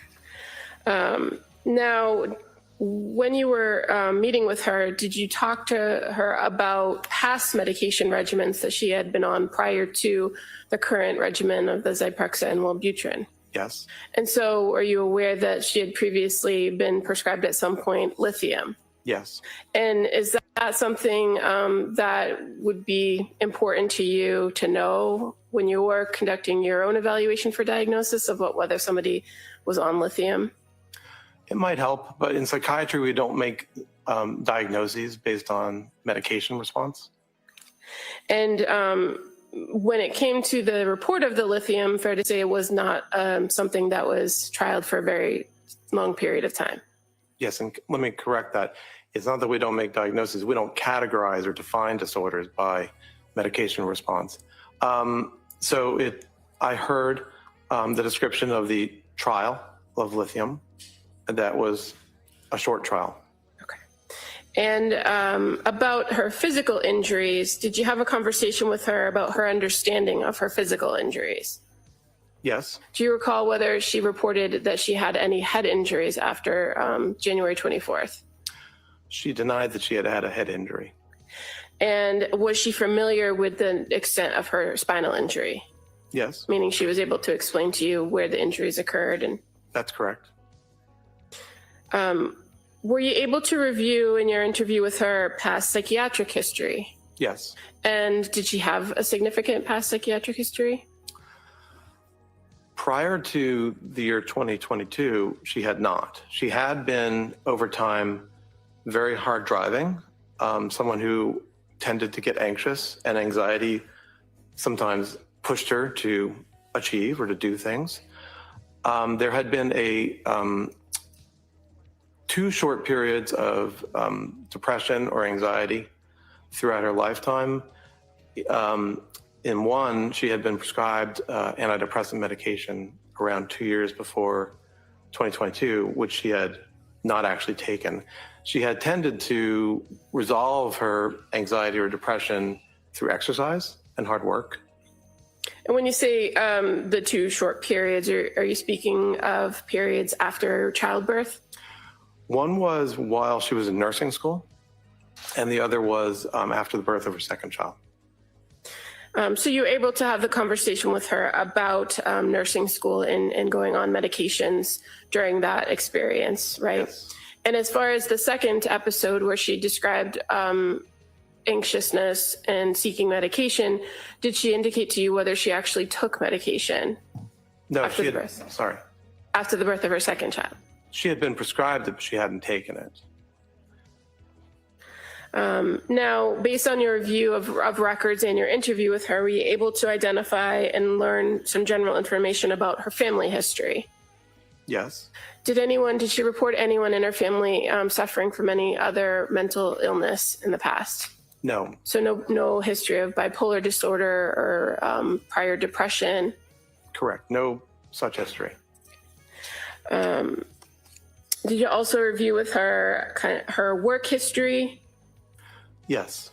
And did you talk to her about whether there were any adverse events in her past that affected her? That is something I asked about. And also I was able to look at her records to try to elicit if there were any particular adverse events in her life. Did you find any? No. Evidence of any? And you said that prior to 2022, there hadn't been, or there was minimal psychiatric history. Did you look at and talk to her about the period of 2022 from approximately September leading up to the events of January 24th, 2023? Yes, I did. So as far as going through that time period, you were able to review her medication history during that time? Yes. And fair to say there was a significant amount of medications that you looked at as far as what she was taking and what it was prescribed for? Correct. Did anything stand out to you in the timeline of her medication history that was significant in this case? Well, she was initially prescribed medication in September of 2022. She didn't actually start taking that medication, sertraline, until October. There were several different medications that were prescribed. It is not clear that she actually took every medication that was ever prescribed or that she necessarily took it more than 1 or 2 times. There was a period of trial on a second antidepressant called Prozac. There were various medications used to help her to sleep.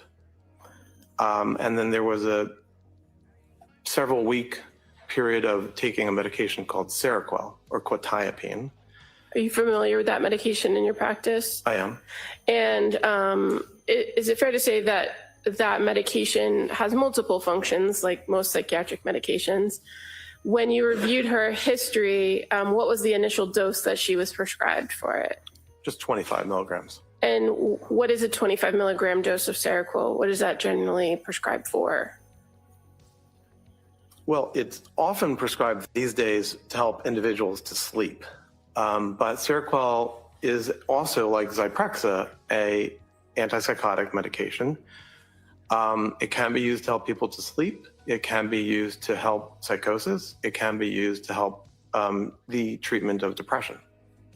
And as far as your review of the medication timeline for this defendant with the Seroquel,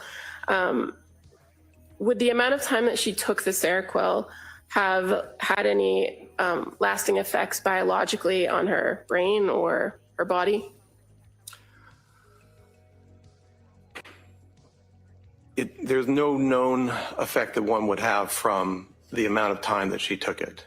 There could have been temporary effects, which could have been affecting her functioning or her psychological reaction to her functioning. But there's no known biological long-term effect. So when you say that there's some, they could have some effect, are we talking about symptoms or negative symptoms maybe? So Seroquel might affect a person's ability to think straight. We talked earlier about cognition, the ability to pay attention, to concentrate, to have memory. And Seroquel can negatively affect your cognitive functioning although it is expected that that will eventually go away when you stop taking the medication. And is Seroquel a type of medication that lingers in a person's system? Not substantially. There are some medications that do linger, like diazepam or Valium, which is another medication that she was later prescribed. All medications are, on a relative basis. So diazepam will stay in your body much longer than, say, lorazepam, a different benzodiazepine. Okay, but as far as the Seroquel goes, once a person stops taking it, is it fair to say that the symptoms or any negative symptoms that they have would eventually resolve themselves? Yes. And you're aware of the medications, the last reported medications that the defendant was on right before the events of January 24th? I am. And what were those? Melatonin, lorazepam, trazodone, and an antidepressant medication called amitriptyline. And as far as the amitriptyline, you're aware of what the dosage was? Well, on the day before January 24th, it became 20 milligrams, but for several days before that, it was 10 milligrams. Now, in your experience, a 10 milligram to 20 milligram dose of amitriptyline, is that a significant dosage? It's small. The usual starting dose for an adult is 150 milligrams. Are you aware of what the chief complaints or problems that the defendant had been reporting at the time when these medications were all being prescribed to her in 2022? Well, it's a several month period, but it started in September of 2022 with complaints of anxiety and depression. And fair to say, in reviewing all the records and with your conversation, that sleep also was a main issue or a complaint. Yes, that's right. And in some of the medications that you reviewed, is sleep, could the medications themselves affect a person's sleep? Yes, sertraline can. Now, as far as past diagnosis of this defendant, you were able to review overall in all the records that were available to you what different providers had given as far as past diagnoses, correct? Yes. And as far as your overall evaluation in determining criminal responsibility, where you have to answer first that question of mental disease or defect, do you rely on those prior diagnoses or do you come to your own conclusions? I come to my own conclusions. Are the fact that there were past diagnoses something that you consider? Yes, especially to the extent that they highlighted the basis for those prior diagnoses. I don't necessarily have to agree with the diagnoses, but I'm interested in what was observed in terms of coming to those diagnoses. And when you're doing these types of evaluations for criminal responsibility, why do you not rely on a past diagnosis? Why do you come to your own conclusion? Well, that's part of being an independent evaluator, where in your mind, you're able to collate the information and make your own diagnosis. As far as kind of before we move on to your actual diagnosis, in addition to the interview that you had with the defendant over those 2 days, reviewing all the records, did you attempt to speak with what are called collaterals? I did not. Is that something that you sometimes do in these evaluations? Sometimes. Fair to say in this particular case, you did have a significant amount of information from people that were close to the defendant, right? That was my view, yes. And after speaking with the defendant, did she identify to you some people that maybe you could talk to? I don't remember who she said, but I think she suggested perhaps her husband or then husband. But you yourself didn't have an interview with Patrick Clancy, did you? No. But you were able to review his grand jury testimony and interviews he's given with the police in the past, right? Yes, I did. And CPS.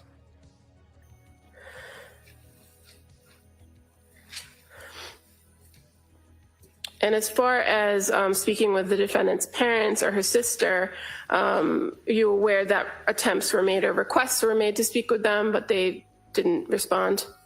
I wasn't aware of that.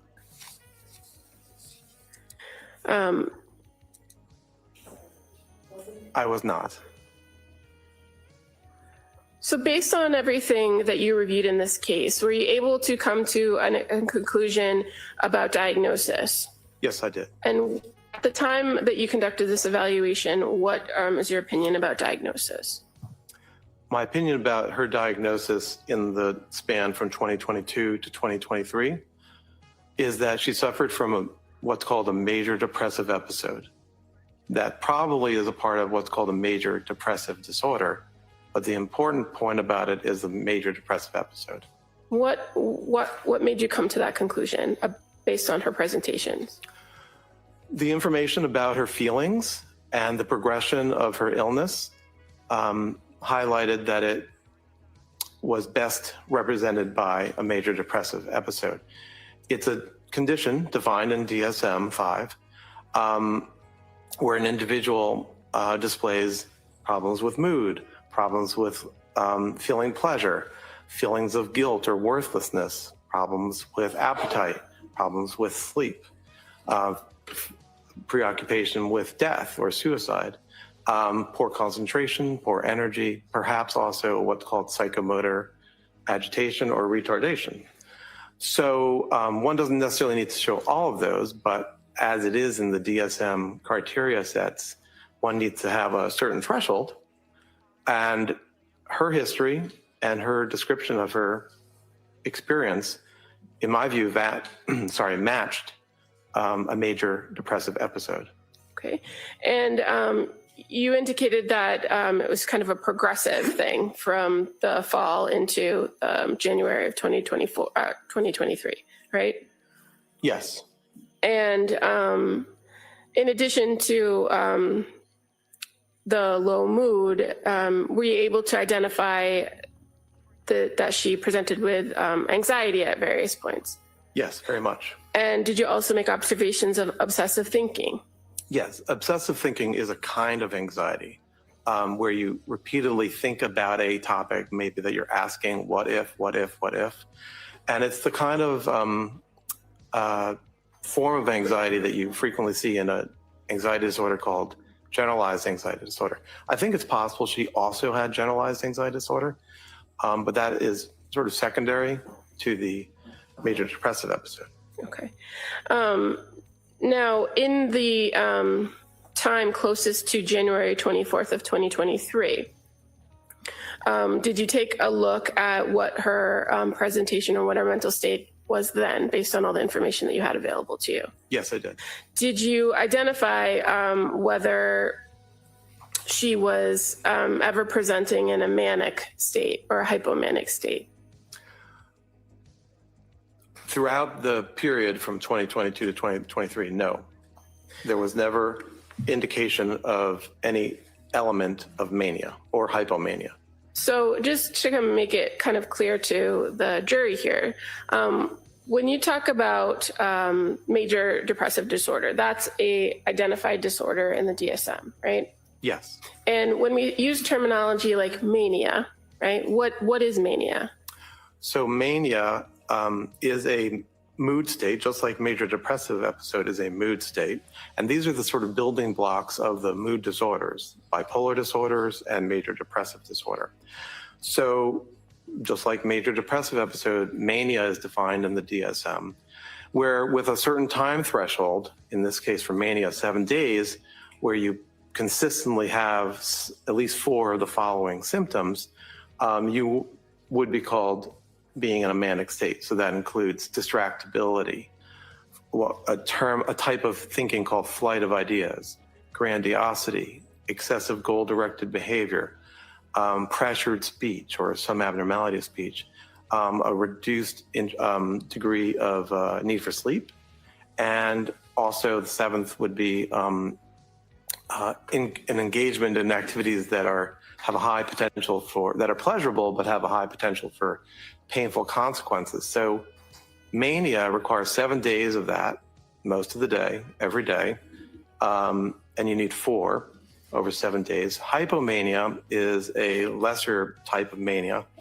and you need only 3 over a 4-day period. In both cases, as it is for major depressive episode, you also need to demonstrate that the person is impaired in a clinically significant way. That is to say, they have clinically significant impairment or distress. So these are the building blocks for the mood conditions that we're talking about.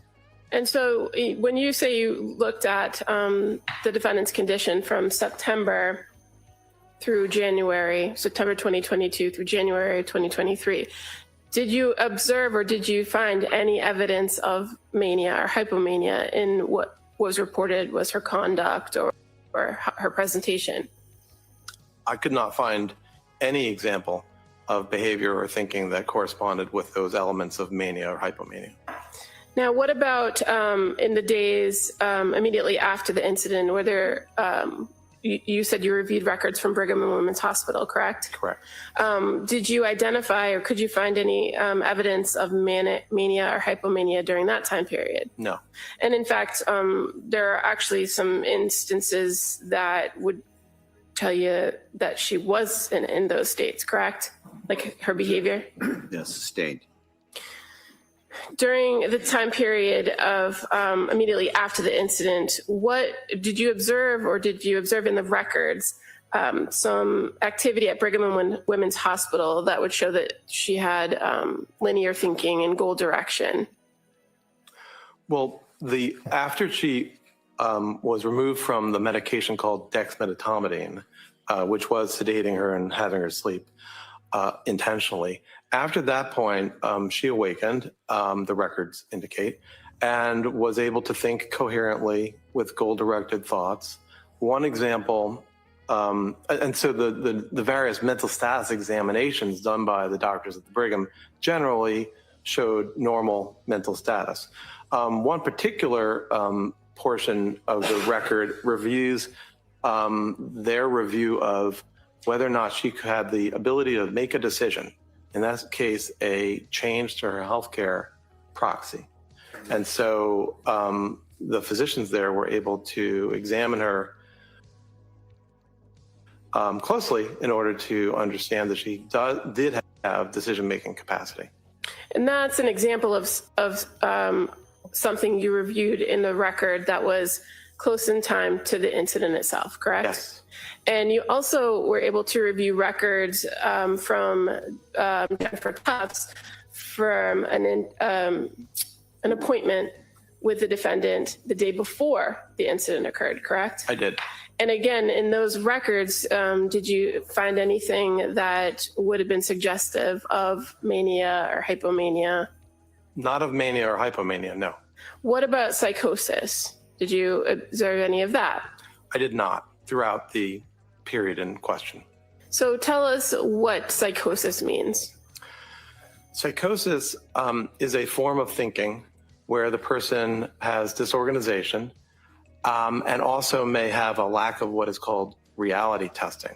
So the individual may not be able to engage in behaviors or activities or cognitive thoughts to check if a belief or an experience is real or not.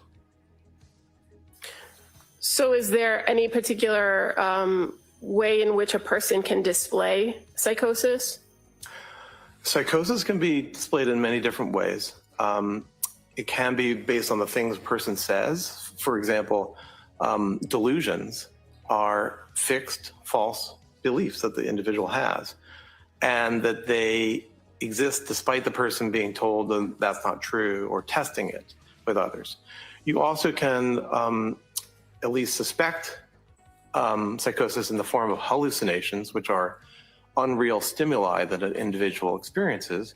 Sometimes you may see individuals actually moving their body to respond to stimuli that they think or they are experiencing in the environment.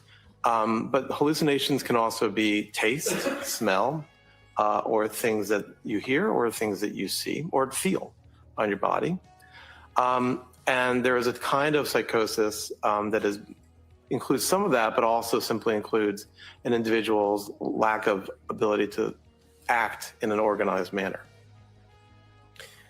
So a person in psychosis can sometimes do the normal things that they always do.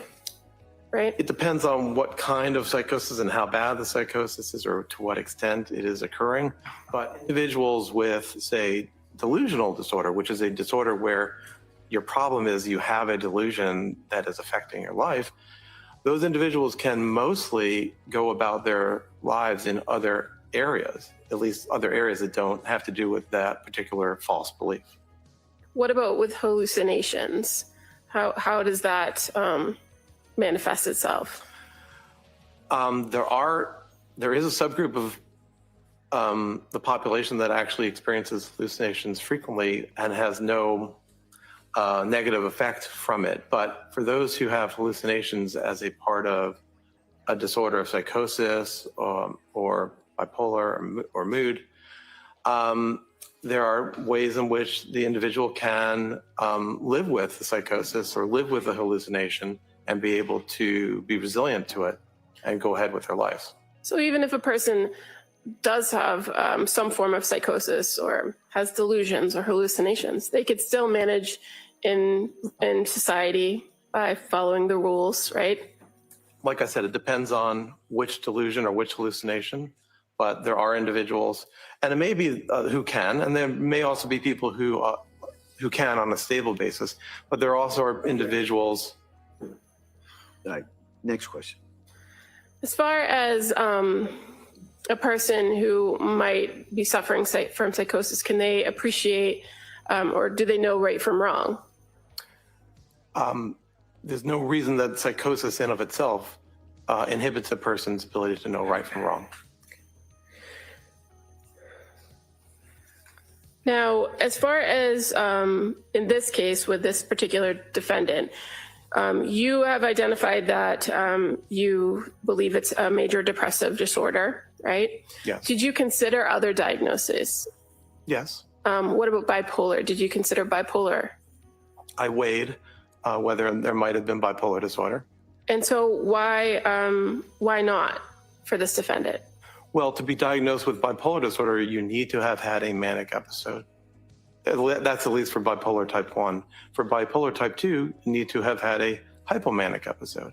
And there's no information in the available record that displays either of those. So you can't diagnose bipolar disorder. Did you consider the fact that this defendant or that there's been some indication of postpartum for the defendant? Yes.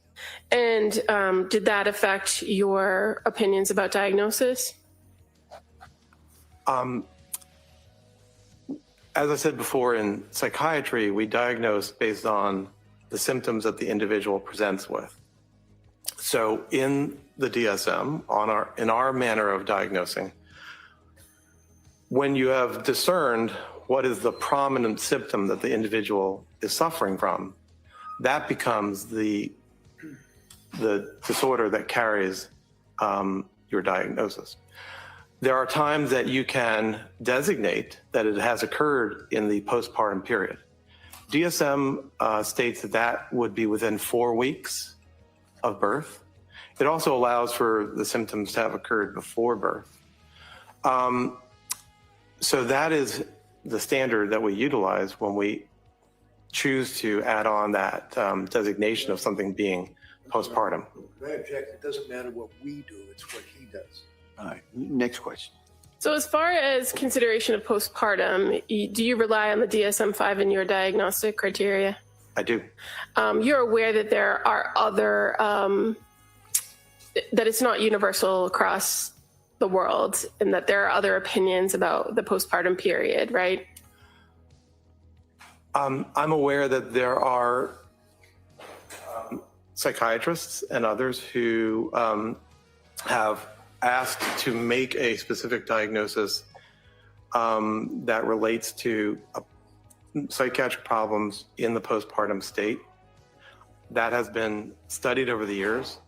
At this point, that has been suggested to the makers of the DSM and has been rejected. So I guess my question is more based on your overall view of or review of this particular defendant. The onset of symptoms when did they occur in this postpartum period, or did they? The distress that we're talking about began in September, which is about 4 months after the birth of the most recent child. And so if you're relying on the DSM as 4 weeks postpartum for a lot of these illnesses, mental illnesses, then the defendant was well outside that period, right? Correct. And as far as for the last child, when the killings occurred, that would have been 8 months after the postpartum period, correct? Roughly, yes. Now, in this case, you are aware of certain behaviors and thoughts that the defendant had that have been suggested as psychotic, correct? Yes. And did you consider those as potential psychotic features for this defendant? Yes. And so can you explain to us some of those potential features and what your opinion is about them? Right. Well, some of them were beliefs or concerns that Ms. Clancy had, which weren't necessarily psychotic. So one was the idea that in the midst of her distress and her impairment, that Child Protective Services or the Child Welfare Agency would act on somehow take away her kids, to speak in a global way, but to somehow interact with her. I don't know that that's psychotic. Another is the idea that she was damaged permanently by the medications that she took. I can appreciate that she felt side effects and a degree of change from the medications that she took. So I don't know that that feeling or that belief is necessarily psychotic. So those are two that I would mention right off the bat. What about the idea that somebody could hear her thoughts? Did you look into that? There was one episode where she wasn't sure and asked her mother, I believe, the question, "Can you hear my thoughts?" And was told no. And so while there is a form of psychosis called thought broadcasting, that wasn't her belief. That wasn't her belief that she was engaging in thought broadcasting where she was putting her thoughts out into the world. As I read it, the question was not psychotic. The question was one that reflected the distress and the intrusive thoughts that she was having without it necessarily being psychotic. She engaged in reality testing when she asked, "Did you hear that?" And you had the conversation with her about thought broadcasting in your interview, correct? Yes. And you were able to ask some follow-up questions of her directly to identify whether she was or wasn't doing that. Yes. And based on your conversation with her and what you learned in that interview, did you believe that she was engaged in thought broadcasting? No, I do not. You're aware that there were also concerns that were voiced by her that there was other things wrong with her body, not just damage from medication, right? Yes. Do you recall that? Yes. Did you consider that to determine whether that was a psychotic feature for this defendant? Yes. So an example was her worry that she had ketoacidosis. I didn't necessarily think that that was psychotic. It may have been wrong, but it wasn't necessarily psychotic. She had been given a medication, Seroquel, where one of the side effects is that it negatively interferes with your glucose system. And ketoacidosis is the worst case scenario when you have glucose, poor control of your glucose.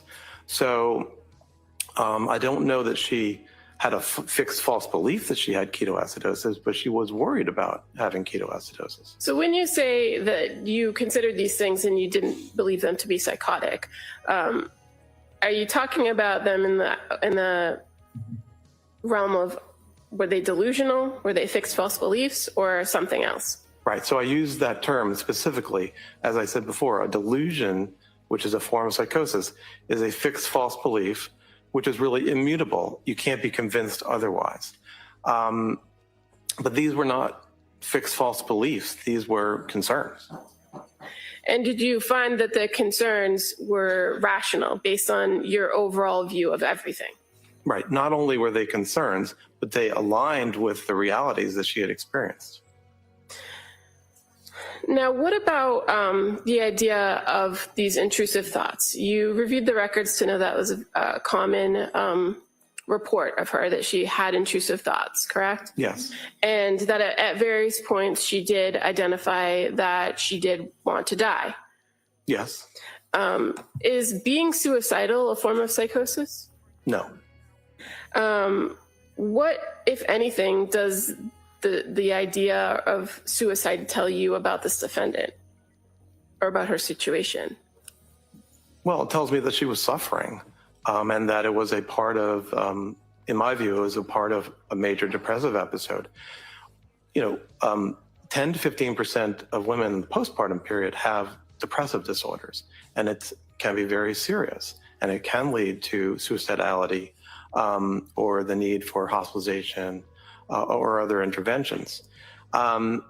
So the records show in my interviews that I gathered information that she was suffering, and suicidality is a form of suffering. Now, when you talk about suicidality, does it have to make sense why the person is suicidal? No, suicidality occurs, but it doesn't always make sense. Sometimes there might be places where one might say, well, why was that person suicidal? They had only good things in life, speaking hypothetically.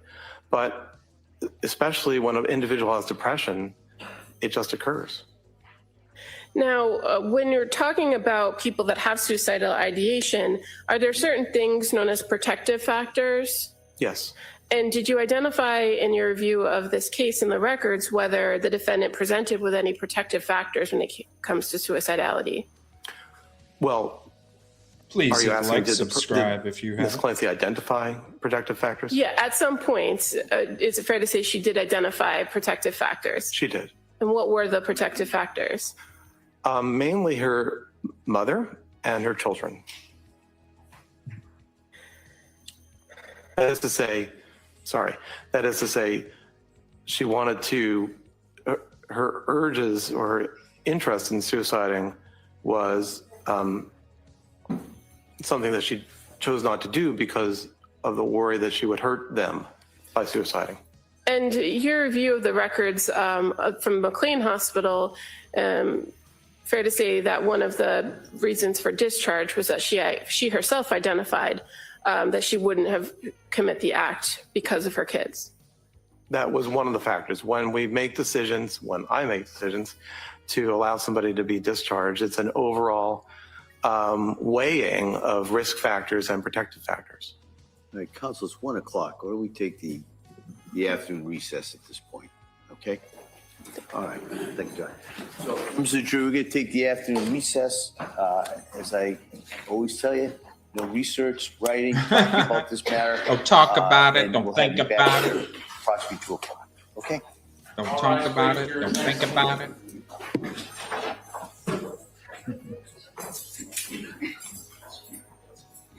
I love it. We do have a poll open. Day 18 community verdict check. Will Lindsay Clancy be found? Type 1 in chat for criminally responsible. Type 2 in chat for guilt by insanity. Type 3 in chat for innocent. Type 4 in chat for undecided.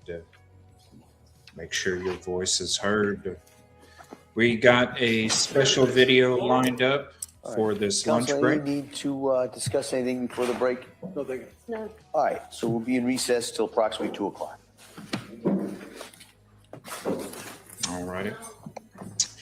We have a special video for you guys for the lunch break hour. And thank God, because I need a little snack too. Make sure you get a little snack yourself. Get up, walk around for a minute, and make sure that circulation is moving just good. We're going to check out this video from East Idaho News. It is regarding the civil lawsuit. I saw some of you guys type some stuff in chat earlier about it. And so make sure you're sticking around for this break. As soon as they come back live, we will take you back right away. Also, don't forget to vote for that poll. I'll put the results up there once I get my mug off the screen. So you'll have the live results as we go through this lunch break hour. And we are only 20 subs away from hitting 18.1K. Make sure to help us out. Hit the like, subscribe if you haven't. And thank you for being here, for all the love and support as well. Now we are going to switch to the video that we have lined up for this lunch hour. The civil lawsuit, a closer look at the civil lawsuit filed by Patrick and Lindsay Clancy against the healthcare providers. Thank you all for being here. I need some new coffee too. Make sure you get a fresh cup for yourself. Hello, I'm Nate Eaton with EastIdahoNews.com and Courtroom Insider. Thank you for being here today. We've had many of you reach out over the past few weeks asking if we can do some sort of deep dive into the Lindsay and Patrick Clancy civil lawsuits against the medical providers that Lindsay Clancy worked with before she killed her children. Now, this is separate from the criminal case that's currently happening in Massachusetts. Lindsay Clancy faces charges of murder for killing her 3 children, Cora, Dawson, and Callan, back in January of 2023. These lawsuits were filed months before the trial even began in Massachusetts, and there are 2 separate civil lawsuits against the medical system that have nothing to do with the criminal case. Now, you could argue that whatever the case is with the criminal situation happening right now, whether she's found guilty, not guilty, however that pans out, that could affect the civil lawsuits, especially if she's found not guilty and the jury says something about the medical providers, having fault, whatever happens with that. But those are separate. The jurors do know about the civil lawsuits. They were asked about them. However, they can't let those civil lawsuits play into the fact that the criminal matter. So today we're going to do a deep dive into both of the civil lawsuits. I'm going to read through them with you. I have them both here, and we are going to start. I'm going to pull them up here on screen with the lawsuit that Patrick Clancy has filed. Let me make this a little bit bigger so that you can hopefully see it. This was filed on January 20th of this year. Hopefully that's bigger. Can you see that? Okay. So why don't we just get going? Patrick Clancy and the estate of Cora Marie Clancy, Dawson William Clancy, and Callan Patrick Clancy. Their 3 children. So he's filing the lawsuit with him as an individual and as the representative of the estates of his children, versus Jennifer Tufts, MD, Rebecca Gelada, certified nurse practitioner, Astor Mental Health, and South Shore Health System. We have heard from these people throughout this trial. Jennifer Tufts was the psychiatrist that Lindsay was working with. She saw her 14 times over the course of weeks, never in person, always virtually, always on telehealth. Rebecca Gelada, she also saw, who also testified in this trial. They were employees of these medical facilities. Let's go through what this says. This is an action for wrongful death brought by Patrick Clancy individually and is the personal representative of the estates of his deceased children, Cora Marie Clancy, Dawson William Clancy, and Callan Patrick Clancy. Patrick's wife, Lindsay Clancy, is alleged to have murdered Cora, Dawson, and Callan. Prior to the alleged murder, Lindsay sought medical treatment for her anxiety and increasingly poor and deteriorating mental health condition. As alleged herein, the treatment of her providers, Jennifer A. Tufts, MD, Dr. Tufts, Rebecca H. Gelada, Nurse Gelada, Astor Mental Health Incorporated, Astor, and South Shore Health System, South Shore Health, collectively the defendants, exacerbated her mental health struggles. Indeed, the bevy of diverse and powerful medications they misprescribed, coupled with their abject failure to appropriately monitor Lindsay, resulted in Lindsay's mental health deteriorating to the point of suicidal ideation and requiring inpatient care. Ultimately, defendants' negligent treatment of Lindsay, including their complete failure to recognize and address the radical erosion of her mental health, resulted in tragedy, namely allegations that Lindsay took the lives of her children. If defendants had not acted negligently and rather had provided adequate care, it is more likely than not that Patrick and Lindsay's children would still be alive today. Now, before we go any further, I do want to remind you that everything stated in a lawsuit is not fact. It will come out in discovery and in a trial, if it goes to trial, what is the fact and what is not. Much like everything stated in criminal allegations are not always fact. I want to give that caveat here. They are being civilly sued, and it is a high-profile case. So, you know, they can say, you can basically sue anyone you want and say anything, and then they can countersue you if you lie.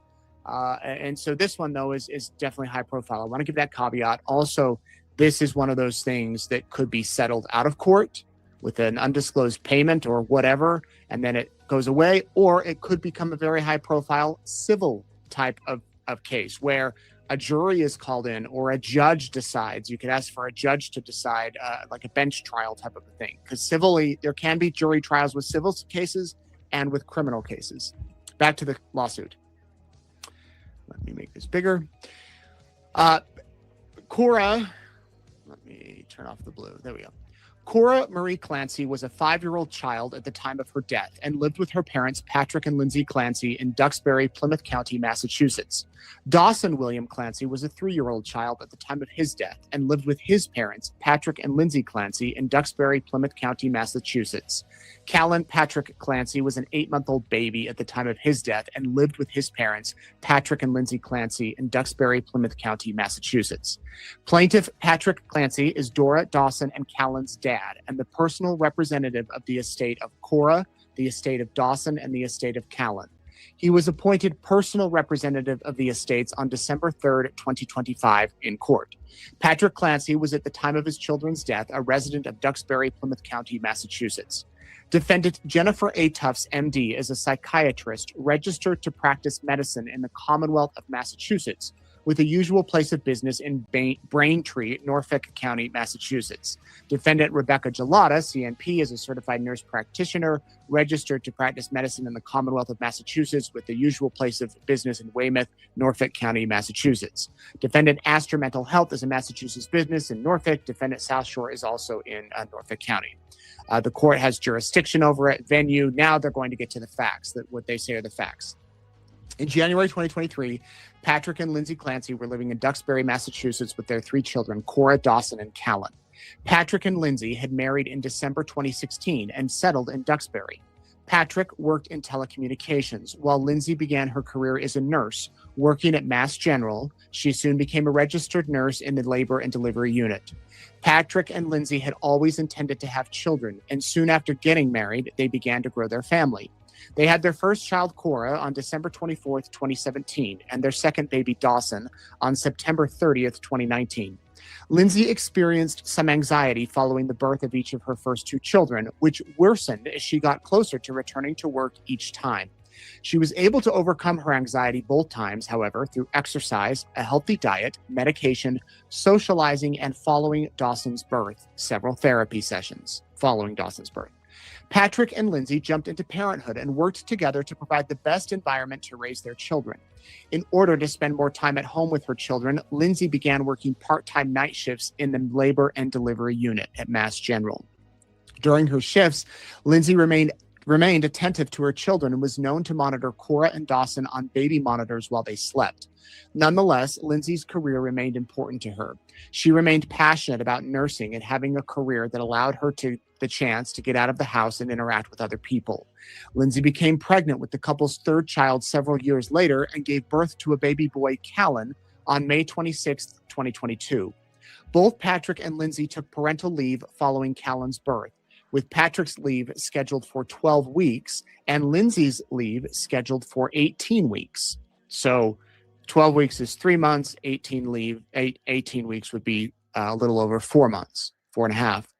The family spent their leave together, visiting extended family, the local beach and pool, and enjoying time together at home. Lindsay repeatedly told Patrick how happy she was and how much she loved their new baby. Her actions voiced her actions echoed her voiced sentiments.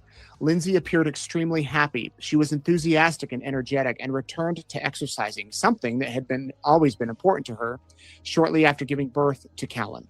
Patrick and Lindsay ran 2 5K road races, one in July and a second in September. Life was idyllic for the Clancys. Patrick returned to work approximately 12 weeks after Callan was born. And while he was able to work from home, for the first time, Lindsay was challenged with taking care of their 3 children single-handedly during the weekdays. Lindsay was also faced with her own return to work at the end of September 2022. Previously, the time period leading to the end of her parental leave had been a difficult time for Lindsay and resulted in anxiety. Lindsay began to experience stress and anxiety in September 22 toward the end of her maternity leave. Nonetheless, she continued to socialize with friends and continued to go to events and trips with her family. Because of her anxiety and impending return to work, however, Lindsay decided to seek psychiatric treatment. Now they go into her medical treatment. To address her anxiety, Lindsay sought psychiatric care with Dr. Tufts from Astor.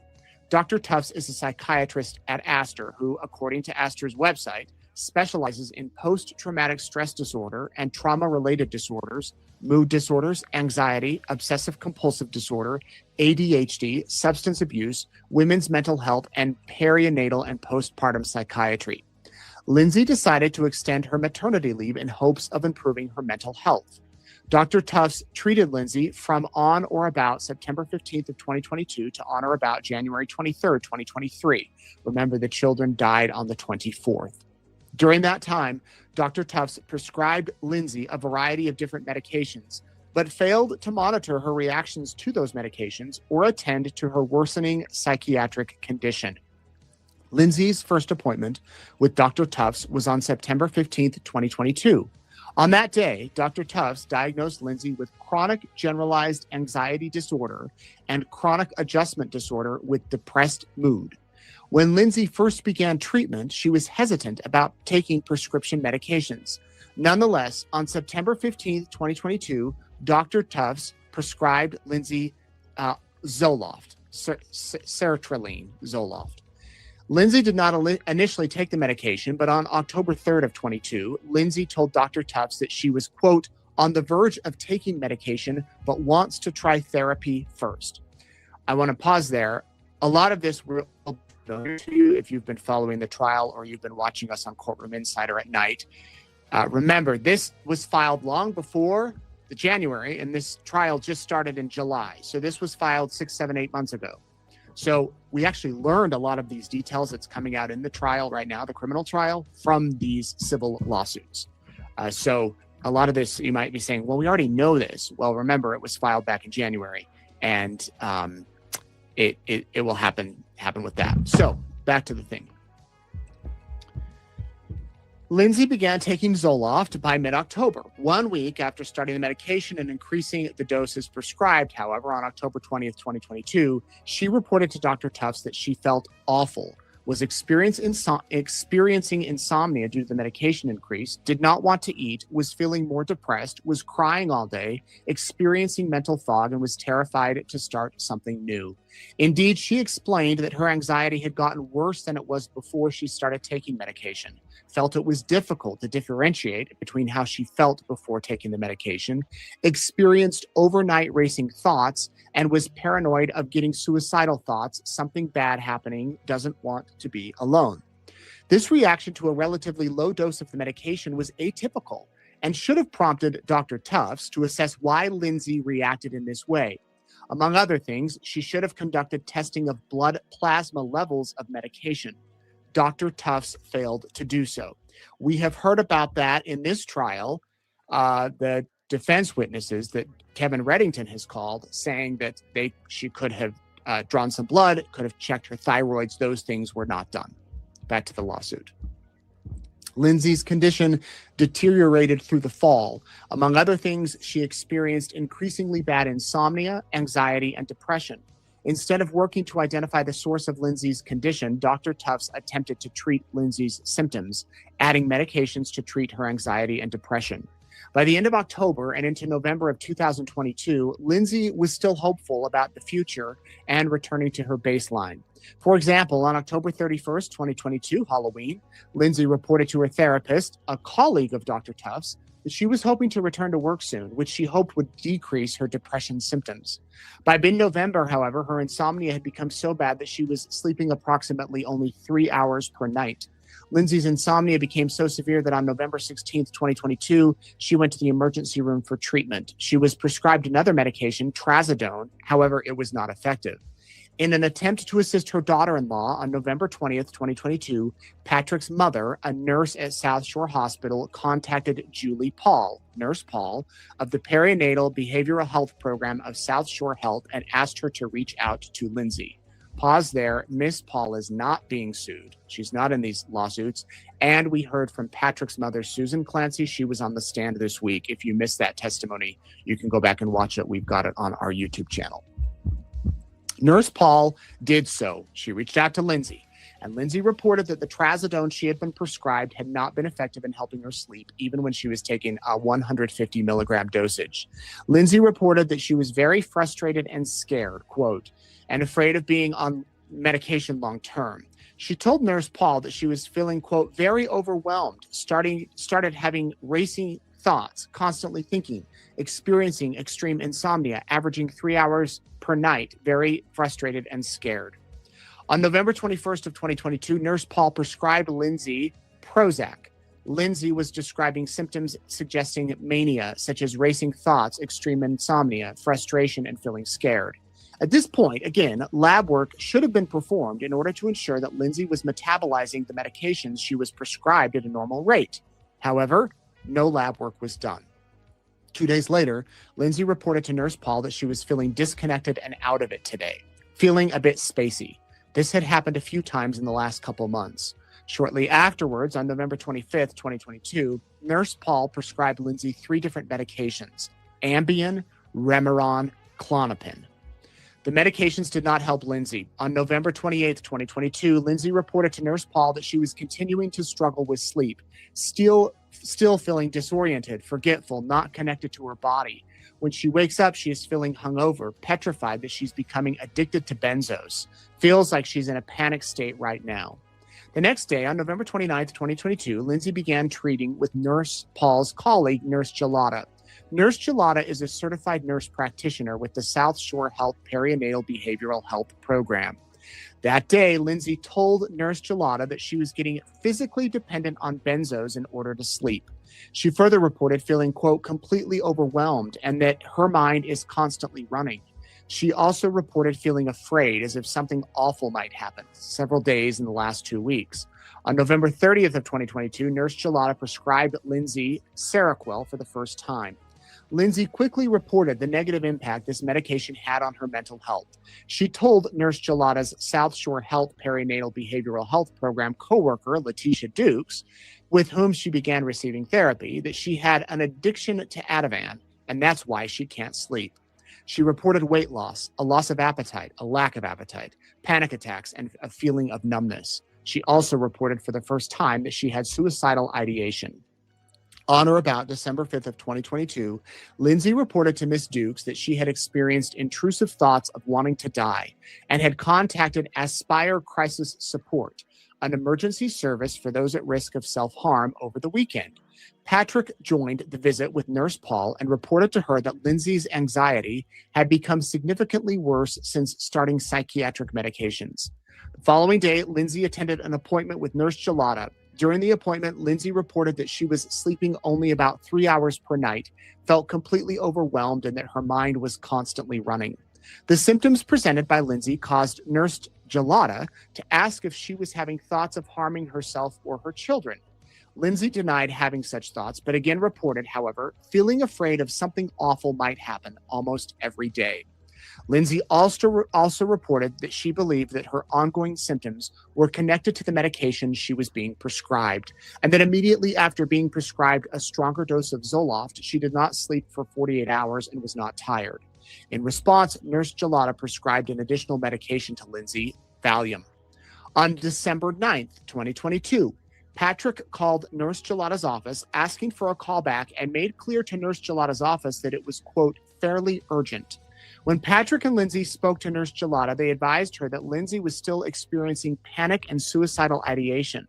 Nurse Gelada advised Lindsay to continue taking the medication Nurse Gelada had prescribed. Lindsay continued to experience suicidal ideation throughout December. She continued to seek help through Nurse Gelada, her therapist, and in mid-December, the emergency department at Massachusetts General Hospital. During this time period, Lindsay reported having persistent thoughts of suicide. She also reached out to Dr. Tufts, who prescribed her an additional medication, Lamictal. Further seeking help on December 20th, 2022, Lindsay admitted herself into a day program at Women and Infants Hospital intended for patients with postpartum depression. While at Women and Infants Hospital, Lindsay reported that she started having passive suicidal ideation immediately after starting Seroquel, prescribed by Nurse Gelada on November 30th, 2022.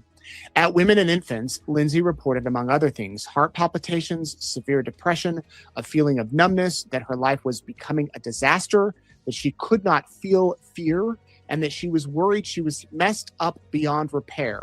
She also reported a general inability to function. Women and Infants Hospital determined that Lindsay's mental health issues were likely due to overmedication and misdiagnosis, and that its day program was therefore not appropriate for her. Women and Infants Hospital reached out to Nurse Gelada to discuss Lindsay's care, but Nurse Gelada failed to respond to them. Lindsay's condition continued to deteriorate. On January 1st of 2023, Lindsay admitted herself to McLean Hospital as a result of suicidal ideation. She remained at McLean until January 5th of 2023. Lindsay returned to treatment with Dr. Tufts the following day on January 6th, 2023. Dr. Tufts diagnosed Lindsay with chronic major depressive disorder, single episode, moderate. She recorded that Lindsay's psychiatric condition was deteriorating and that her medication was not effective. Despite her poor condition, Dr. Tufts met with Lindsay for only 17 minutes. Dr. Tufts met with Lindsay for another 17 minutes 3 days later. On or about January 12th, 2023, Lindsay reported to Dr. Tufts that she was still feeling a very low mood, no motivation, and just very depressed. This has been going on for months now, and I'm getting desperate for something that would work quickly to get me over this depressed state, out of this depressed state. 4 days later, during another 17-minute visit on January 16th, 2023, Dr. Tufts reported Lindsay's mood to be depressed and her affect depressed and flat, writing that Lindsay's mood is still very low, no motivation, numb. Able to force self out of bed, take care of basics, eating, concentration fine, caring for baby bonding feels forced. No suicidal ideation. Lindsay had her final appointment with Dr. Tufts on January 23rd, 2023. During the 17-minute appointment, Lindsay reported she was, quote, little more anxious, heart racing, that she was noticing more AM anxiety. Dr. Tufts recorded that Lindsay's mood was the same, flat anxious, that Lindsay had no motivation, numb, and that she has to force herself up out of the house. Lindsay's sleep and medication efficacy were poor, her insight was poor, and her psyche was unchanged. Now, that was the day before she killed the kids. So they've set up in this civil lawsuit the timeline of appointments with the doctor, how often she went, what she was prescribed, what there was, if there was any effect. Sometimes there wasn't. Often it made her feel worse. She told the doctors this, and they were changing up her medications. Now we're going to get into the day that the children were killed, which was January 24th, 2023. Lindsay has been accused of killing Cora, Dawson, and Callan while Patrick was briefly out of the family home on the evening of January 24th, 2023. Cora and Dawson died that same day, and Callan succumbed to his injuries and died on January 27th, 2023. According to medical records, Lindsay did so because she was hearing a compelling and unrecognizable singular male voice that told her, "This is your last chance," and that she had to take them with her. She also reported that the voice indicated to her that she should die, that this is her last chance, and that her children would suffer if she was gone. Lindsay then cut her wrists and neck and jumped out of a second-story window in her home. She fell approximately 20 feet to the ground below and suffered a traumatic spinal cord injury. Suffered traumatic spinal cord injuries, plural. She's now paralyzed below the sternum. Dr. Tufts and Nurse Gelada, and through them, their employers, Astor and South Shore Health, were aware that Lindsay was experiencing suicidal ideation and a critically deteriorating psychiatric condition while in their care, and failed to take reasonable steps to properly treat her.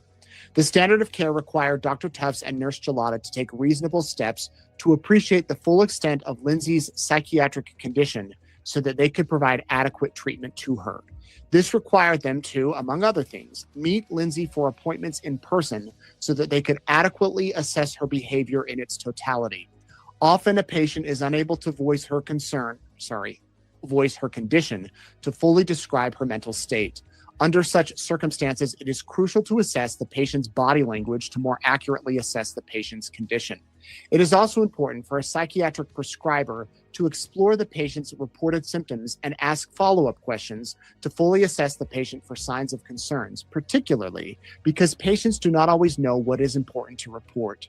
This standard of care requires that psychiatric prescribers fully document these assessments in their notes, both for themselves and to communicate this information to other members of the care team. Further, the standard of care requires a prescriber to meet with a patient frequently enough and for a long enough time to continuously assess the patient's condition, particularly where the patient is prescribed medication and has an adverse reaction to or negative side effects to the medication. Dr. Tufts and Nurse Gelada regularly met with Lindsay via video conference rather than assessing her in person. Doing so provided them with an incomplete picture of Lindsay's condition, as they did not have the ability to fully assess Lindsay's body language. Moreover, the visits were too short to fully assess Lindsay's condition. Indeed, in the weeks before January 24th, 2024, Dr. Tufts' appointments with Lindsay were only 17 minutes long, despite her acknowledging that Lindsay's mood was depressed and that her affect was depressed and flat. These appointments were particularly inadequate where Lindsay had experienced a deteriorating condition since at least October 2022, had reported experiencing passive suicidal ideation since starting Seroquel in early December 22, and was hospitalized at McLean Hospital for suicidal ideation in January 23. The standard of care also required Dr. Tufts and Nurse Gelada to assess and monitor a patient who had an unusual, unexpected, or unfavorable reaction to medications, such as side effects or a lack of response. A simple way to do so was to order blood plasma levels of medications in order to determine whether the patient was a slow metabolizer and thus more drastically impacted by a medication than she otherwise would be, or, on the contrary, whether the medication simply was not working, either indicating that the patient might need a higher dose for it to be effective if she was a fast metabolizer, or that the patient might have an underlying medical condition that needed to be treated. The standard of care required Dr. Tufts and Nurse Gelada to look at the lab results in conjunction with the patient's symptoms in order to properly assess her condition. Indeed, the standard of care is to start low and go slow, meaning to begin a medication at a minimal level and slowly increase the dosage over time to allow the provider to better assess the impact of the drug upon the patient. Dr. Tufts and Nurse Gelada failed to do so. Despite having immediate adverse side effects as a result of the medications that she was prescribed, neither Dr. Tufts nor Nurse Gelada ever conducted any testing, including blood plasma levels of medication, to determine why Lindsay was having an adverse reaction, including to early low dosages of medications prescribed to her.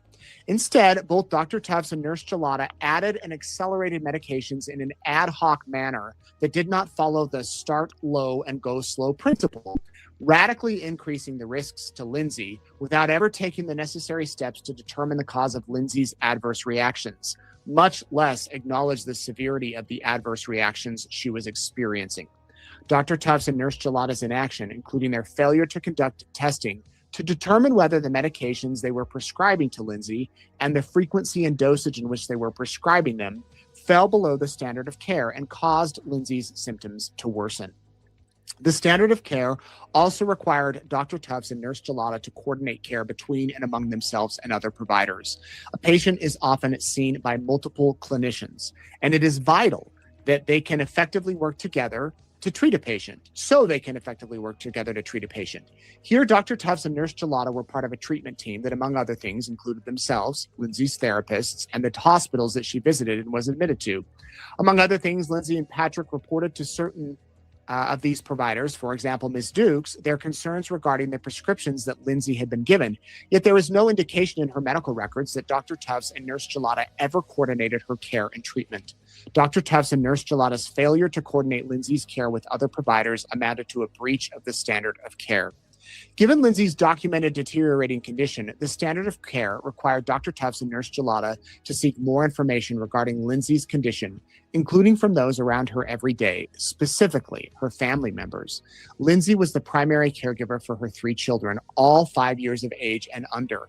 Nonetheless, Lindsay reported being unable to function on a daily basis and reported that she was sleeping only a few hours a night, which alone can result in psychosis. Despite these clear warning signs, Dr. Tufts and Nurse Gelada failed to reach out to the individuals with whom Lindsay interacted on a daily basis in order to gain further information regarding her condition and the severity of her condition.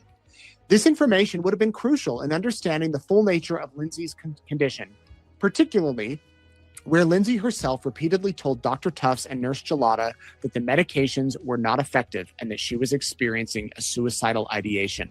Finally, the standard of care required Dr. Tufts and Nurse Gelada to understand and appreciate the risk that Lindsay would hurt not only herself but her children. As prescribers who specialized in perinatal and postpartum mental health issues, the standard of care required Dr. Tufts and Nurse Gelada to be aware of and understand current studies and developments in their field. It is well known that there is a risk that a patient suffering from mental health disorders following pregnancy pose a risk of injuring or even killing either themselves or their children. Lindsay's condition was serious and deteriorating. She reported that she was feeling afraid as if something awful might happen regularly, and that caring for baby bonding feels forced. Nurse Gelada recognized the risk and asked Lindsay multiple times if she had any intent to harm her children. Lindsay's statements, general condition, and symptoms demonstrated that her children were at risk if Dr. Tufts and Nurse Gelada failed to properly treat her. Defendants knew, or should have known, that she presented a real, clear, and present danger of harm to herself and her young children. Dr. Tufts and Nurse Gelada, who were charged with Lindsay's care and despite clear warnings, failed to take appropriate action consistent with the standard of care, and in failing to do so, more likely than not, directly and proximately caused Lindsay to take the lives of her children on January 24th, 2023, as it is alleged. Indeed, it is more likely than not, had Dr. Tufts and Nurse Gelada met the standard of care, they would have appreciated the severity of Lindsay's mental health condition.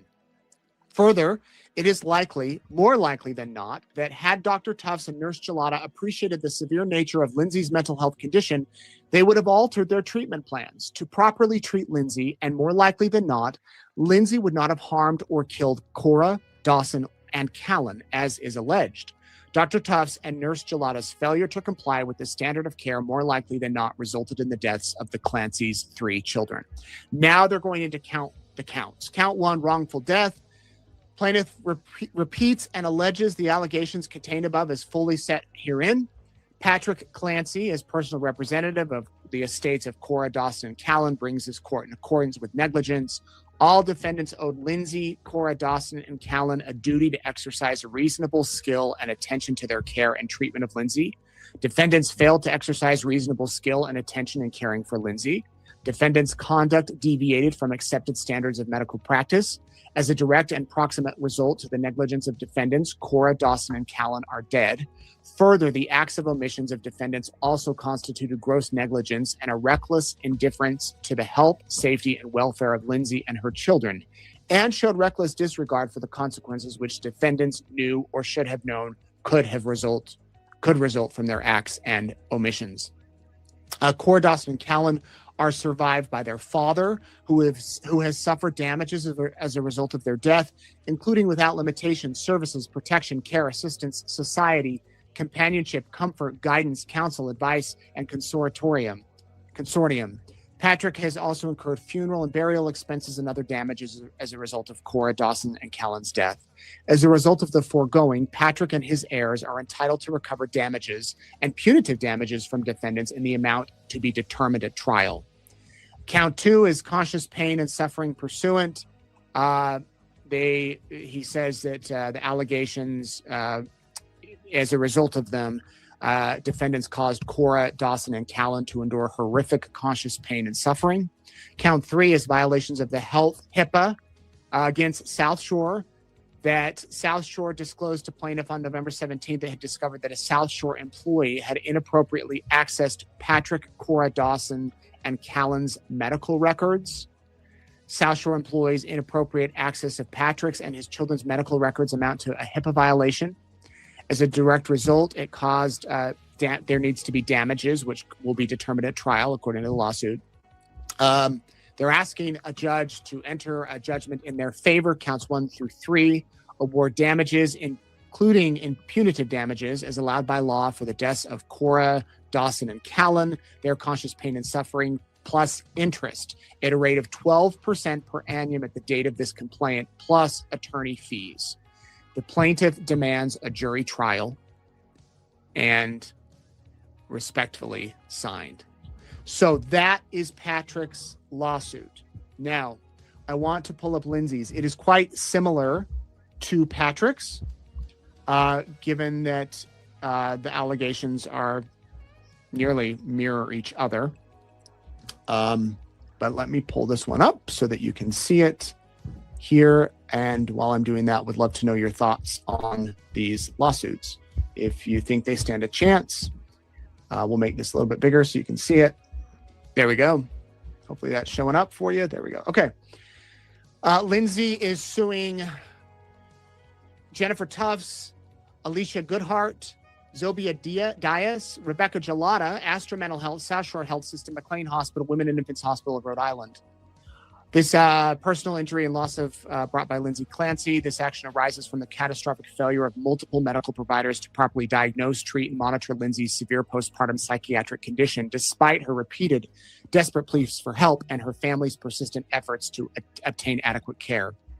Lindsay Clancy did everything a mother in this situation should do. She recognized something was wrong. She sought medical treatment. She went to emergency rooms. She called crisis hotlines. She admitted herself to hospitals. She took the medications prescribed to her. She communicated her worsening symptoms to her providers. She told them the medications were making her worse. Her husband advocated for her. Her family drove from out of state to care for her children, and still the medical system failed her completely. The defendants, and then they named them all, each failed to properly diagnose Lindsay's bipolar disorder with postpartum onset and instead subjected her to a disorganized, uncoordinated course of polypharmacy that exacerbated her condition and prescribed a severe psychotic break. Lindsay's clinical course was significantly complicated by polypharmacy and the involvement of multiple prescribers, which in effect obscured an accurate diagnosis and appropriate intervention and treatment, even though Lindsay did all she could to obtain the appropriate treatment. The psychotropic medications Lindsay received appear to have paradoxically exacerbated her underlying psychiatric vulnerability, precipitating a state of manic psychosis characterized by compelling command hallucinations. The tragedy that followed was the direct and proximate result of the defendant's collective negligence in failing to recognize obvious warning signs, coordinate care, properly diagnose Lindsay's condition, and provide treatment that met the applicable standard of care. As a direct result of defendant's negligence, Lindsay suffered catastrophic physical injuries, including permanent paralysis, and lost her 3 beloved children, Cora Marie Clancy, Dawson William Clancy, and Callan Patrick Clancy. Lindsay now faces a lifetime of physical disability, psychological trauma, and the unbearable grief of waking up every day knowing she killed her children, all of which could have been prevented had defendants provided competent medical care. And then here are the parties. I know I listed them out earlier in the Patrick Clancy case, but plaintiff Lindsay Clancy is a resident of Massachusetts who at all relevant times resided in Duxbury, Massachusetts with her husband Patrick and their 3 children. She was a registered nurse who worked in labor and delivery department at Mass General, mother of Cora, Dawson, and Callan. Dr. Tufts, who worked as a psychiatrist, Dr. Goodhart, who was a psychiatrist who worked at McLean Hospital, and who authored and signed Lindsay's physician discharge summary on January 5th, following her 5-day stay. Dr. Diaz, who worked in Rhode Island at Women and Infants. Dr. Gelada, the certified nurse practitioner who we talked about in the other case. Astra Mental Health, South Shore Health System, McLean Hospital, a psychiatric hospital in Belmont, and Women and Infants Hospital of Rhode Island. Women and Infants operated a partial hospitalization day program for patients with postpartum depression, where Lindsay sought treatment in late December of 2022. Women and Infants employed Dr. Diaz and is vicariously responsible for her negligent acts and omissions. It talks about the jurisdiction and how this court, I'm not going to get into all these. I'll post the document if you want to read it. It talks about how this court has jurisdiction over these cases because they're saying that the mistreatment happened within the jurisdiction. So they talk about why the venue is appropriate. Now let's get to the facts in this lawsuit. Again, a reminder from what I said earlier, these are the facts being alleged. Often in lawsuits, not everything is 100% fact, and there can be disputes over what is fact and what is not. I'm just sourcing these as facts from the lawsuit. It could come out at a civil trial, which they are demanding, a jury trial that maybe all of these aren't fact. Not saying they are or they aren't, just letting you know that these are the alleged facts. I'm going to grab a drink first. Lindsay Marie Clancy, born August 11th, 1990, raised in Wallingford, Connecticut.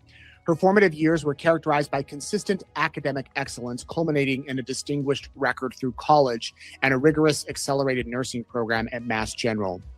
Lindsay's 9-year tenure as a labor and delivery nurse at Mass General Hospital demonstrated notable professional competence and personal fulfillment. She was passionate about nursing and dedicated to her patients.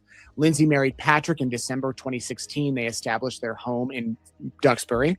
Lindsay and Patrick had 3 children: Cora Marie, born December 24th, Christmas Eve, 2017; Dawson Clancy, born September 30th, 2019; and Callan, born May 26, 2022.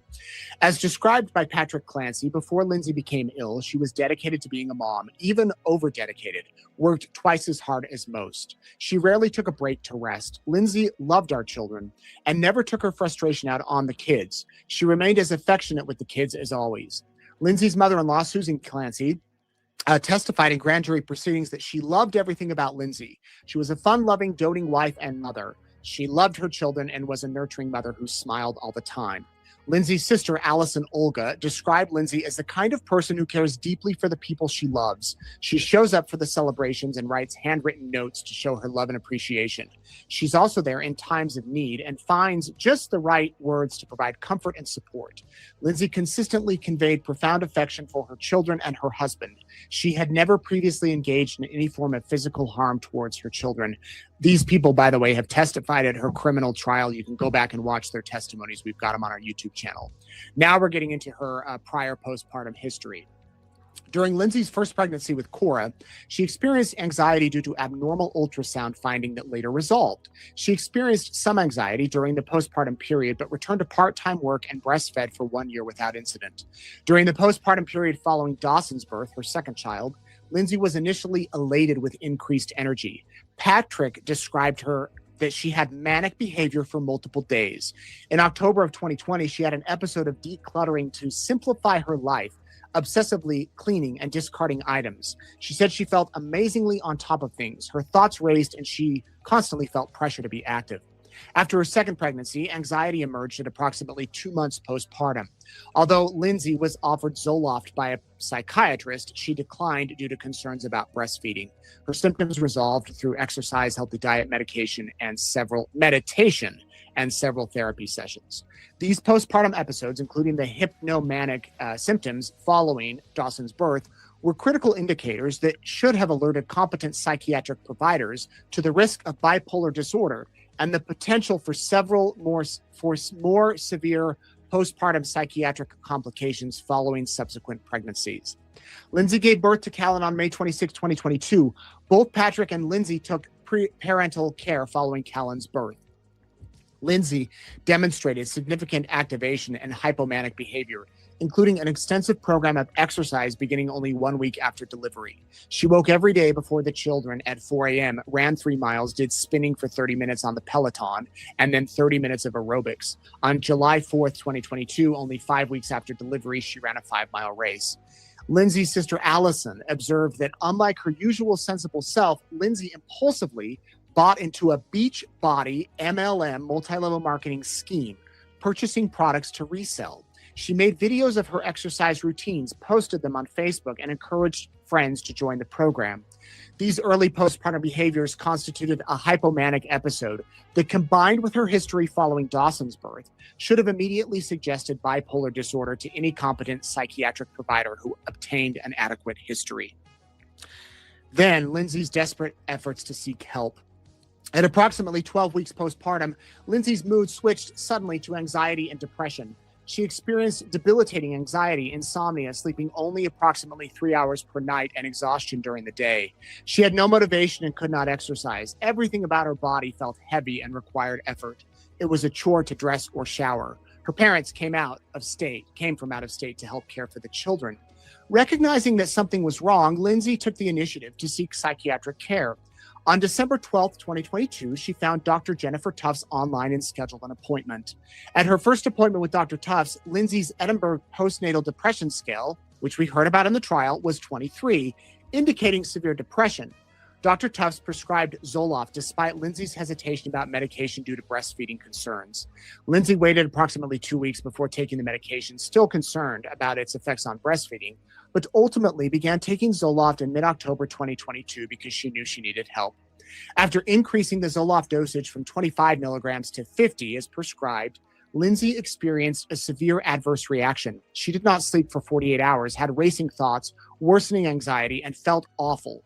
This dramatic departure from her previous sleep patterns was an obvious warning sign of medication-induced activation consistent with bipolar disorder. Lindsay promptly reported these symptoms to Dr. Tufts on October 20th, 2022.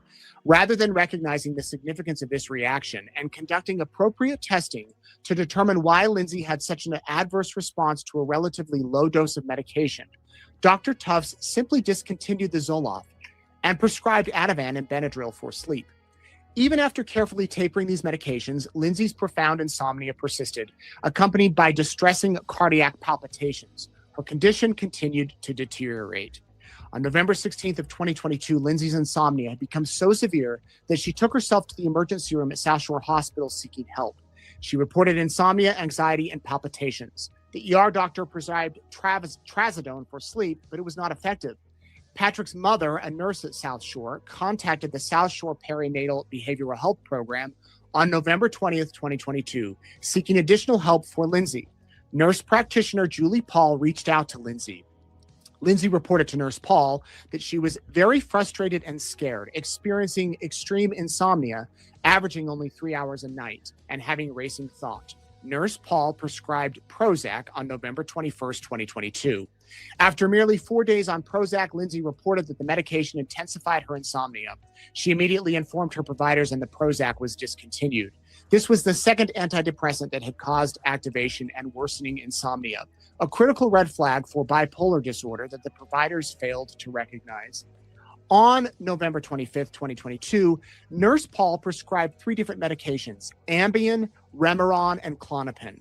On November 26, 2022, after taking Remeron, Lindsay experienced disassociation, perceiving the world around her as unreal, distorted, and distant. She was unable to determine what was real. She became disoriented, forgetful, confused, and disconnected from her own body.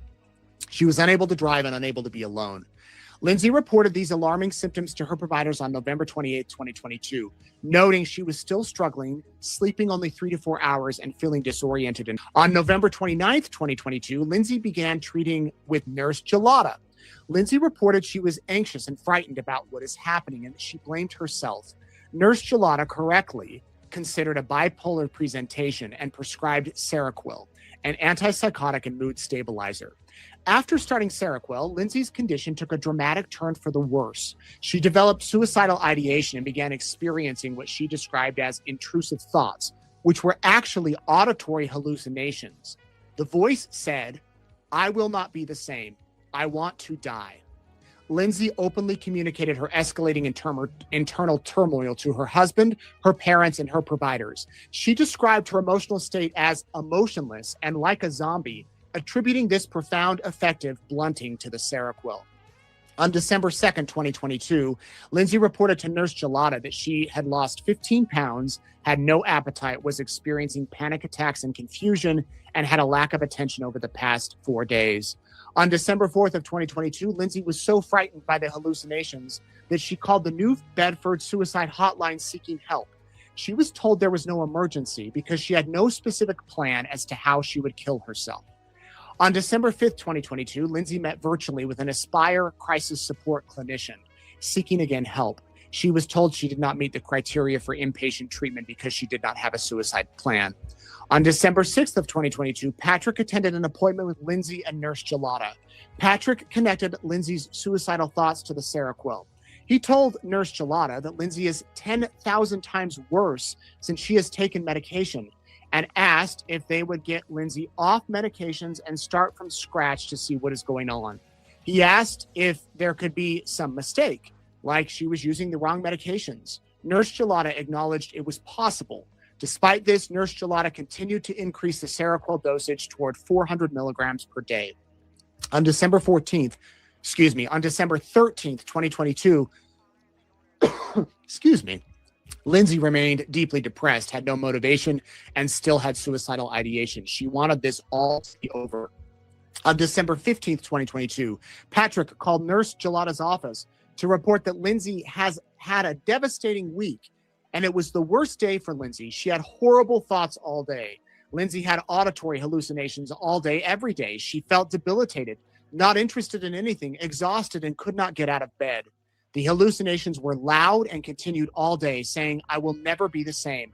I will never be me again, and you are damaged. You will never be the same. The only option is to die." Lindsay told her husband, Patrick, "I have thoughts of harming the kids." She also told her mother about these thoughts. Because she was in a psychotic state, Lindsay also had paranoid delusions that people could hear her thoughts and she would be locked in a hospital and have her children taken away. Lindsay's escalating suicidal thoughts prompted a visit to the Massachusetts General Hospital emergency room on December 20th, 2022, where she sought help. The ER suggested either admission to McLean Hospital or the partial hospitalization day program at Women and Infants Hospital in Rhode Island. Okay, so we'll pause right there. That talks about the ER visit that Lindsay went to. Remember, all of these things have been talked about at her criminal trial, this history. And this kind of gave us a preview, or at least has it in writing as far as the history of these things. Now they go on and talk about the visit to the Women's and Infants Hospital and Dr. Diaz's failure to provide proper care for Lindsay. It says, on December 20th, 2022, Lindsay admitted herself to the partial hospitalization day program at Women and Infants Hospital in Providence, Rhode Island, a program intended for patients with postpartum depression. Yet, this was yet another active step Lindsay took to seek help for her worsening condition. Lindsay's chief complaint at Women's and Infants was, "I feel numb and crazy depressed." She reported feeling crazy depressed, numb to all emotion, can't feel love, that her life is becoming a disaster, that she couldn't feel fear, and that she was messed up beyond repair. She had lost 15 pounds in a month, had no motivation, and reported that it takes all the effort in the world just to breathe. Lindsay's Edinburgh Postnatal Depression Scale, EPDS, at Women and Infants was 23, indicating severe depression. Her generalized anxiety disorder 7-item, the GAD-7, was 21, higher than the threshold from the most severe category. Despite these severely elevated scores, Dr. Diaz, the attending psychiatrist at Women and Infants, concluded that Lindsay had no postpartum depression and rejected a bipolar disorder diagnosis because of no history of hypomania or psychosis or family history. This conclusion was negligent because Dr. Diaz failed to obtain an adequate history. Dr. Diaz's own notes documented that Lindsay's sister had experienced postpartum anxiety, a relevant family psychiatric, a relevant family psychiatric history that should have been explored. Had Dr. Diaz properly inquired about Lindsay's early postpartum period, she would have learned of the hypomanic episode that began immediately after delivery. Dr. Diaz also failed to recognize that Lindsay's providers had previously considered bipolar disorder, as documented in Lindsay's records stating she was started on Seroquel and concern for bipolar. Dr. Diaz accepted Lindsay and Patrick's beliefs that her symptoms were due to overmedication and recommended weaning Seroquel. The clinical team at Women and Infants posited that Lindsay's symptoms were more pharmacologically induced than purely depressive. Dr. Diaz's assessment and plan documented that the Women and Infants WIH DHP is not a suitable treatment facility for Lindsay. Yet Dr. Diaz failed to recommend or arrange appropriate alternate treatments and instead discharged Lindsay after only 1 day of treatment with inadequate follow-up care. Women and Infants Hospital determined that its day program was not appropriate for Lindsay and reached out to Nurse Gelada to discuss Lindsay's care. Nurse Gelada did not respond to them.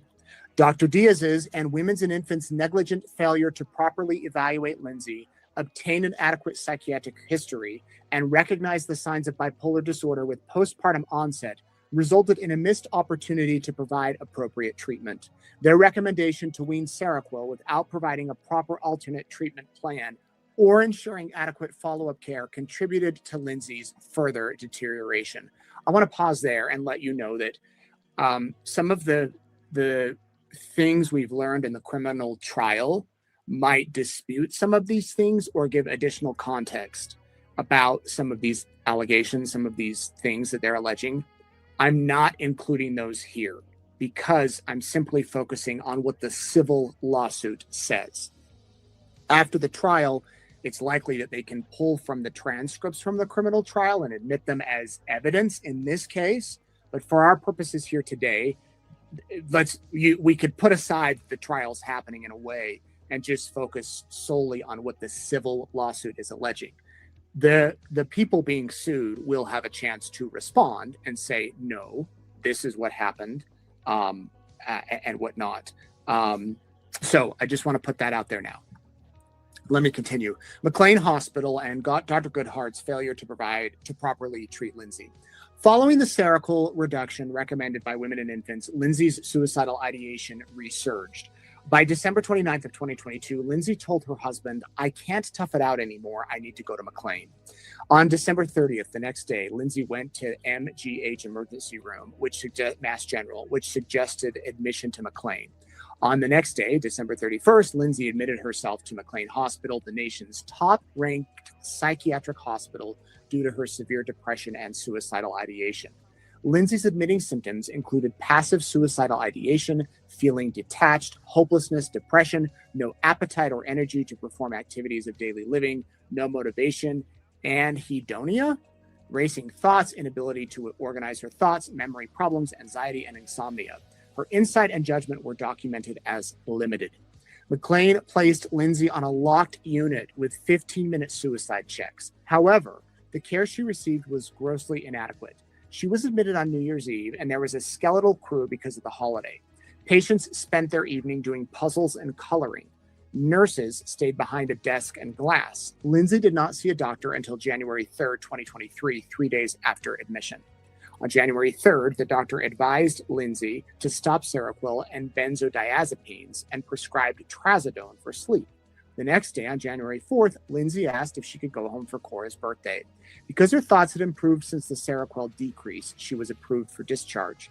Lindsay was discharged from McLean on January 5th after only a 5-day stay. Dr. Goodhart authored and signed the physician discharge summary, approving Lindsay's release despite her documented limited insight, judgment, and suicidal ideations. Lindsay was returned to the care of the same outpatient providers who had been providing allegedly substandard care. After discharge, Dr. Goodhart from McLean called Lindsay and spoke for only 10 minutes, offering names of antidepressants. The staff at McLean suggested amitriptyline, yet another antidepressant, the very class of medications that had repeatedly caused Lindsay to have adverse reactions. When Lindsay was discharged from McLean, she thought, "I was just in the best hospital in the country, so there was not much hope." She decided she must appear like she was okay and, quote, had to do her best. Dr. Goodhart and Dr. Goodhart's and McLean's Hospital's negligent failure to properly evaluate Lindsay, obtain an adequate psychiatric history, provide sufficient inpatient care during her brief admission, and ensure appropriate discharge planning and follow-up care directly contributed to the tragic events that followed. Dr. Goodhart, as the discharging physician, approved Lindsay's release after only 5 days, despite her documented limited insight and judgment and her ongoing severe symptoms. Lindsay returned to the treatment with Dr. Tufts on January 6th, the day after her discharge from McLean. Dr. Tufts diagnosed Lindsay with chronic major depressive disorder, single episode, moderate. She recorded that Lindsay's psychiatric condition was deteriorating and that her medication was not effective. Despite her poor condition, Dr. Tufts met with Lindsay for only 17 minutes. At Cora's birthday party on January 7th, Lindsay was not herself. She smiled, but could not converse. She avoided talking and could not make sense of what others were saying. Lindsay's hallucinations resumed within 1 week of her discharge from McLean. On January 10th, 2023, Lindsay returned to Dr. Tufts and was switched to Valium for a benzodiazepine taper. Dr. Tufts indicated that at some point we will add an antidepressant. On January 16th, Lindsay was experiencing debilitating depression. She had to force herself to do anything. The hallucinations continued. You should harm the children. You should kill yourself. You will never be the same. The only option is to die. She felt like a zombie. Dr. Tufts prescribed amitriptyline, another antidepressant, at 10 milligrams per day. On January 20th, because Lindsay was having such awful thoughts and was so numb and emotionless, she researched what is a psychopath to see if she was one and whether there was a cure. On January 23rd, the day before the killings, during another 17-minute appointment, Lindsay reported being a little more anxious with heart racing and more AM anxiety. Dr. Tufts recorded that Lindsay's mood is the same, flat, anxious, and that she had no motivation, numb, and had to force herself up out of the house. Her sleep and medication efficacy were poor. Her insight was poor. Her psychiatric condition generally was unchanged. Dr. Tufts increased the amitriptyline to 20 milligrams per day. That night, Lindsay did not sleep. On January 24th, Lindsay woke severely depressed with suicidal thoughts. She gave the children breakfast. She took Cora to the pediatrician because Cora complained of a stomachache. Later, she went to the backyard with the children, built a snowman, and sent a picture to Patrick and her mother. The suicidal hallucinations continued all day nonstop. Later in the afternoon, the voice began saying, "You should harm the children." Lindsay thought about dinner and realized she had not prepared anything. She asked Patrick about takeout.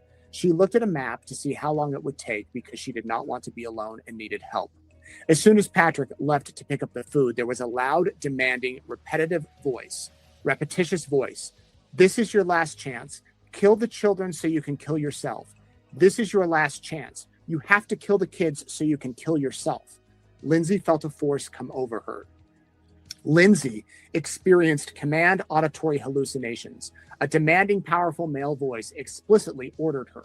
She felt an overwhelming, irresistible compulsion to comply, entering a dissociative, dreamlike state where her physical actions felt utterly disconnected from her conscious volition.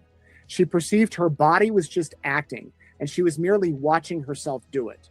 She reported she had no choice but to follow these compelling directives. Lindsay described, "I lost all control. My body started acting without any control on my part. I was just following commands, all action. This voice demanded action." Lindsay proceeded to strangle each of the children, uttering, "Go to God, baby." Following these acts, she undertook a severe suicide attempt, ingesting a substantial quantity of various medications, self-inflicting lacerations to her neck, her wrists and neck, and jumping from a second-story window approximately 20 feet to the ground below. Lindsay suffered catastrophic injuries, including a thoracic spinal cord injury resulting in permanent paralysis below the sternum. She also suffered multiple closed fractures of her cervical and thoracic vertebrae and multiple rib fractures. Cora and Dawson died on January 24th. Callan succumbed to his injuries and died on the 27th. Lindsay consistently maintains her actions were compelled by a hallucinatory voice, not a conscious decision, and expresses profound, enduring love for her children. Now it goes on to expert psychiatric opinions. Dr. Margaret Spinelli, clinical professor of psychiatry at Columbia University College of Physicians and Surgeons and founder of the Women's Program in Psychiatry at Columbia, conducted a comprehensive forensic psychiatric evaluation of Lindsay. The doctor met with Lindsay for 5 hours at Tewksbury Psychiatric Hospital on June 11, 2014, spoke with her on the phone for 3 hours on September 6, 2014. She also interviewed Patrick, Lindsay's sister Allison, Lindsay's mother, and Lindsay's mother-in-law. Spinelli diagnosed Lindsay with bipolar disorder 1, severe, with psychosis and anxious distress with postpartum onset. Dr. Spinelli concluded that Lindsay had a baseline bipolar disorder with minimal symptoms after her second childbirth, and that her symptoms worsened after her third birth when she was prescribed an antidepressant. Dr. Spinelli noted that an antidepressant medication can create manic or hypomanic symptoms and mood instability in one who has a bipolar disorder. This is a well-known response for a person with underlying bipolar disorder. Dr. Spinelli opined that the providers never seemed to communicate with one another, that no one ever asked her to describe the content of her intrusive thoughts, which were in fact hallucinations, and that Lindsay was repeatedly given antidepressants instead of a mood stabilizer. Dr. Spinelli specifically commented on the failures of multiple providers regarding the initial Zoloft reaction. She noted that if practitioners had recognized the hypomanic activation after Zoloft, a second or third antidepressant would not have been tried. Regarding women and infants, she noted that Dr. Diaz did not review mood symptoms of the last pregnancy and this postpartum period, and did not review hypomanic episode immediately after delivery, which was the beginning of Mrs. Clancy's postpartum psychosis. Spinelli concluded she did all that she could to obtain the appropriate treatment, meaning Lindsay. Dr. Paul Zeisel, who we heard from at this trial, a forensic psychologist, also conducted extensive clinical interviews with Lindsay and her parents. Dr. Zeisel was the initial forensic expert to engage Lindsay in the immediate aftermath of the incident. He concurs with the assessment of Dr. Spinelli and Dr. Philip Resnick. Dr. Zeisel opined that Mrs. Clancy's clinical course was significantly complicated by polypharmacy and the involvement of multiple providers, which in effect obscured an accurate diagnosis and appropriate intervention and treatment. Furthermore, the psychotropic medications she received appear to have paradoxically exacerbated her underlying psychiatric vulnerability, precipitating a state of manic psychosis characterized by compelling command hallucinations. Dr. Zeisel noted that Lindsay's parents conveyed profound shock and devastation at the depth of her psychological decompensation, indicating a prior lack of complete comprehension regarding the actual severity of her underlying illness. This underscores how the medical providers failed to adequately communicate the severity of Lindsay's condition or take appropriate action. The standard of care, we're almost done. We're at page 23 of 29. The standard of care required defendants to obtain a complete psychiatric history, including detailed inquiry into Lindsay's mood and symptoms during and after her prior pregnancies. Had any of her providers done so, they would have learned of the hypomanic episodes that followed her second and third deliveries, which were critical indicators of bipolar disorder postpartum onset. The standard of care required defendants to recognize that Lindsay's severe adverse reaction to Zoloft, characterized by activation, worsening insomnia, and racing thoughts, was a red flag for bipolar disorder. The standard of care further required that after an second antidepressant, Prozac, caused similar activation, defendants should have diagnosed bipolar disorder and a prescribed mood stabilizer rather than continuing to try antidepressants. The standard of care required defendants to conduct appropriate testing, including blood plasma levels of medication, to determine why Lindsay was having adverse reactions to relatively low doses of medication and whether she was a slow metabolizer. The standard of care required defendants to follow the start low and go slow principle when prescribing medications, particularly given Lindsay's demonstrated sensitivity to psychotropic medications. Instead, defendants added and accelerated medications in an ad hoc manner that radically increased the risks to Lindsay. The standard of care required defendants to inquire into the content of Lindsay's intrusive thoughts, which were actually auditory hallucinations. Had they done so, they would have recognized the psychotic nature of her symptoms and the danger she posed to herself and her children, including the danger of postpartum psychosis. The standard of care required defendants to coordinate care amongst themselves and with other treating providers. Instead, the providers failed to communicate with one another, and Nurse Gelada did not even return women and infants' call to discuss Lindsay's care. The standard of care required defendants to seek collateral information from Lindsay's family members, who could have provided crucial information about the severity of her condition and her functioning at home. The standard of care required defendants to recognize that Lindsay, as a patient suffering from severe postpartum mental health disorders with suicidal ideation, posed a risk of harming not only herself, but also her children. The standard of care required Dr. Goodhart and McLean Hospital to provide adequate inpatient care during Lindsay's brief admission, properly evaluate her condition, and ensure appropriate discharge planning, rather than discharging her after 5 days with limited insight, judgment, and suicidal ideations back to the same providers who had been providing inadequate care. The standard of care required Dr. Diaz and women and infants to properly evaluate Lindsay, obtain an adequate psychiatric history, including inquiry into her early postpartum period, and recognize the signs of bipolar disorder, rather than dismissing her severe depression scores and recommending medication changes without proper follow-up. Defendants knew, or should have known, that Lindsay presented a real, clear, and present danger of harm to herself and her young children. Defendants' collective failures to comply with the standard of care, more likely than not, directly and proximately caused the injuries suffered by Lindsay, including Lindsay's killing her children and attempt to kill herself. Now they go into the counts: negligence, medical malpractice. They're saying that they did not use reasonable care for her. And because Lindsay suffered severe personal injuries, including but not limited to the care of her children, the development of severe postpartum psychosis with hallucinations, spinal cord injuries, neurologic bowel and bladder dysfunction, impaired mobility requiring the use of a wheelchair, severe psychological trauma. Further, the acts and omissions of defendants constituted gross negligence and a reckless indifference to the health, safety, and welfare of Lindsay. And that because of this, they're saying Lindsay is entitled to recover damages from the defendants, including past and future medical expenses, past and future lost wages, pain and suffering, emotional distress, including the knowledge that she killed her children, loss of enjoyment of life, permanent disability, and other damages in the amount to be determined at trial. Count 2 is loss of parental consortium. Plaintiff repeats and alleges the allegations. She was the mother, that she lost companionship, services, society, comfort, guidance, counsel, and advice to her children, of her children. She's entitled to recover damages. And then loss of spousal.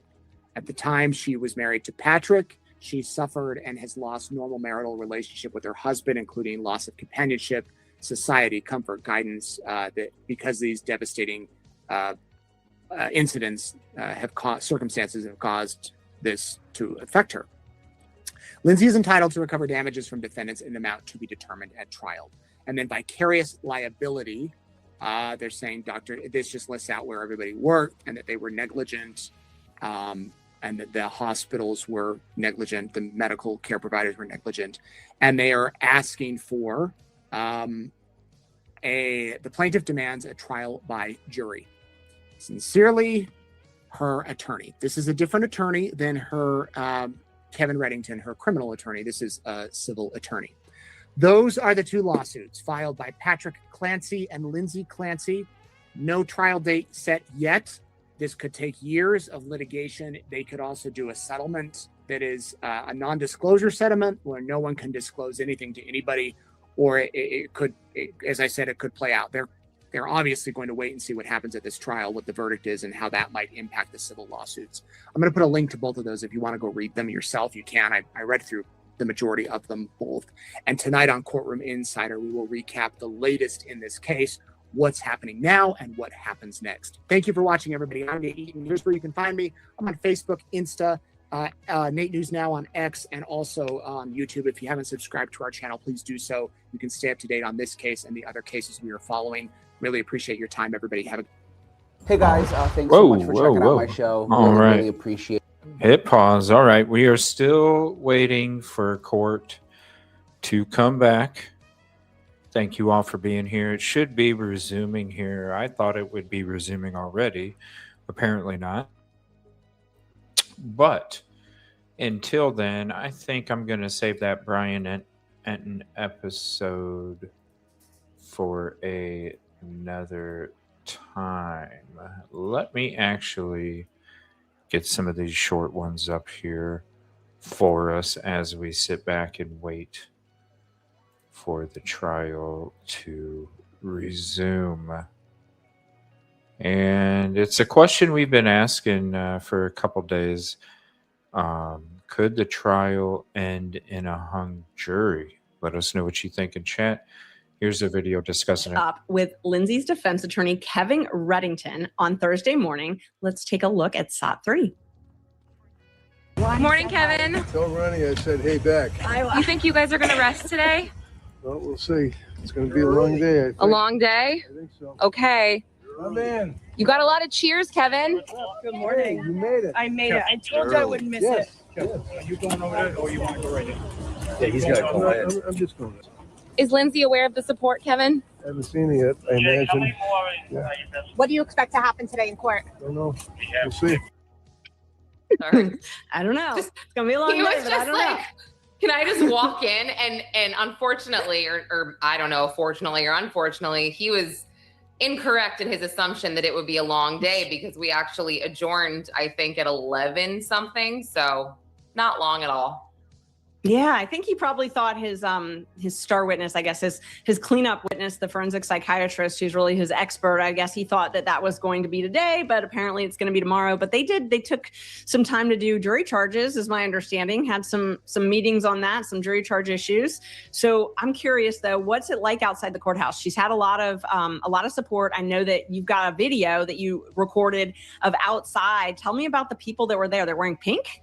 I did. And, it wasn't my intention to capture any type of gotcha moments. I'm really not trying to do anything like that. Although, I have in the past. That's why I just wanted to preface with that. I felt like these women, they mean very well. And I think that it is a positive that we're talking about postpartum depression and mental illness. Absolutely. But I did make it a point to say to a few of them, I just haven't seen mention of the children. And maybe this is your mention of the children. And someone even said, well, if we treated mental illness like we should, the children would still be here. I totally understand that. I completely understand that. There's just something for me that just felt incomplete. But again, I don't want to disparage anyone. This is very sensitive. And it's tough, Ashley. I'm sure you understand. So I tried not to take the position of shaming anyone, just trying to understand maybe why the children weren't the forefront, and I got it. Yeah. I think that's been this whole trial, when Patrick testified, I felt that because I just felt like he had to be conflicted. He's supporting Lindsay and he doesn't think that she was in her right mind, but he lost his children. And, that has to be present for everyone in the courtroom. I mean, it's this awful tragedy. And it's got to be hard, too, for the defense lawyer to be trying to focus this on, we're not talking about, the tragedy of the children's death. We're talking about her mental illness. It's like this palpable thing that's just sitting in that courtroom all the time. And I don't think the prosecution has really memorialized the kids the way that they should. I mean, I know we've got the bow, but I don't know. It just hasn't felt like this memorializing that I'm used to, of a victim. Yeah, the bow, I'll leave it there. It's a bit odd to me. But no, I just feel like at this point, I go back and forth. Mark knows because we've discussed this, where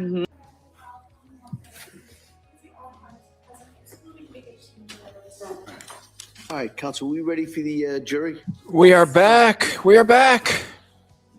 We are back.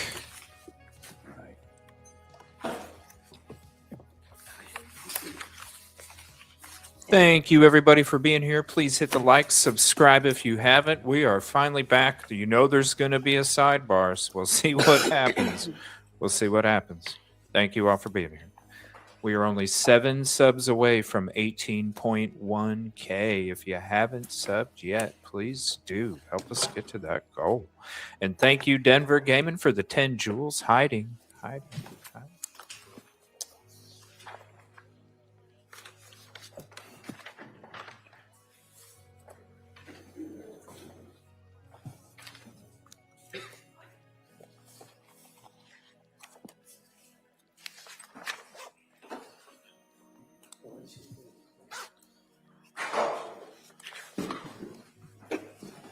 Court will rise, please.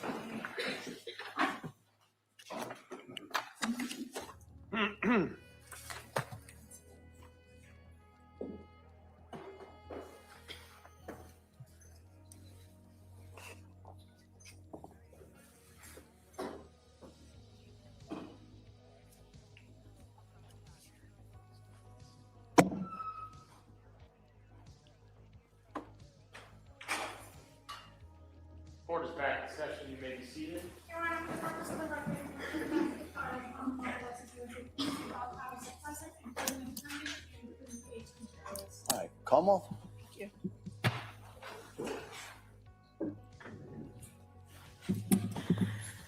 Dr. Mack, before we broke, we were talking about protective factors in suicide. Do you recall that? Yes, I do. Can you just explain to the jury what a protective factor is? Well, when a person is suicidal, they have risk factors and they have protective factors. Risk factors are those aspects of the individual that make it more likely that the person is going to act on their suicidal thoughts. And protective factors do the opposite. They are things that hold the person back from acting on their suicidal interests.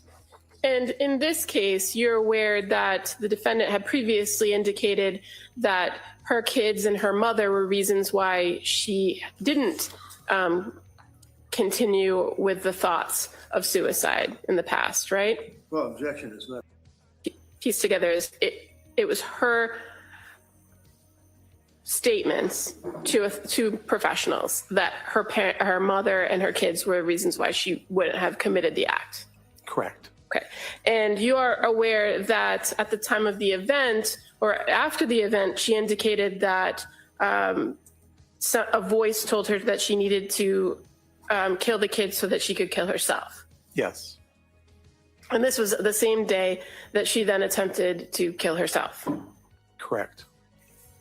Now, on the day of January 24th, 2023, you are aware that the defendant had reported that, for all intents and purposes, earlier in the day was a good day.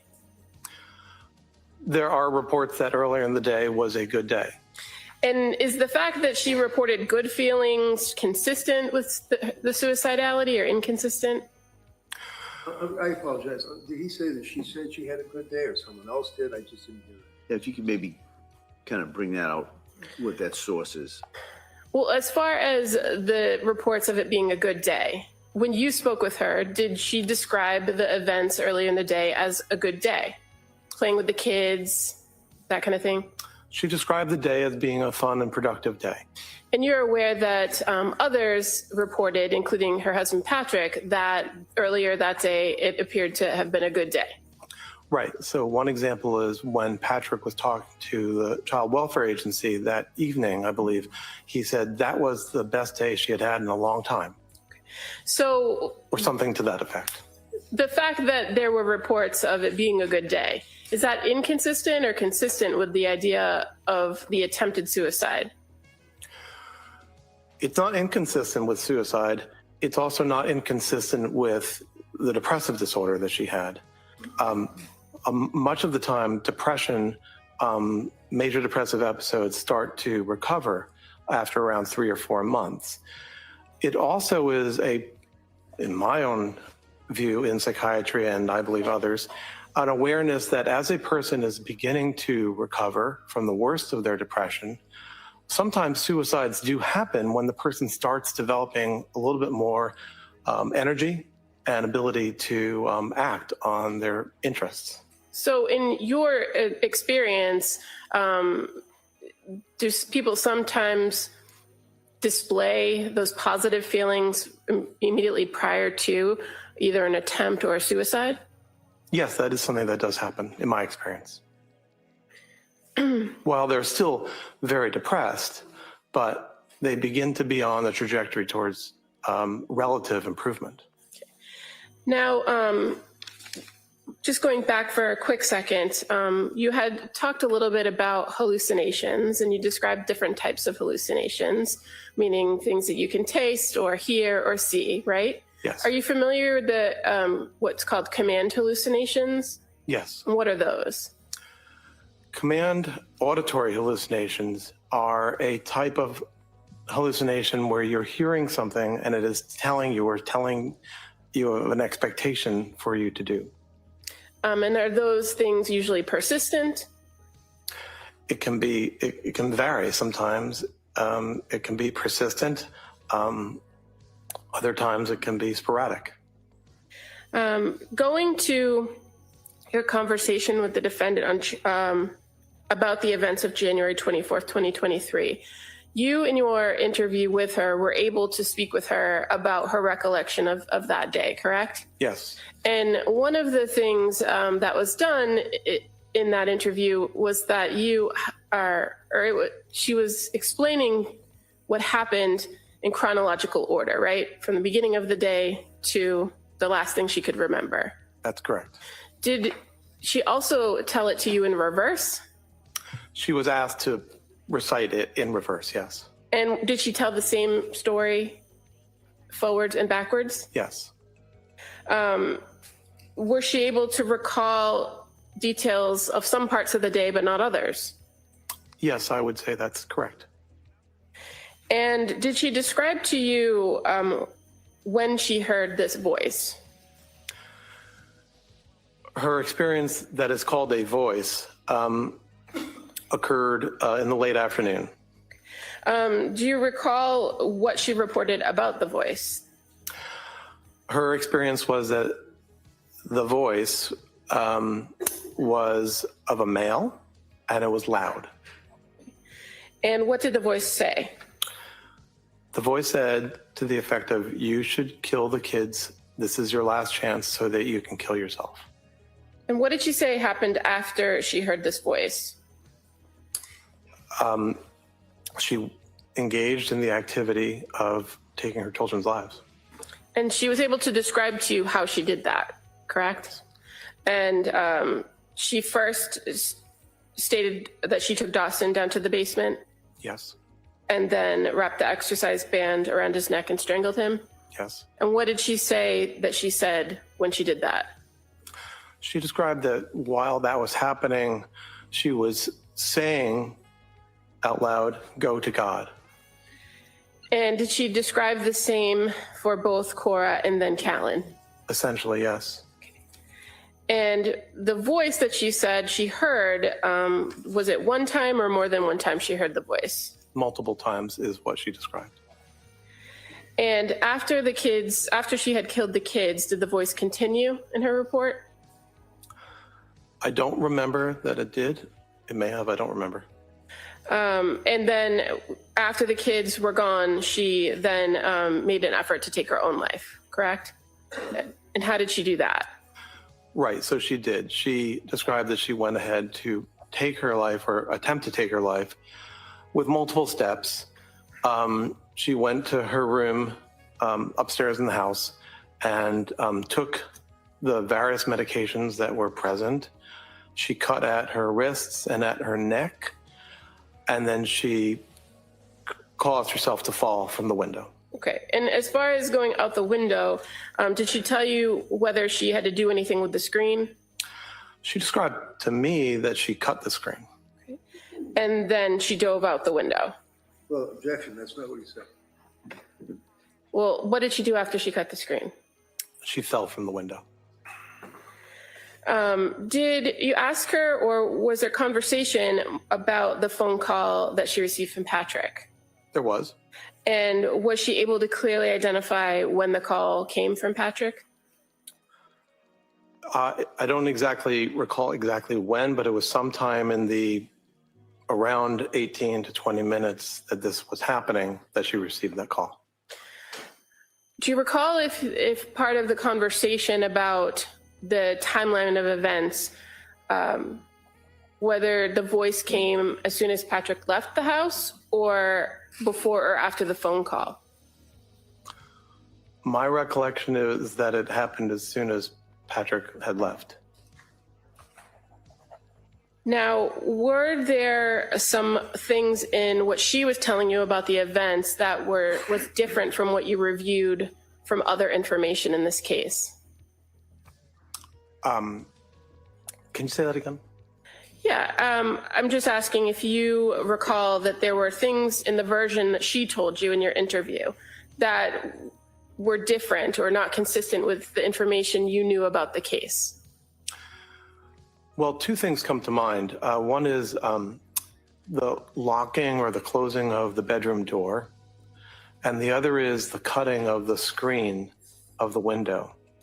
Okay, and as far as the locking or closing of the bedroom door, do you recall what she told you about that? She denied that she had done that. And so from the information you reviewed about reports from Patrick and everything else, did you know that the door had been locked?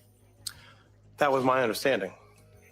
And the second thing that you indicated about the screen, what information did you have about the screen that was different from what she reported to you?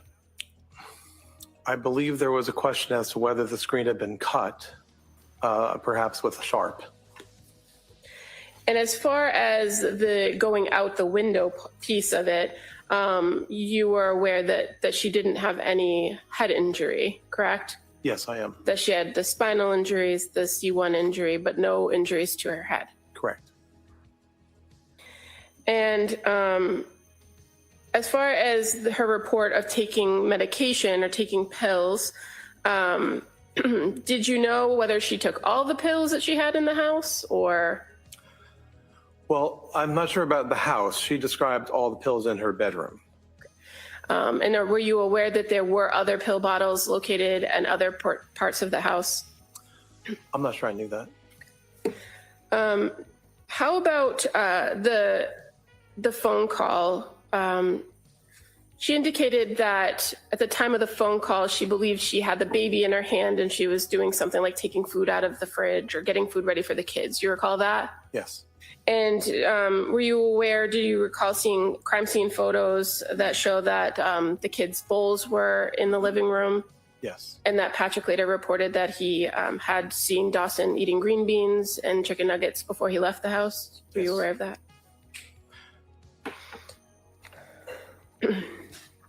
So, Dr. Mack, based on your review of this case, were you able to come to an opinion to a degree of medical certainty about whether this defendant was suffering from a mental disease or defect on January 24th of 2023? Yes, I did. And what is that opinion?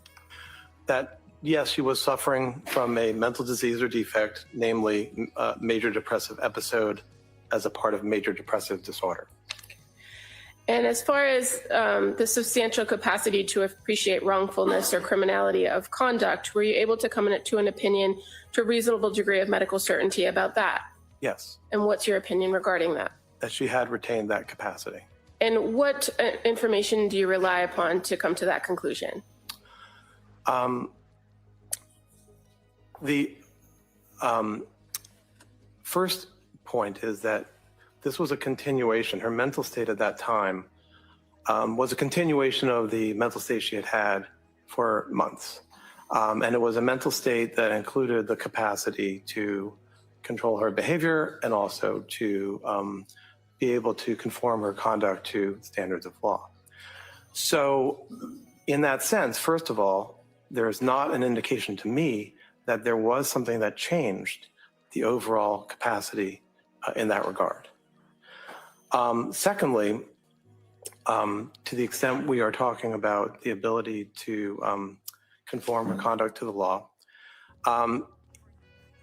one can analyze her actions and her behaviors and her thoughts on that day, or as close as possible, to the moments of the deaths.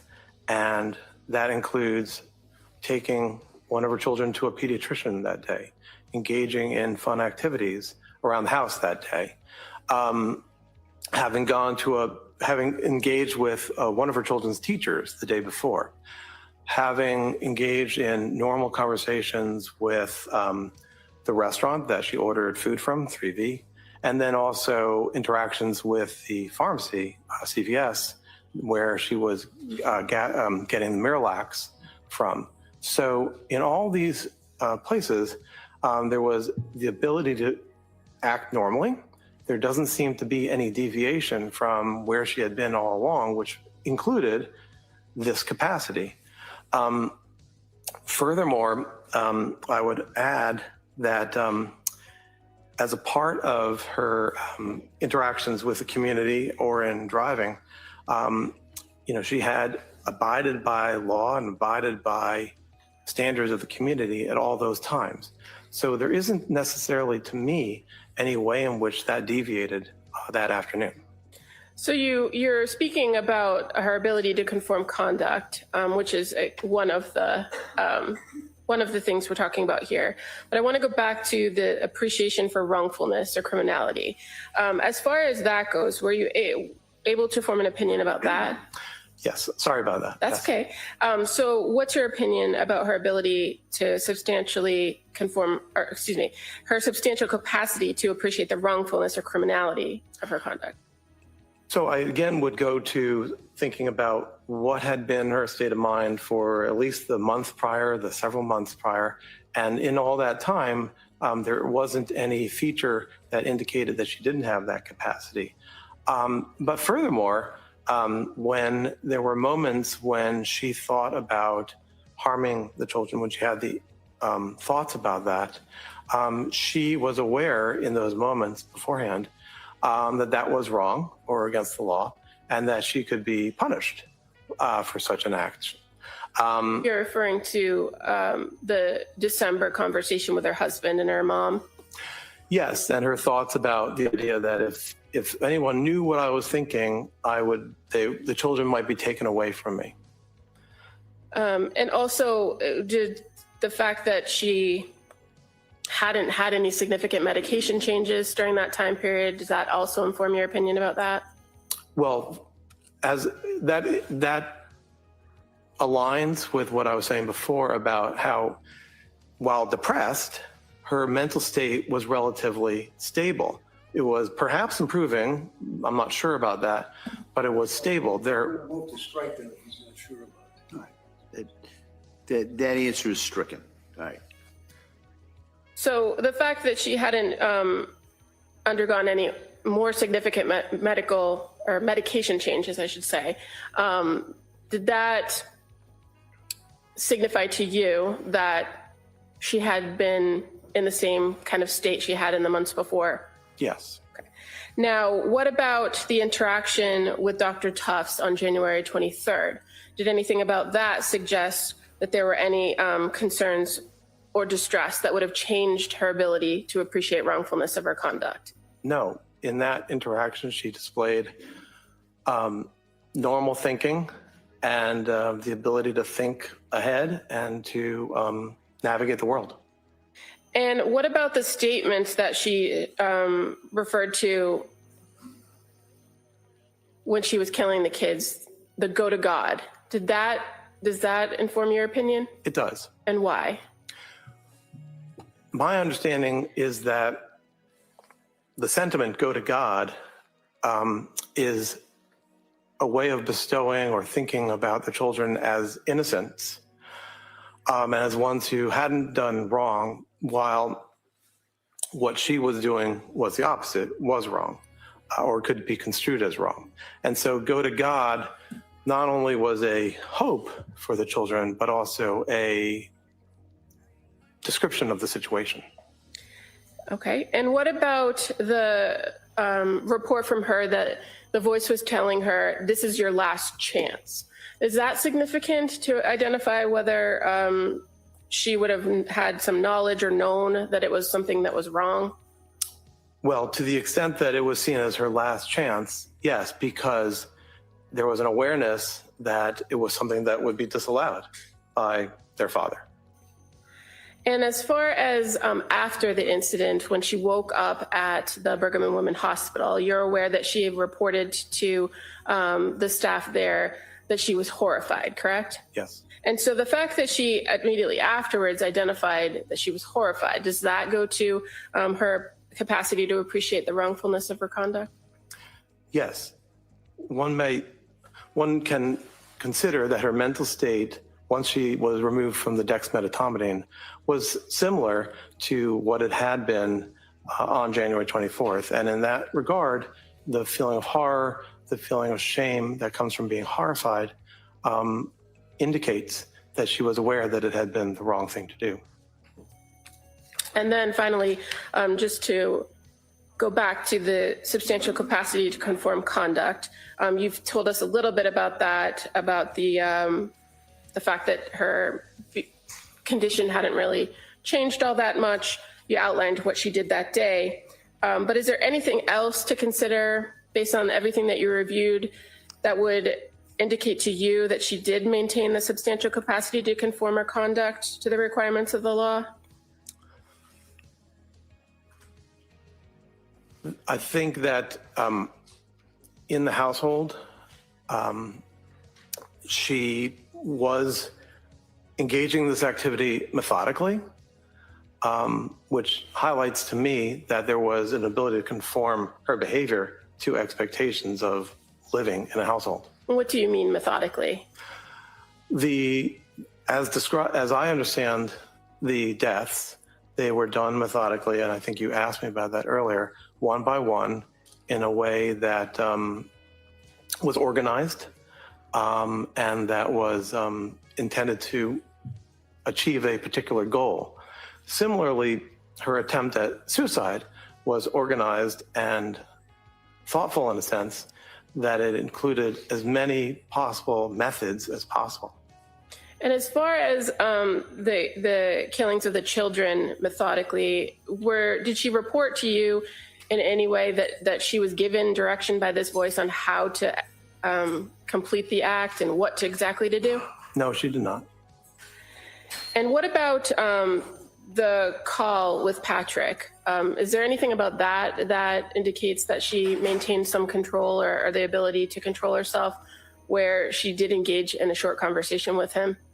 Well, that aligns with what we were talking about before in terms of being aware that he would disapprove or disallow this. And yet she didn't say anything. She didn't say help, or she didn't say, I'm having these thoughts. So it wasn't stated.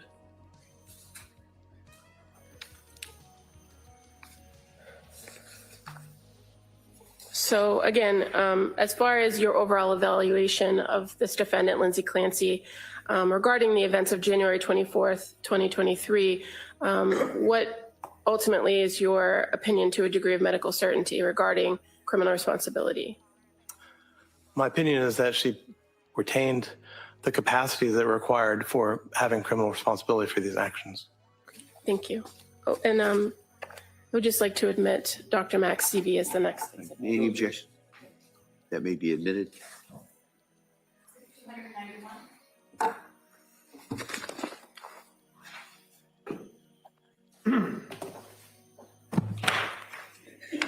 right, Mr. Reddington.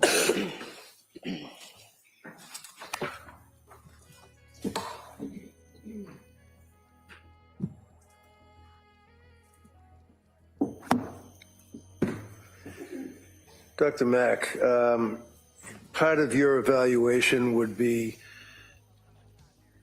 an intent to investigate the person that you're being asked to evaluate for purposes of an opinion regarding criminal responsibility or lack thereof for the district attorney's office, correct?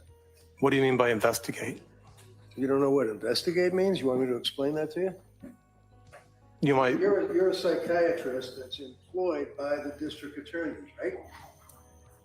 Retained by, yes. Well, okay, so we're going to talk semantics. Isn't employed by, retained by, mean that you get money from it, right?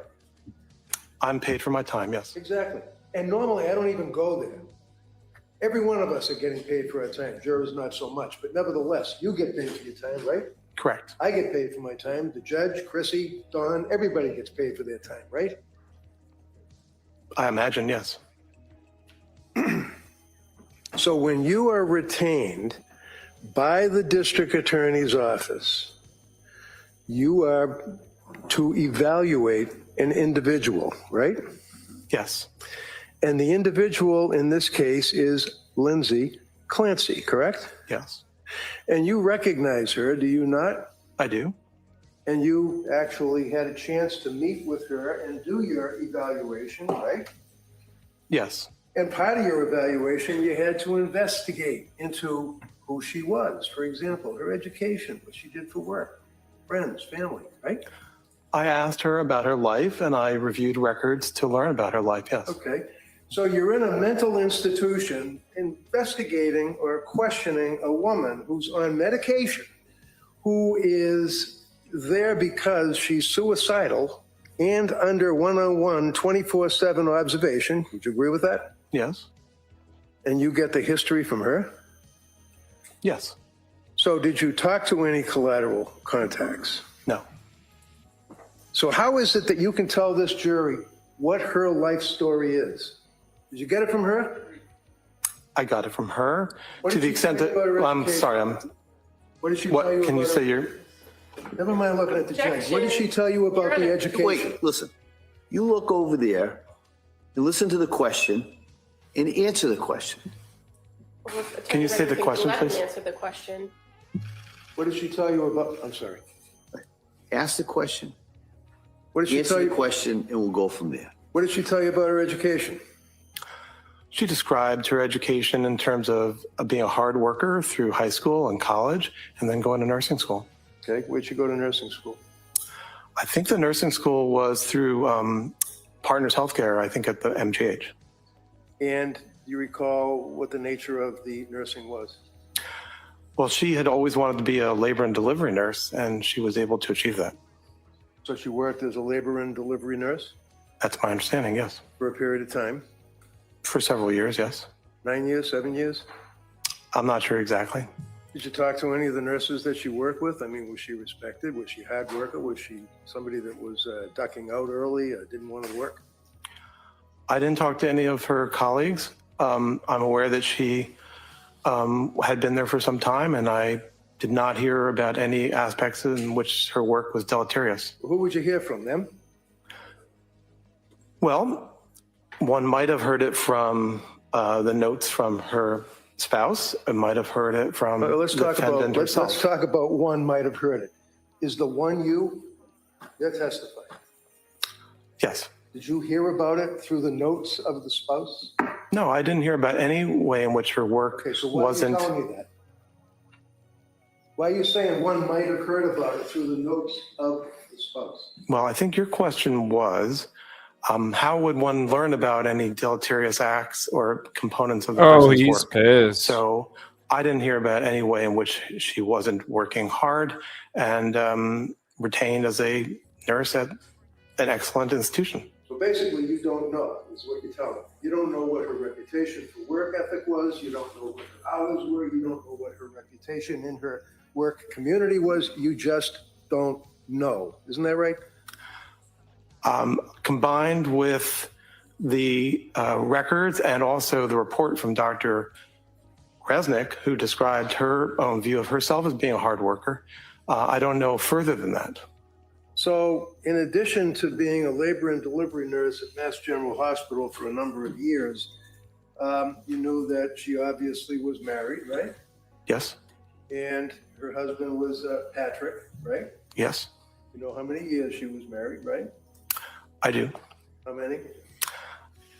I don't know it offhand, but I believe I understand or knew the date when they were married, which may have been 2013. So the fact that she was married, you know, that did she want to have kids or did she find them to be a burden? She very much wanted to have children. She described that that was her lifelong interest. Had one child for, right? I can't hear you. The first child was Cora, right? Yes. Did she have any delivery issues with Cora?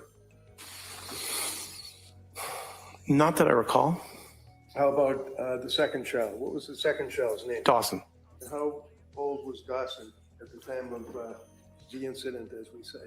I think he was around 4. And did she have any issues with his delivery? Do you mean the delivery or in the postpartum period? I mean the delivery. If I recall, I think she had a tear, which was called an episiotomy, and that was something she was unhappy about. Sure. Did she have medication prescribed to her after Dawson? Do you mean psychiatric medication? Sure.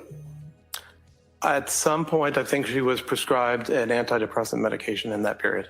What was it? I think it was sertraline. And do you know whether she took it? She has told us that she did not.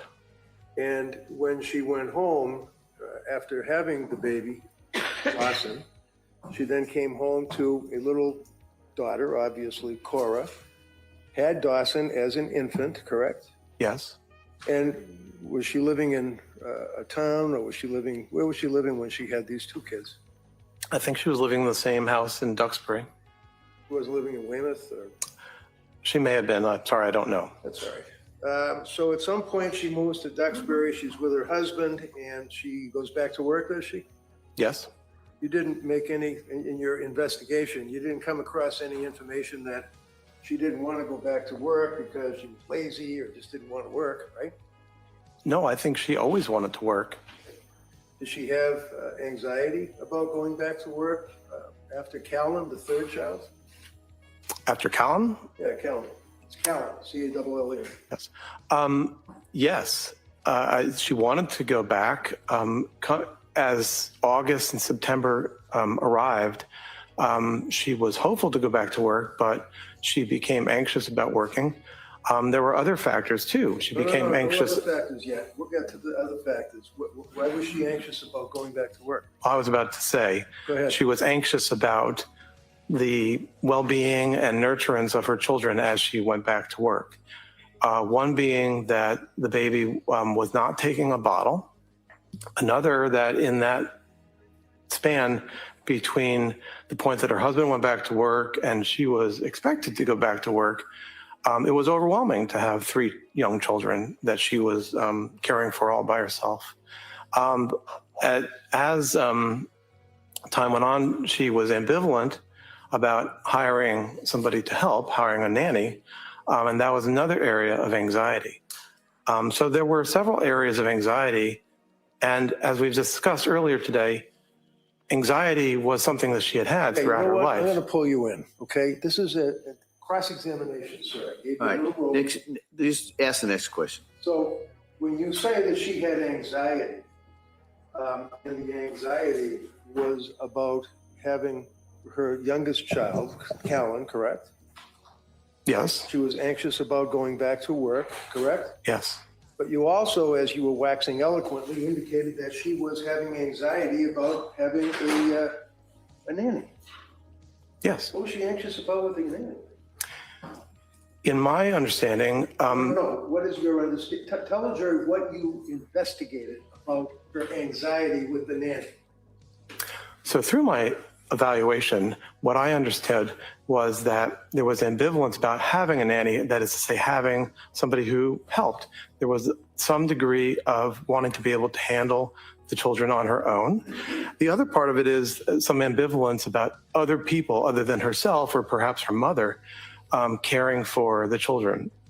Because I know that my evaluation discerned that she felt very positively about her ability to take care of her children, but also some ambivalence about other people taking care of the children. What time frame are we talking about? Summertime, fall? The end of summer, late August, early September. Isn't it true that in the summer, she and Patrick and the kids felt that they were on top of the world, having a great summer, right? Well, that's what she said. That's her quote. Okay. And then come the fall, towards the end of September, that's when she started to have symptoms of anxiety, right? Yes. Up to this point in your investigation, you have a young woman who was a nurse for a number of years, we assume from your investigation, a good reputation as a hard worker, right? I can't hear you. I'm sorry. Yeah, one of the things that you had mentioned is that she was, how about exercise? Did she like to do exercise? Yes. In the past, exercise was her. Yes, right? Yes? Can you repeat the question? Sure, I can repeat the question. I asked you, sir. I'm objecting because he's interrupting the witness and not letting him answer the The question called for a yes or no answer. All right? And so, go ahead. Go ahead. Can you state the question, please? Sure. You mentioned in direct examination for the DA that she was like to do exercise, correct? Yes. And would you consider a person who is an exercise aficionado, especially a woman who, for example, runs, let's say, a 5K or a 5-mile road race within about a couple of weeks after having a baby? Is that hyper-exercise? Is that hypomanic? Yeah. In of itself, it's not hypomanic, no. How about if there's a string of exercise that is a little bit out of the norm, coupled with decluttering, removing personal property from the home, cleaning out the home, things of that nature? Would that be hypomanic in your opinion? Not in of itself, but are you talking, when you were asking about exercise, were you talking about in the period 2022 or 2020? 2022. Okay. After Callan. Okay? And I asked you about running the road race after Callan. Okay? You with me? Yes, I am. So would you suggest, sir, that that is something that one would at least anticipate, consider, or investigate as being this manic or hypomanic that you're talking about? No. So, by the way, one of the questions that you were asked, sir, is that when you got involved with investigating this case, do you recall that from the DA? So, do you recall that from the DA? The term investigate, if it's okay, I'll use the term evaluate. When you got appointed or retained by the DA. So, and your question is? My question is, when were you retained by the district attorney, the prosecutors? It was sometime in early 2025. Early 2025. So like what, February, January?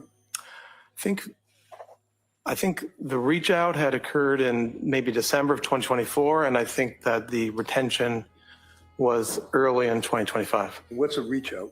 Well, the communication, the reaching out. From the district attorney's office. Okay. And then when you were asked that question, you indicated that you had to wait for a motion to be filed or something with the court. Do you recall answering that question? No. Well, if I suggest to you, sir, it was in December of 2024 that a notice of lack of criminal responsibility was filed. Does that seem to fit with the reach out? Ooh, we got another hot mic. Sure. Got another hot mic. Thank you all for being here. Damn, Reddington is scolding this man. Are you talking 2020 or 22? After Callan. I said that already. After Callan. Man, this guy's good. Thank you all for being here. Please hit the like, subscribe if you are not. We hit the 18.1K mark today. We already hit the 18K earlier. If you haven't subscribed, please consider doing so. Make sure you hit the notification bell to all, because we're going to be Monday, we're going to be having the Your Verdict show, where we're going to be doing polls, live calls, panel. If you would like to join or hang out, make sure when that notifications come across this weekend, you hit that. We'll be having the notification for day 19. That'll be out roughly around 30 minutes to an hour after the show is done today. So make sure you look for that. Hit the noti bell on that. Come back with us on Monday. It's getting close to the end here, and damn, it got spicy. Whoa. But that's what Reddington does, and that's what he gets paid for.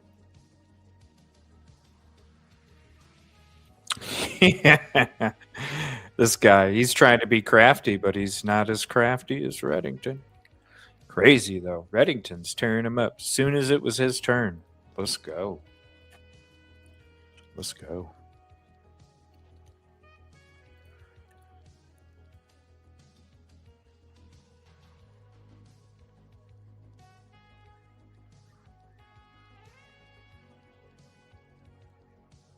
And by the way, if you want to check out a previous episode, we did go through Patrick Clancy's full testimony, and Rosie and I broke it down. If you're not subscribed to Rosie, she is one of the live reporters from EvilleCJ Media Network. Make sure you go subscribe to her. And each episode, we do a recap in the morning, So I'll put the playlist for the whole trial. You can literally just go through the recaps if you want, or you can watch the whole thing sometime. And then there's that link for you.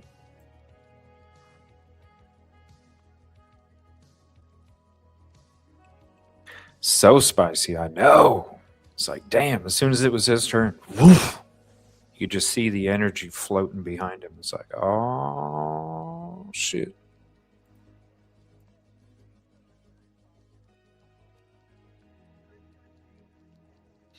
So it appears like we're going to have the other two witnesses on Monday. Closing arguments are going to probably be Tuesday. And then the verdict watch will probably be on Wednesday. It's what it's looking like so far. We'll see.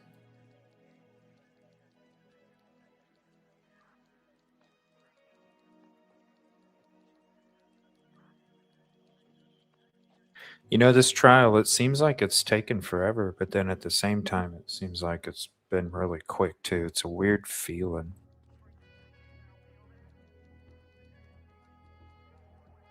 We'll be having the Microsoft executive murder for hire trial, the wife. We're going to be covering that trial coming up next. I believe it's next week. So after this trial's done, we are going to have a couple shows where we take live calls. We discuss the trial, the aftermath, the verdict, your opinion, what you think. We'll be having a couple shows on that before we get into the next trial. Yes, thank you. Yeah, please go subscribe to Rosie Overtime if you're not. She's a tremendous help here at the network. And we couldn't do it without her. Shout out Rosie. And give her a belated happy birthday too, because it was her birthday a couple days ago. Shh, don't tell anybody. All right, counsel. Thank you, Judge. So, your understanding of the procedure is that a notice has to be given to the court that a person like Lindsay is raising the issue of criminal responsibility, correct? I imagine that's the case, but I don't know the procedure here in Massachusetts in that regard.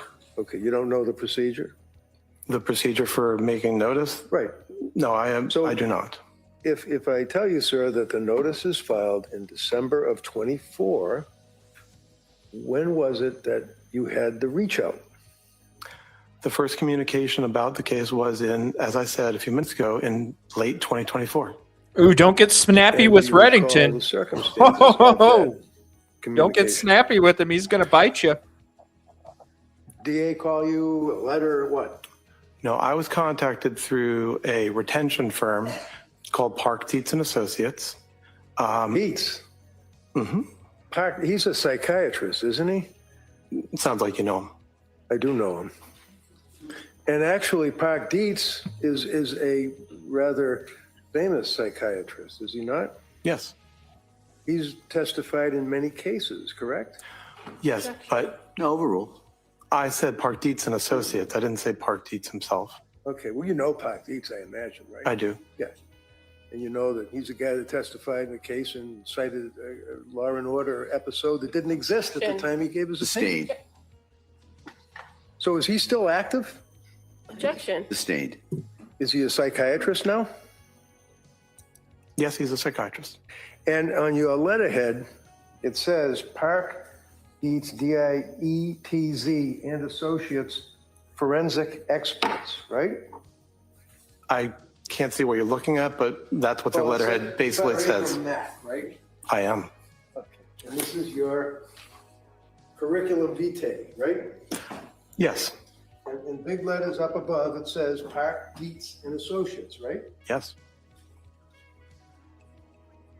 Now, how does that work? You get a call from this retention group, Park Dietz, and then you get assigned the case? Rosie, marketing department When an strikes attorney again. or a district attorney's office contacts them, they might think that it might be a case that I might want to be retained on. Okay. Do they to your knowledge? Try to get someone that's familiar with that particular topic, or just anybody that has a random psychiatry degree? Well, there are only certain people that they think of or consider, people that Dr. Dietz has thought of in terms of having a robust career and You have a background. robust career? I've been active as a teacher and as a clinician over about 20 years, and I've been a full professor at Penn and Jefferson and Georgetown. So that's in your curriculum vitae, correct? The 3 professor level appointments? All of your stuff, the things you wrote, things that you're interested in, your fellowships, professorships, all that, right? Yes. Okay. And that's introduced into evidence by the DA, right? Yes. So the jury's going to have it to look at, right? Okay. I didn't know that. Let's just take a look at it now. Is it your understanding that when you are, and I mean you individually, not Park Dietz Associates, requested to look at and investigate into the lack of criminal responsibility of a individual charged with a crime, that you got to try to be independent? Being independent is the expectation. The answer yes, you try to be independent? Yes, I do. Okay. Is it appropriate for you to evaluate an individual with another Park Dietz associate guy? You're referring to Dr. Halbrin? I am referring to Dr. Halbert. He's another one of the DA's witnesses in this case, right? Correct. And you know Halbert, right? I had not met him until we jointly went to do the evaluation this April. Jointly went to do the evaluation. Yes. What did you do? Both ride in the same car over to Tewksbury to talk to her? No. Did you have separate cars? We did. And then you met up beforehand and you went in to meet with Lindsay? Yes. Both I think of you that was. together? Both of you together? Yes. So you work under the umbrella of Park Dietz and Associates. Heilbrunn, who's going to be testifying Monday for the government, works under the umbrella of Park Dietz and Associates, and the both of you interviewed her at the same time, is what you're telling this jury? Yes. In your opinion, is that appropriate, sir? Yes. Did you talk to Kirk about your opinion? We have talked about each other's opinion. We have different opinions as far as I understand it. Did you talk to him about his report? No. No? I have not talked to him about his report. Have you talked to him about testifying here today? Not in terms of content. What does that mean? The other day he called me and said, what day are you going up to Boston? Okay. And Shipping up to Boston. Did you tell him? No, I wasn't sure what day I was going up to Boston. Okay. Did you review his report? I have reviewed his report. All right. And has he reviewed your report? I don't know. I assume so, but I don't know. Now, looking at your CV, you indicate that you're educated at Cornell, you got your medical degree, you had some fellowships. Do you have any particular interest in your practice, sir? Yes. And you have licensure in Delaware, right? Yes. Pennsylvania? Yes. District of Columbia? Not at the moment. It says 2005 to the present, but not anymore. Well, I'm not sure what date that CV is, but I allowed my DC license to not be renewed. Maryland? Same, I let it not be renewed. New York? I actually renewed that recently. Massachusetts? No, I haven't had that since I left here. South Carolina? I haven't renewed that in many years. Connecticut? Same. Virginia? Same. So what does that mean, that you have licensure? Does that mean you can be a psychiatrist in these states as long as it's active, or what does that mean? Licensure means that one can act as a physician when your licensure is in effect, yes. Okay. And as far as professional and scientific societies, the You belong to the American Academy of Child and Adolescent Psychiatry, right? Yes.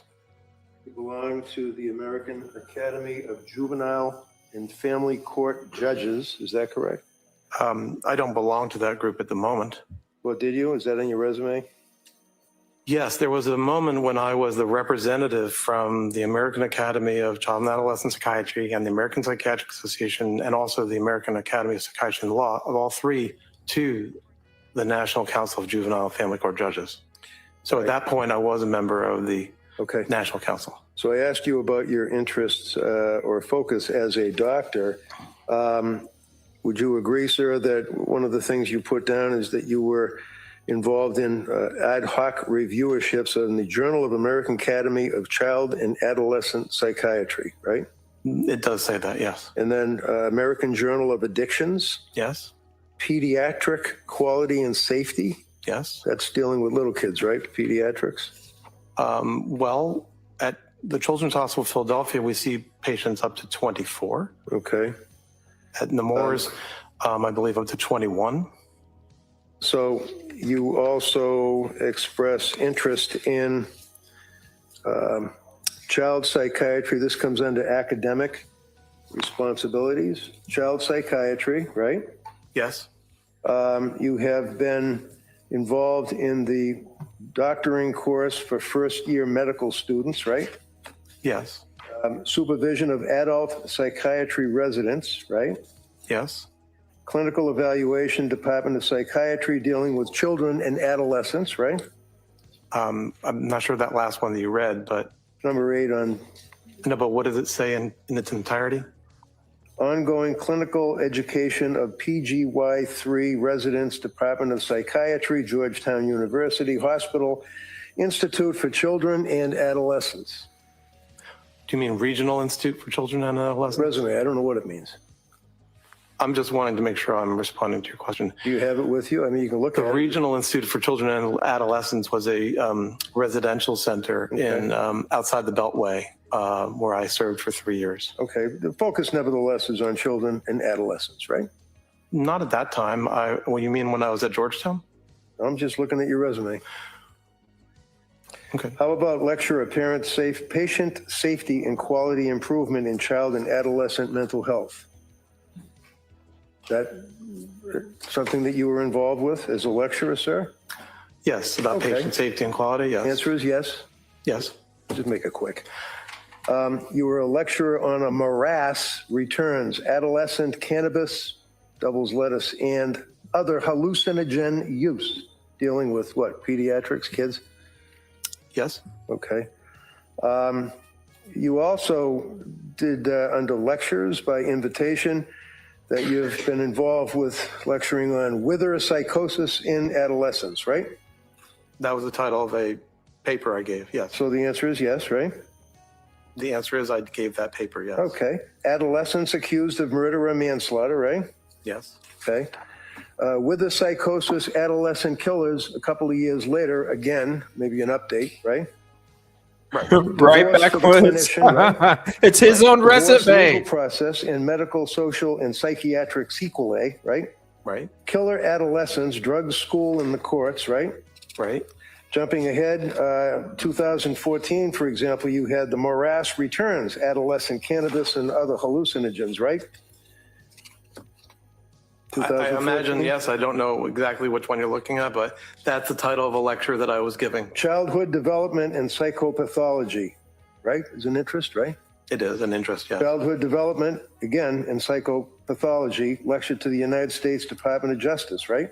Yes. Lecturing to the United States Department of Justice, Department of Immigration, right?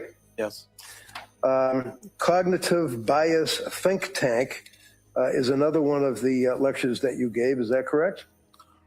Well, it was a committee or a task force that I co-led about the prospect of diagnostic error when people have cognitive biases. And what's a cognitive bias? Just curious. So when you think about diagnoses, there's always a possibility that an individual is sort of guided to one diagnosis or another based on various forms of preconceptions or biases. So a major part of this concept of patient safety is to prevent misdiagnosis. And there are a lot of techniques that are used in medicine and in this case in pediatric hospitals and also in psychiatry to try to make sure that the users or the diagnosticians' biases don't creep into making the wrong diagnosis. Research publications, sir, dealing with neuropsychiatric systemic lupus, erythematosus age, and the neurodevelopment model. That's one of your research publications, right? Yes. Dealing with psychiatric classification from the ancients to DSM-4, psychiatric clinics of North America, right? Yes. Alcohol abuse is another research that you did? I've written, edited several textbooks on substance use disorders. Yes. Okay. So in addition to child and adolescent aspects of psychiatry, you're also interested in focusing in on alcohol abuse, substance-related disorders, alcohol abuse disorders, addictive disorders, treatment of addictive disorders, right? Those are some of the areas of interest, yes. Novel risk factors for central line associated bloodstream infections in critically ill children, right? Yes. And it goes on and on with a lot of your focuses on children, minors, probate court, correct? I don't know about probate court, but... Well, you've had occasion to do evaluations for probate court, haven't you? You'd have to remind me, there was a period when I was the physician leader of the state of Maryland's Office of Forensic Services. Right. So that's what you said on direct, so that's why I'm asking it. But how about the new tools in the toolbox? Proactive prevention of CLABS, 1 in patients with behavioral health and concerns. What does that mean? Well, CLABSI, central line associated bloodstream infections, are something that is a major concern of all hospitals around the country, and preventing them from happening is not only the work of cleaning the apparatus that touches patients, but also we learned that when patients have psychiatric problems, they actually are at a greater risk of developing a central line associated bloodstream infection, which is a significant complication of being in the hospital. So I started that work when I was at Georgetown, when I was an adult, mainly focused on adults, and carried it on when I was at Children's Hospital Philadelphia and at Nemours in terms of the pediatric risks for CLABSI. Okay. How about clinical manual of adolescent substance abuse disorder? That's another one of your chapters, right? I don't think I wrote a book about adolescent substance use. Number 29, MAC-AH, Clinical Manual of Adolescent Substance Abuse Treatment, Journal of Psychiatric Practice. Yeah, that was a chapter, not a book. But yes. Okay, but nevertheless, your focus and your interest is on adolescents that like to smoke weed and drink, right? No. Okay. Would you agree, sir, that you were interested in the American Psychiatric Press textbook you wrote for substance abuse treatment, right? Yes. All right. And think like a psychiatrist, but always a doctor, be a doctor, web drugstore, perils, drugs, alcohol, bloodstream infections in children's hospital, focusing on that, right? Where in here does it say that you ever came within breathing distance of a pregnant woman and your practice in your interest in your writings? Oh. So I remember being at the Brigham as a resident and how long ago going was that? to, how long ago was that? Yeah, give us a year. Well, you asked me when. Yeah, So that's starting. when. That was the memory I have for that particular situation was 2001. 2001, so 25 years ago. Right. So since then, I went to the Medical University of South Carolina, and then I went to Georgetown, and all that period up until 2015, I was doing general psychiatry work with areas of focus in peds or in addictions, but also with forensics as an area. I see myself as somebody who's generalist who happens to have a couple of areas of focus. In 2015, I did move from that generalist model to, when I left Georgetown, I moved to the Children's Hospital of Philadelphia and the University of Pennsylvania. And in those years, since then, I've been working in pediatric hospitals, where at CHOP, Children's Hospital of Philadelphia, the age is up to 24, and at Nemours, it's up to 21. So that is the overall area of adult and child psychiatry that I've been working in. Throughout the years at Georgetown, I would like to answer because I have more to tell you. Let him finish the answer. Okay. So at Georgetown, certainly that was all adult, and Georgetown has its own labor and delivery unit. And so that was plenty of engagement with women who were pregnant or who had just given birth. And then at both Children's Hospital of Philadelphia and at Nemours, there are these special units that have been under designed for the last several years of high-risk pregnancy units. So actually at CHOP, one of my first roles there was to develop the psychiatry services coverage of the high-risk maternity unit there called the Special Delivery Unit. And I was the co-leader and then the leader of the consultation service at CHOP. And so I led the group of adult and child psychiatrists to tend to the psychiatric needs of that unit. Recently at Nemours, the same unit was built. And so yes, in these pediatric hospitals, there actually are units of women who are about to have birth, who have just had birth. Well, I'm sure in these pediatric hospitals, there are women about to have birth and have had birth. And I'm sure that there are competent doctors that treat them, correct? I would agree with you. How about you? How many women with postpartum psychosis have you treated? Roughly 10 would be my estimate. Over what period of time? Over the period since 2001.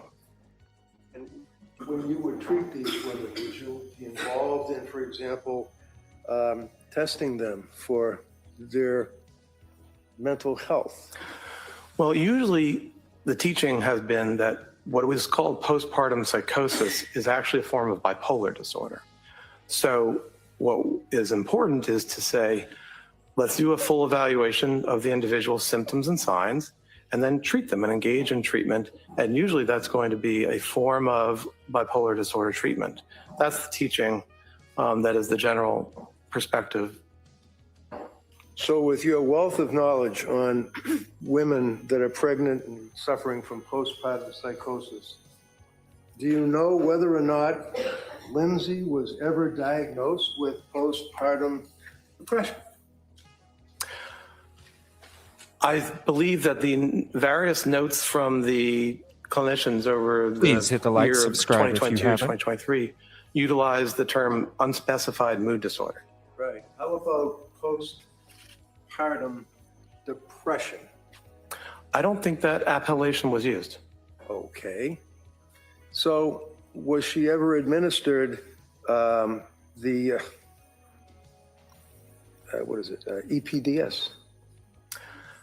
You mean the Edinburgh? Yeah. Was she ever administered that? I don't know if she was or wasn't. I don't remember. Isn't that something you're in here testifying about this case? Wouldn't that be important to know that she was almost off the chart on the Edinburgh scale for postnatal depression? Well, I have said that she had depression. Well, postnatal depression for a woman who's pregnant or had a baby recently is a heck of a lot different than some guy who's just depressed about his job, right? I don't understand your question. Well, do you know what her readings were on the Edinburgh test? Not to my memory at the moment, no. Why not? You read the medical records, didn't you? I mean, if you would like to show me, I'd be I don't happy want to show you review it. anything. I'm asking you as a testifying witness for this jury. I don't want to show you anything. I did. And the medical records pertain to her being a person that just had a baby, right? I'm not sure that which records you're talking about, but can I finish? Can I finish? Can I? I'm not going to finish. 2022. You said you're not going to finish. Talked about the summer. She was fine. You're not going to finish. Did she see Tufts? She started to see Dr. Tufts in 2022. When? I believe it was, well, she went to Dr. Tufts in September, and it was in October that she started taking the medication that Dr. Tufts had prescribed. Okay, and that was for what? You mean which medication, or what was the purpose? Medication. Sertraline. And otherwise known as? Zoloft. And she took it after a while, is that correct? Is that what you said? A few weeks, yes. And the reason she didn't take it was what? Time, as my evaluation. Hold on a second. Hold on a second, Doc. Sorry. All right. Go ahead.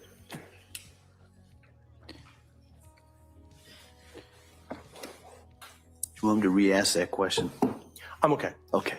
So over time, Ms. Clancy has avoided taking medications. She's what? Avoided taking medications. Says who? The description she gave me. She told you that? My awareness from my evaluation is that His awareness. she resists taking medications. And for example, No. Tell me what you mean by she resists taking medication. Oh, there this are is too individuals good. in this world who do not want to take medications, and I think she described that she is one of them. So you know she saw Dr. Tufts because she apparently was anxious, right? Yes. Prior to that, other than having anxiety about public speaking as a nurse in nursing school, and after she had one of her children, she didn't have any psychiatric history of medications, right? She had not taken medications, but she had had a lifelong degree of anxiety. It hadn't been at the level of disorder, but she had had lifelong. Yes. Okay. How about grammar school, high school, college? Did she have difficulty that she was anxious? So what I was saying is that anxiety can drive people, but she had a lot of anxiety and she was hardworking, and the anxiety helped her to be hardworking. But when it comes to medications, Hold on. Mr. Reddington, go ahead. Doctor, finish the question. But when it comes to medications, she described that she didn't want to take medications. And an example was the time that after the birth of her second child, that sertraline had been prescribed, but she chose to get through her anxiety and depression by exercising. And that is something that people do. But it also highlights that in this case, she didn't want to be taking medications. And I think that we also understand that in the fall of 2022. All right. At this point, I'm going to stop. Next question. My question was, you said that she had a lifelong resistance to taking medication. That's what you said, right? Yes. Yes? Okay. Yes. Then I asked you, grammar school, high school, college, did she have any records, any witnesses, any documents that she had a resistance to taking medication? Only her description to me. She didn't tell you that she was resistant to medication in grammar school and high school and college? What are you making this up? Whoa! Yeah, sustain. Next question. She didn't tell you that. Damn! I understand her to have told me that generally she did not want to be taking medications. She didn't necessarily specify in grammar school, but that is her basic. College. Yes, I think that her description was as a adolescent and as a young adult, she was not interested in taking medications. You really have that written down somewhere? I'm happy to be proven wrong, but I believe that that's what I understand it to be. You believe that's what it is? You don't know whether you have it written down somewhere? Oh, will he be in contempt of court? Is he going to be held in contempt? Is he going to catch him in a lie on the stand, ladies and gentlemen?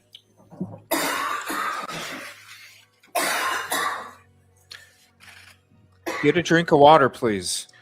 Well, on page 8, what I had written was, Oh. Ms. Clancy's reluctance to take medication generally was accompanied by her concern for medications entering her breast milk. So where does it say the age? So she's pregnant. Where does it say the age? Come on. That's the only time that she indicates that she did not want to take, except for medication because she was breastfeeding, right? I don't agree. I'm happy to Not be so proven wrong. cocky now, are you, buddy? My understanding Not is that so she described snippy now. that she generally did not want to take medication. All right. Benzodiazepines. Not so cocky now. All right, let's look at Dr. Mack's report, okay? Medication history. During the period before January 24, 23, she was taking several medications, and that would be Tufts and Gelada and all the rest of them, right?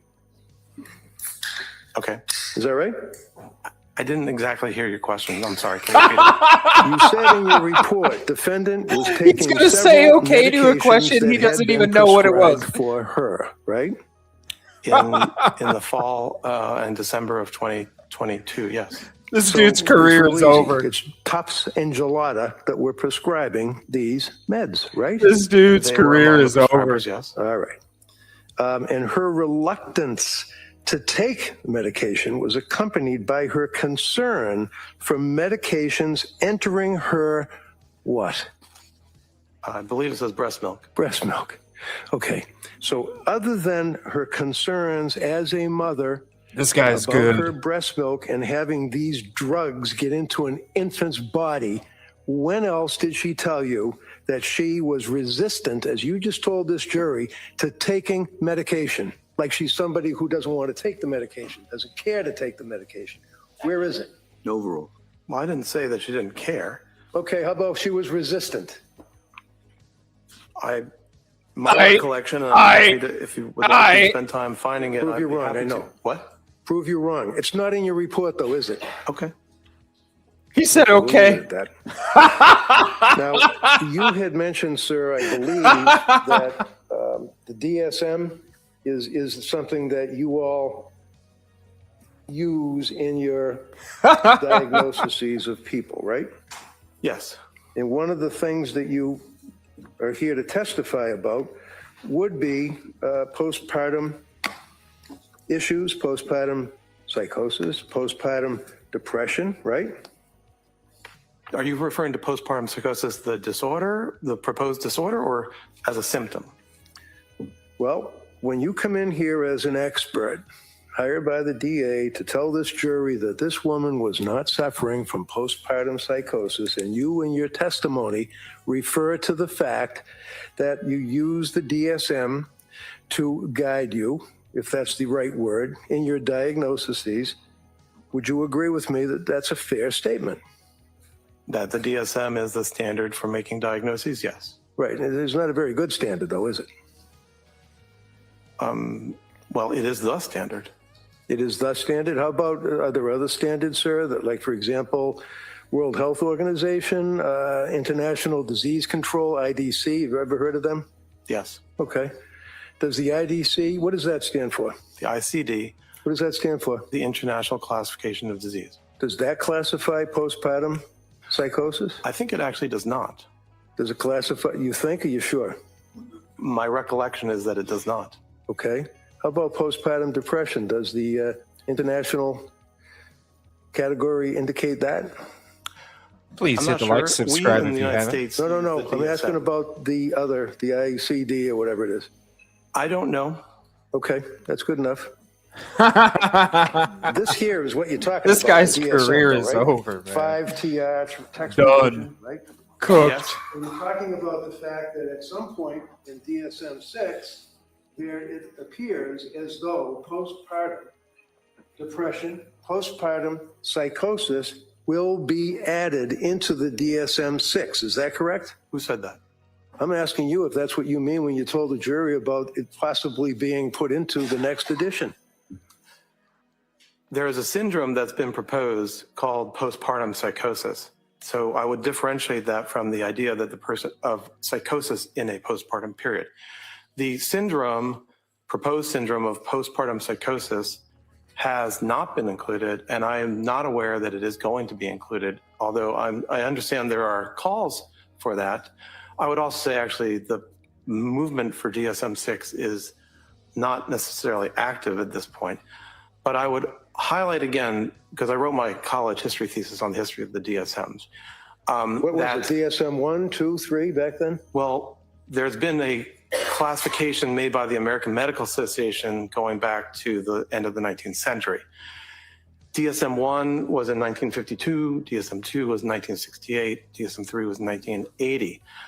The major change in 1980 was to fall in, as I discussed earlier, the descriptive model for diagnoses.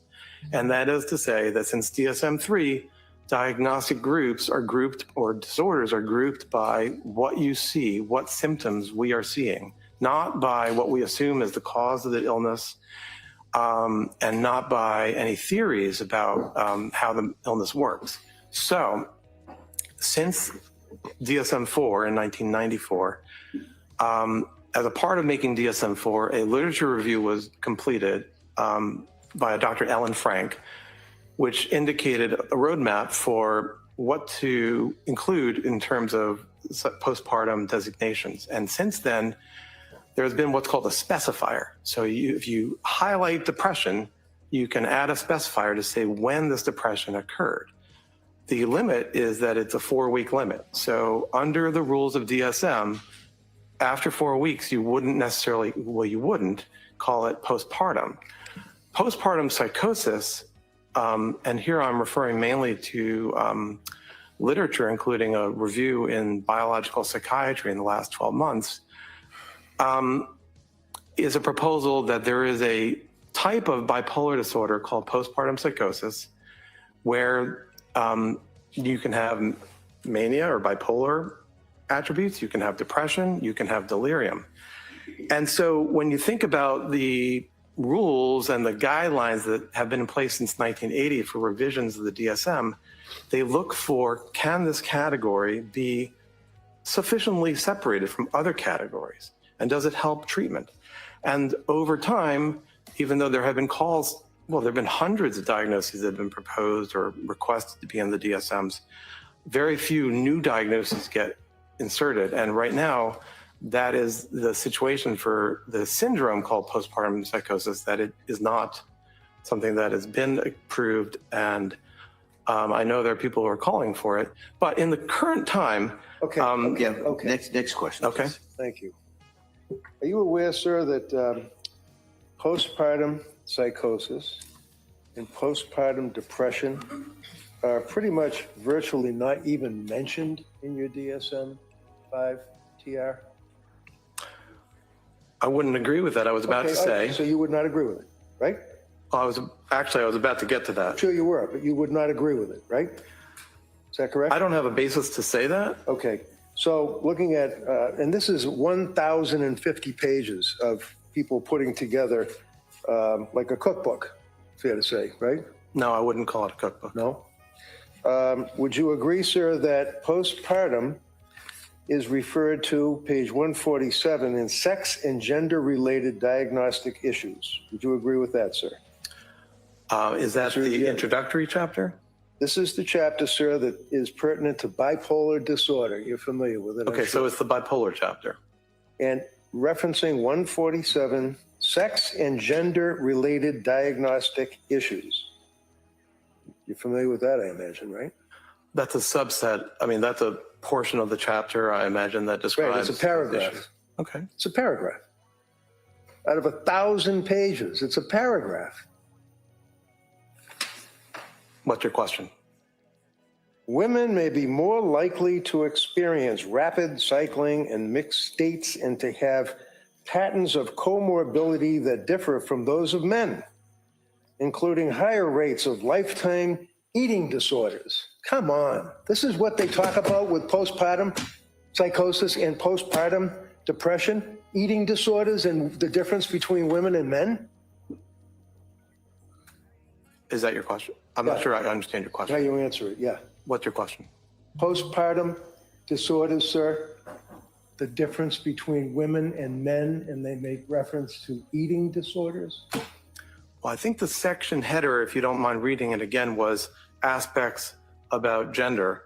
And so in that section, I imagine they're describing it. I didn't write the DSM, so I'm not here to represent it. Okay. I can just tell you about it. All right. Okay, right here. Sex and gender-related diagnostic issues, right? Would you agree that's under the bipolar and related disorder section? Yeah. The DSM, okay.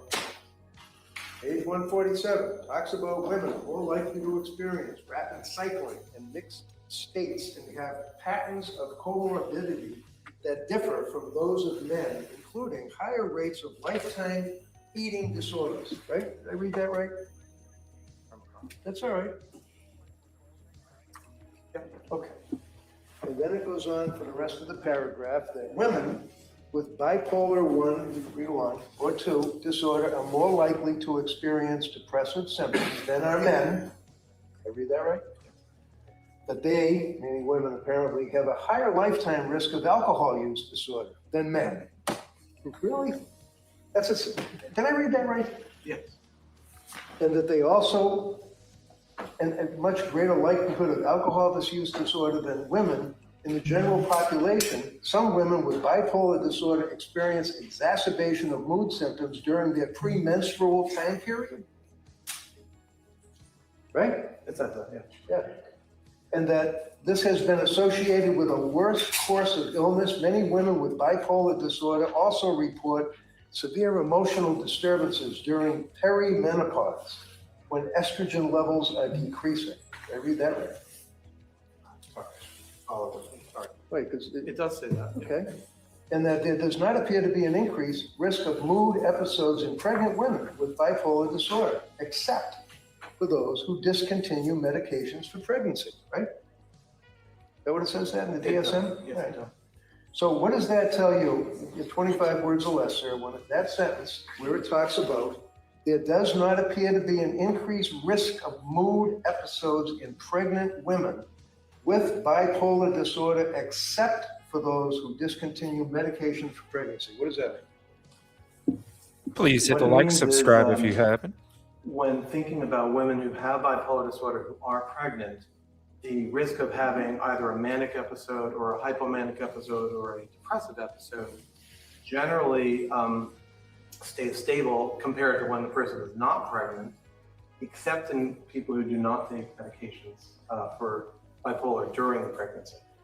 And then it goes on to read, the specifier with peripartum onset should be used for mood episodes that begin during pregnancy or within 4 weeks of delivery. Is that the 4-week cutoff that you're telling the jury about? That's the 4-week cutoff. That's on that specifier, the peripartum specifier. When was this last amended? 1958? You're talking about the 4-week number? Yeah. That was created in DSM-4 in 1994. And how about the World Health Organization? What's their cutoff using that term? I don't know. I can tell you that the proponents of postpartum psychosis illness utilize, I believe, 12 weeks, maybe 6 weeks, but not more than 12. How about the, what is it, IDC, ICD? The World Health Organization's international classification. If I tell you it's a year, would that mean anything to you? It's not 6, maybe 12, it's a year. Does it mean anything to me? Yeah, does it mean anything to you? With regard to what? It's a year. You're talking about 4 weeks, but they're referring to a year. Well, the distinction between the ICD and the DSM is substantial. The DSM. All right. Mr. Reddington, why don't you ask a question? Thank you. So would you agree with me, sir, that the way that women are treated postpartum, after having babies, prior to having babies in Europe is a heck of a lot different than we treat women here, right? Objection. Sustained. So that paragraph that we just went through, we're talking about sex and gender-related diagnostic issues, right? Yes. They mentioned the words postpartum, period. They mentioned, I don't mean period like the end of the sentence, I mean postpartum, period. They mentioned that, right? Yes. And I read that correct. That's a paragraph, right? Yes. And then out of the 1,050 pages, we can then go to another, page 156, sex and gender-related diagnostic issues. And it makes reference to the gender ratio for bipolar 1 disorder, right? Okay. Would you agree that the gender ratio for bipolar 1 disorder is equal between women and men? Yes. And does it then go on and say that bipolar 2 disorder are mixed, differing by type or sample? There is little or no evidence of bipolar gender difference in the general population. And some, but not all, clinical examples suggest that bipolar 2 disorder is more common in women than in men. Is that right? It may be. As I was. Because you want to look at it, or it may be because they might be wrong. Well, women have depression more than men, unfortunately. And so that is something that it gets reflected when it comes to bipolar type 2. So patterns of illness and comorbidity, however, differ by sex, with females being more likely than males to report hypomania. Does that sound right? It sounds right. and that women would have mixed depressive features in a rapid cycling course, correct? That sounds right. And childbirth may be a trigger for the hypomanic episode, which can occur in 10 to 20% of females. In non-clinical populations, most typically in the early postpartum period. Does that sound right to you? It sounds, I mean, you're reading it, so I agree. Yeah. Okay. Okay. And there's a big difference between DSM and WHO, right? I don't know the WHO's 12 months, what it refers to. When it comes to the proposed postpartum psychosis, one of the elements of the proposal is that it is particularly related to the physiologic changes that happen at the time of birth. And actually, one of the objections that that group has to the way that the DSM is written right now is that they would like it to be solely post-birth rather than one that encompasses pregnancy and birth, because it aligns with the theory that this type of disorder is related to those physiologic changes.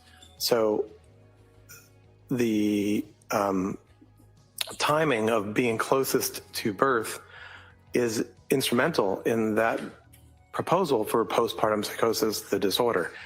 When it's described as a disorder that occurs almost right away at the time of birth. And it is urgent. Who says that? Who? The literature on postpartum psychosis, whether it's postpartum psychosis. What literature? It's not in the Bible, right? Well, it's not in the Bible, but the reports by the people who are advocates, an expert consensus panel who are advocates for inclusion of the syndrome of postpartum psychosis. And they've been trying real hard. Let him finish. Well, he's just going to go on for another half hour. I'll finish up the guy. I don't have anything more. Sorry. All right, go ahead. He's just going to go on for another half hour. As it relates to this panel of people that you're talking about, these are the people that are trying to get postpartum psychosis, postpartum depression into the DSM-6, right? I don't think they're trying to get postpartum depression included because it already is there. In the two paragraphs that I just read? No. Okay, is there somewhere else that talks about postpartum depression? Yes. Okay, where?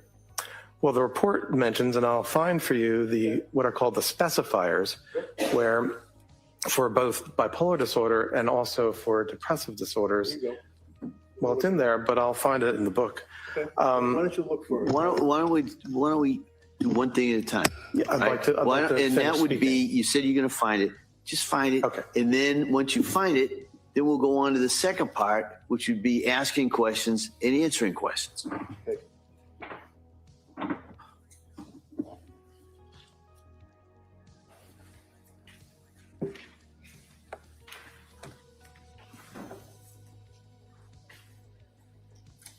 So right here. Thank you on for being page here. Please hit the like, 173, subscribe if you haven't. I'll describe what I'm talking about before I read it, if that's okay. So this is the section, actually starts on page 169, where it goes through what are called the specifiers for the bipolar disorders. And so those include with atypical features, with rapid cycling, with melancholic features. And here on page 173 is the portion about with peripartum onset. Read it. Read it. Well, let me see how many paragraphs it is. Many paragraphs. Do you want me to read all of it? No, that's all right. Just summarize it as best you can. What I would summarize, and a similar passage is in the chapter on depressive disorders, is that it provides a way to designate that somebody's depressive disorder, or in this case, their bipolar disorder, had peripartum onset. Now that's important, and they provide a lot of important information there about epidemiology and the course, by course I mean how it's going to go in terms of the disease. That's what the DSM does. Besides giving criteria for disorders, it provides basic information about course, epidemiology, and the features that the individual has. So there's a similar section in the depressive disorders. Let's stick with the section that you just pointed out. Yes, okay? sir. You'd agree with me in a nutshell that talks about with psychotic features, delusions, hallucinations present at any time in the current manic or major depressive episode in bipolar 1 disorder, right? No, I'd have to see what you're reading from. Okay, sure, it's right here.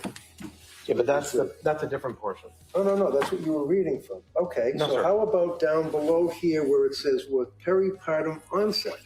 Yes, that was what I was referring The to. specifier, what's a specifier? So the system has a way where we can emphasize features of a person's illness. Remember, as I said, the groupings in the DSM revolve around the major psychiatric symptoms. So this is the bipolar chapter, there's a depression chapter, there's an anxiety chapter. So here, the specifier is our way of communicating that the person's problem, in this case, has peripartum onset. Okay.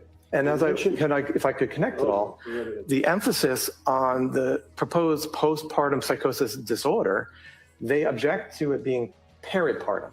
They would like it to be postpartum. And who's they? The authors of the expert consensus group that I referred to published a paper in Biological Psychiatry in the last year. About what? I mean, psychiatry covers a large ground. Yes. It's a paper that summarizes information about this proposed disorder, highlights their assumption that it is actually a type of bipolar disorder. Can I just interrupt? What disorder are you referring to? The proposed postpartum psychosis disorder. All right. So there is a group of people that are trying, to your knowledge, to get postpartum disorder in the next version of the Bible, right? Effectively, yes, Okay. but I wouldn't use all those words, but yes. Okay. And then when you're referring to the peripartum onset, in one paragraph, you're talking about the specifier applied to current manic, hypomanic, or major depressive episode in bipolar 1 disorder, right? Did I read that right? Well, it's more than just one Okay, let's paragraph. just It goes stick- on let's to all just the stick next. All right, Council, let me see Council at sidebar here. Just we've got scheduling. Oh, yeah, we are getting close to the end of the day here. Definitely getting close to the end of the day here. You still here, Rosie? I'm here. What's up? Man, what about this last where are you at? It's not popping you up here. Hold on. There we go. Wasn't popping you up. All right. Well, shoot. Okay. Anyway. Yeah. Man, this is crazy. I think it's one of the worst witnesses that we've seen in this trial, but I think it's one of the best performances here. And this wasn't even Reddington's witness. And it kind of seems like he's getting under Reddington's skin a little bit, not too much. It's not affecting him too much. I think it's just making him go after him even harder. But you can see how he kind of has like these, like they're reading each other's eyes with the prosecution. I notice he keeps looking over there at them. What do you think about this witness, Rosie? Well, I think that is partly one of the main issues that Reddington is picking up, and he was picking up on it quite early because he even I think he made an objection like way in the beginning where he commented on how the witness said that day was one of Lindsay's best days or something, and the words that he used were very similar to somebody else's testimony. So I think that Reddington was already picking up on the fact that there was some kind of coaching when it came to everything that he was going to say, and that his reliance was a lot heavier on reports or things that he had been told. So that's where Reddington immediately jumped in on like who even hired you. So I think that was definitely one of the things on Reddington's agenda. Yeah, especially when he pointed out that they were exchanging reports and stuff like that. It makes me wonder what other witnesses the prosecution has. We know that there's 2 more. And I'm wondering when this one's going to get done. It's almost 4 o'clock Eastern. So Yeah. I'm really surprised that this has taken as long as it has. But I think one of the tactics that the prosecution did with what's his last name, Dr. Mack, I think they encouraged him to talk more, you know, like it would upset Reddington. You know, Reddington is like, let's go, let's go, let's go. Hey, you know what? Talk a whole bunch, you know, try and throw him off his game, right? Because this guy just keeps going on and on and on and on. And the snippy snarkiness too. A lot of immaturity out of this witness as well. I'm sure the jury is picking up on it. The facial expressions, the attitude. You know, you're being asked a question about something that's written down in a book, and then after they ask the question, then you put your glasses back on and go, hold on a second. Like, let's be respectful of the court's time. Hold on. We're going to break at this point. All right. So, you know what I'm going to tell you. All right. You've now heard more evidence. You've heard testimony from a number of people. You've gotten more and more exhibits, but you still have to keep that open mind. All right. Because you haven't heard all the evidence. You haven't heard the closing arguments, as I've said before. You haven't even heard the law that you are to apply to this in arriving at your verdict. So I'm going to stress, as I always do, don't talk about this case. Don't read anything about it. Don't listen to anything about it. Just guard against that and really keep an open mind. All right. So I'm going to excuse you till Monday morning. And then I ask you to be here hopefully at 9 o'clock. We'll come back out and we'll continue with the evidence. All right. And as I'm telling you, we are well on schedule. All right. So well on schedule. Get ahead of myself. No, we're not. Wondering, we are. No, we're definitely not. Well on schedule. No, we're not. Much because of your work on this. So I hope everybody has a nice weekend.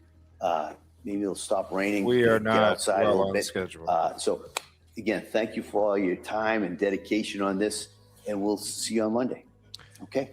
We are not well on schedule.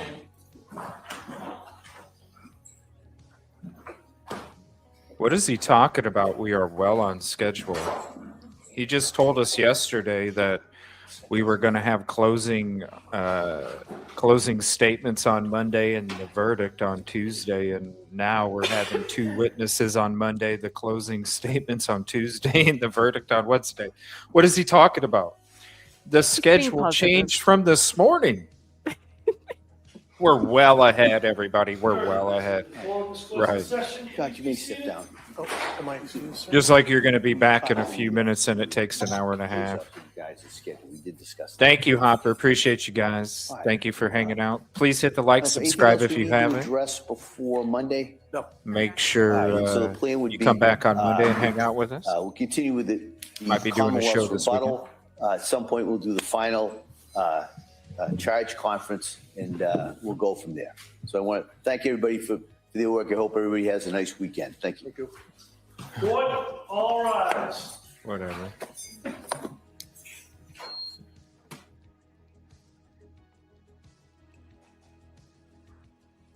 Wow. That'd be that.